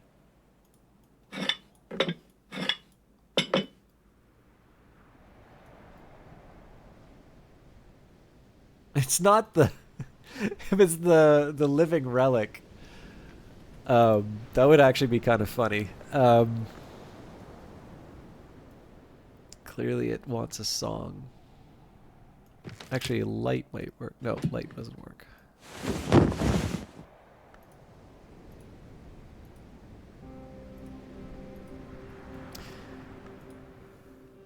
So the one weird thing about this is that if it's... Okay, actually, I'm just thinking moly would be the one. Okay. Yeah, so if it's a level 10, you'd think that it would just be some basic, like some basic ingredient that, that you could kind of find anywhere. That's clearly not it, though. So actually, you know what? There's one more thing I'm going to try. So let's go to the solar altar. Oral contemplations. Okay. I was thinking maybe like a light or something like that. Yeah, I'm definitely gonna need to think about this oral contemplations thing. Okay, so that was one of several possible examples. I'm not gonna spend as much time on that as the others, but I am very, very curious to see if I can figure out what is going on with okay, so let's try Refulgin and Xanthotic Essence, assuming I can fit both. If I can't... Oh, brilliant. Okay. So this is just me hammering away at a few lantern-y things, seeing what pops out. I can't believe it. Alright, so Inks of Revelation with Keeper level Lantern plus Xanthotic Essence creates Uzult. Alright, it was that easy. So I'm gonna guess one of these down below. Oh, Inks of Revelation only has 2 level 15. So like that, this has to be Rose. Rose and Icor Vitreous. For Porphyrine. I may actually make that just because it'll give me something to do tomorrow.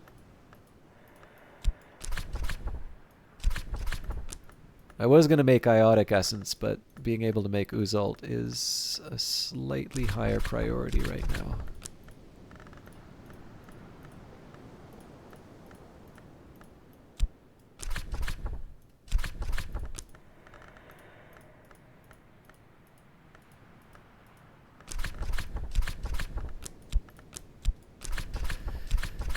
Okay, so nothing too surprising there. So let's spike the Refulgin. Let's go back to Inks of Revelation. I'm one short. Okay, I'll use the Refulgin if I have to. Yeah, so this is my penalty for not making a better lantern memory. Do I...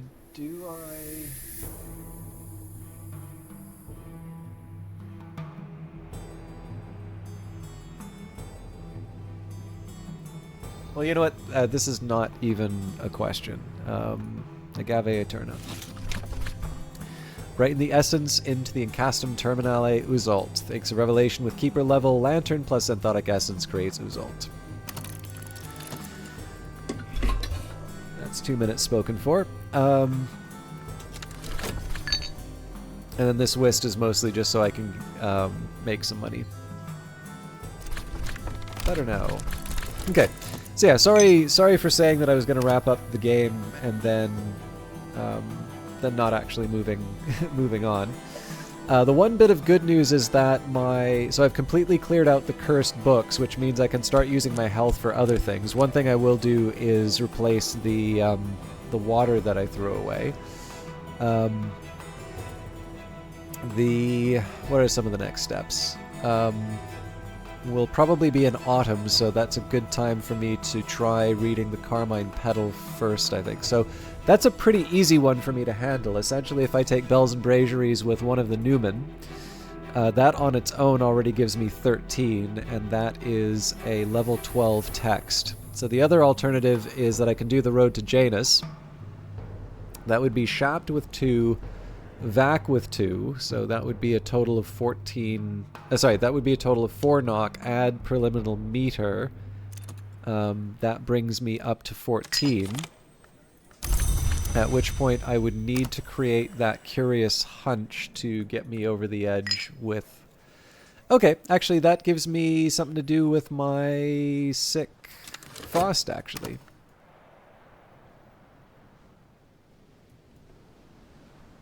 It's 43 seconds, but...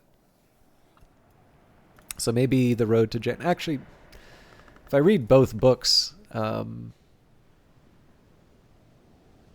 pretty sure I can read both books.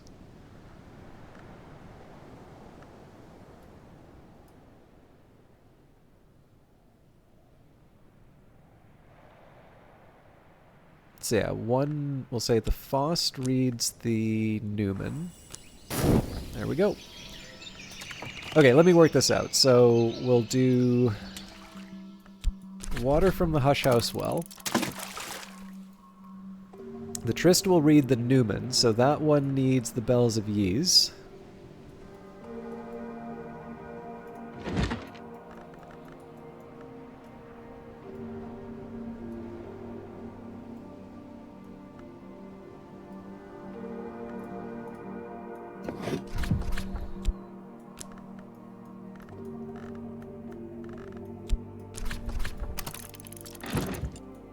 Okay,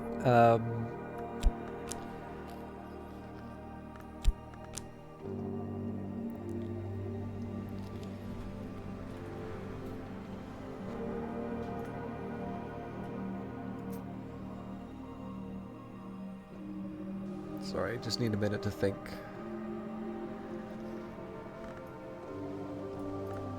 Okay, so preliminal meter, shopped.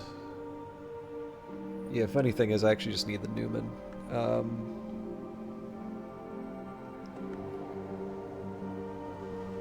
But let's settle... We'll settle for the weather, and then I can see where the rest goes. And it's hailing. That might actually be an opportunity for us to learn about the sky determination. So if we had the Faust, the Hail, we would go for Sacralamea with its 9 sky. We add the Incastum Terminale Uzult. We add... Oh, I already used the Trist, damn it. Well, apparently we have... No, we've got 17. That's not nearly enough. Okay, so we add the journal and... Oh, what? The From Nowhere origin. Okay. The Thridage kind of the Carapace Cross dreamed themselves out of black glass to be their own monarch. If we inherit the empty throne, we dream ourselves into every night to come. Add Sky and Forge to your journal replaces any other origin determination. Adding determinations to your journal makes it possible, then easier to write a matching history. No, we are not from nowhere. Although I am curious now, if I were to try this with Edge... I think my Edge is a little short. Let's see where this goes. So we can do that at Ava's desk, which is occupied, so we will go to Collars, who is a deeply misunderstood man. Okay, Faust, Sickle and Eclipse, Hail. Holy crap, we just have enough. Okay, so I can't remember which one is Edge. Nilican, of course. Make a determination. Speech the sword. Language is a weapon. With language we breach the mansis. Without language we could not have fought wars. Without language we would still be apes, beetles, stone. Adds Edge and Grail to your journal. Replaces any other speech determination. Adding determinations to your journal make it first possible, then easier to write a matching history. Okay, so we've got origins, we've got first flowers, we've got... Origins, first flower, oldest. So that's at least 3 different determinations. And it's clear that they are not all unique to an ink.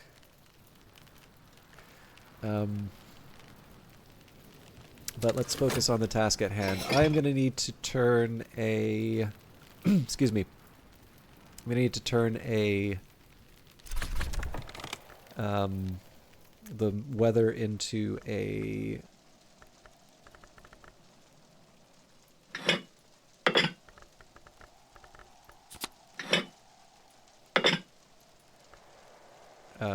sorry, I'm going to need to turn the weather into a powerful knock memory. This is an Incastum Terminale, one of the great inks. Use it with your journal to record a history and fulfill your reason for coming to Hush House, if you so choose. So we will do that, but I figure that would be good to do on a full stream when we're not getting ready to wrap up. So let's do Preliminal Meter. Preliminal Meter will give me a curious hunch as long as I give it a memory. We gave it Hail. Knit memories into certainty. Preliminal Meter with scholar level knock plus memory creates a curious hunch.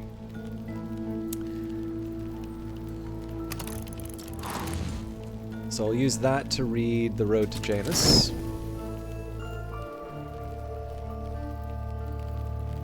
And I'm kind of curious who's visiting. That'll be the thing that we end on. And then I'm going to write myself a note so that I don't...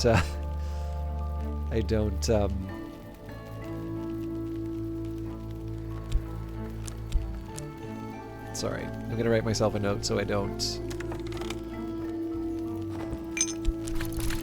forget the books that I'm going to be doing. I figure I might as well make a little bit of money at the Sweet Bones while I wait for the outcome.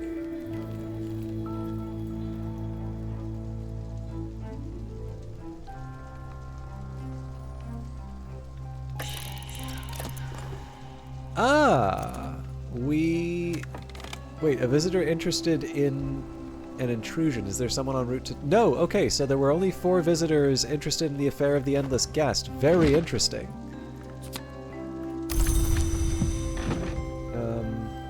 So seeing as I already have the memory, we can begin the Carmine Petal at Ambrose's desk.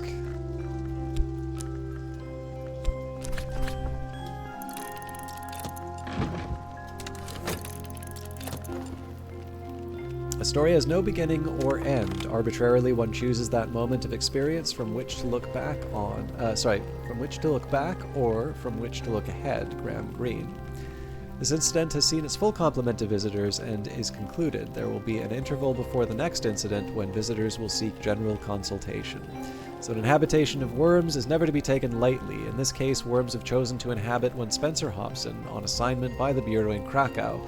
Hobson has remained unusually articulate for an inhabitee, and apparently he considers the worms his guest. Daymare, unimpressed by the Bureau's claims of expertise, set off to Krakow to make sure that the seals restraining the worms were up to her standards. Zachary Wakefield opined that Hobson, who had been his friend, might now be his friends. Faced with a choice between out and down, he chose out. Yvette, Dr. Southey, went to interview Hobson in Krakow, but came first to Hush House to ensure she understood the hazards that might entail, and Princess Coquille suspected that the eruption of worms in Krakow might be connected somehow with the sword Ebrel. Nothing particular is afoot. Any visitors this season will likely just want a general consultation. Stanislav John Schaller, thank you, God.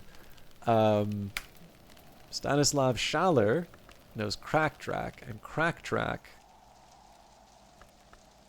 unlocks these Newman.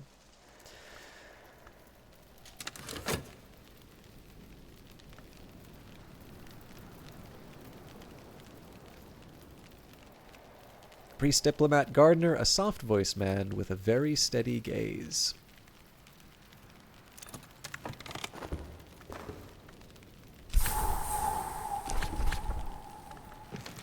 Bless you, and bless the house you serve.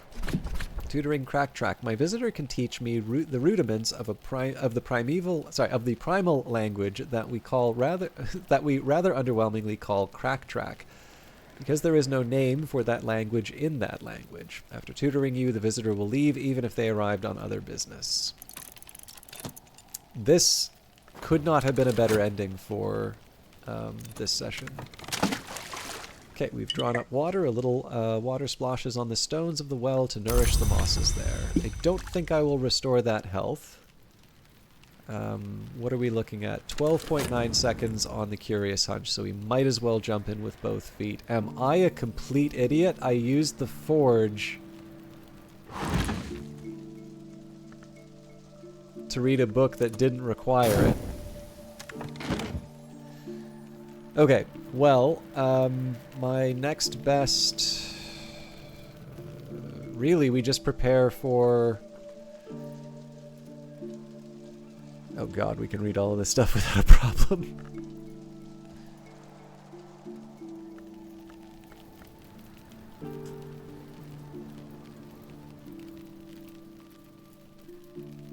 Do I even have a lantern, Newman?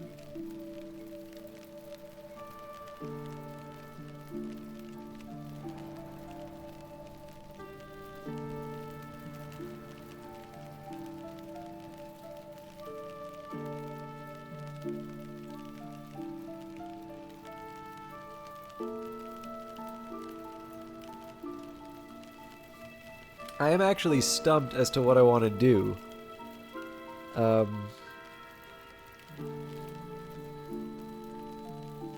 Oh, I know what. Okay. So I'm going to use the Faust. Actually, I got a bunch of stuff I'm really looking forward to doing on Monday now. So, a Moth's Gift or mine? So we're going to use the Curious Hunch to read the Road to Janus. Afternoon spent profitably reading newspapers to the curious, writing affectionate letters for the lonely, steering farmers through the requirements of the Ministry of Agriculture.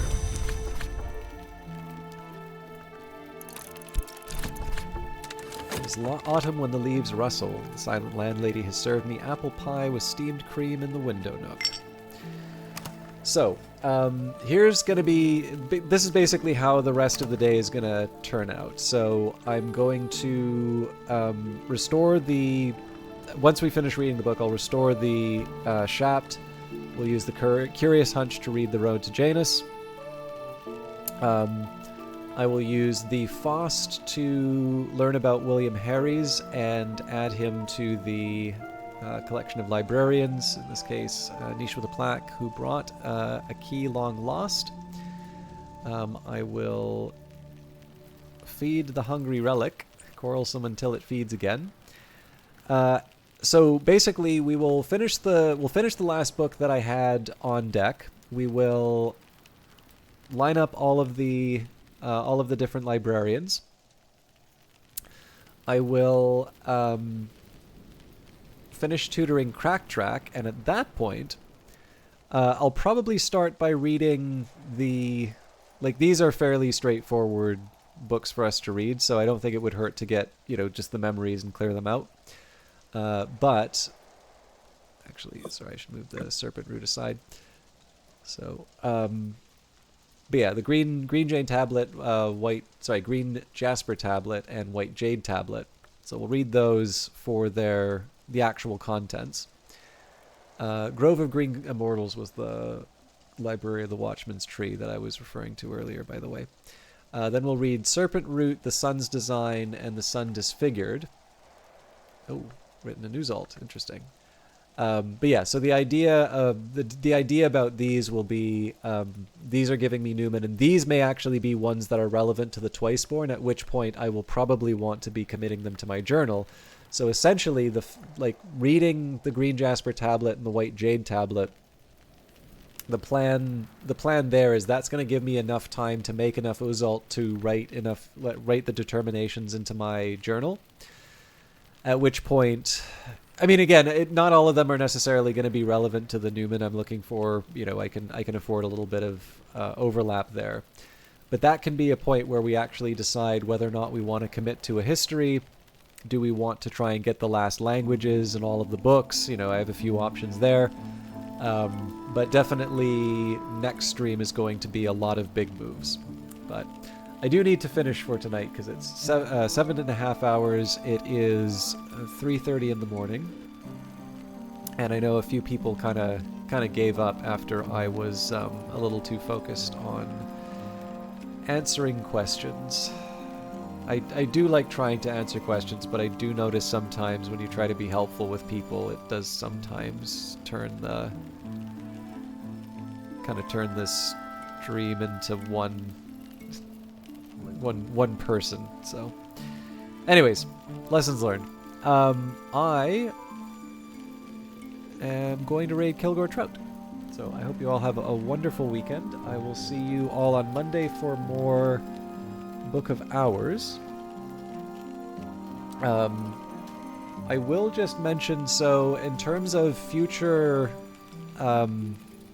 future streams that I might be missing, November 11th is Remembrance Day, so the Monday following will be a holiday for me. I may take that. The third Wednesday of November is going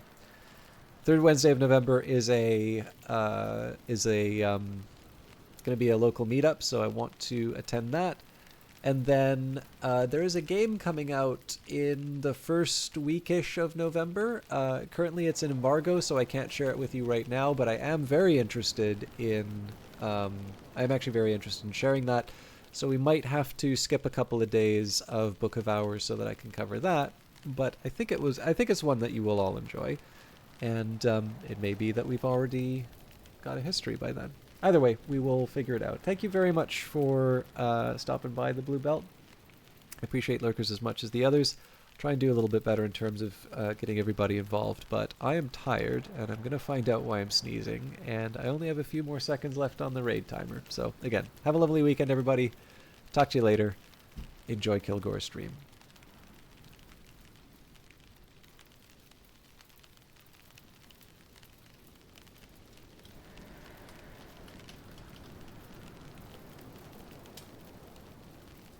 His booking his hours. Howdy, System Shock. Yo. Here I am trying to figure out where I'm going, and apparently failing miserably.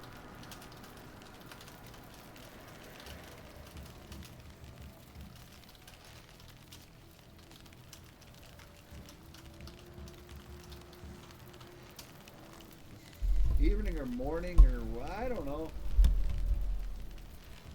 All the clocks are gone crazy tomorrow in Europe. That'll mess up the rest of us.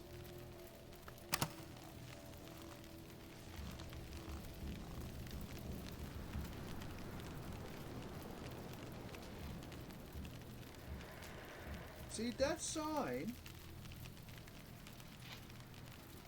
says Hammer Clan, so I guess I gotta go this way. It says to go this way. As confused as I am.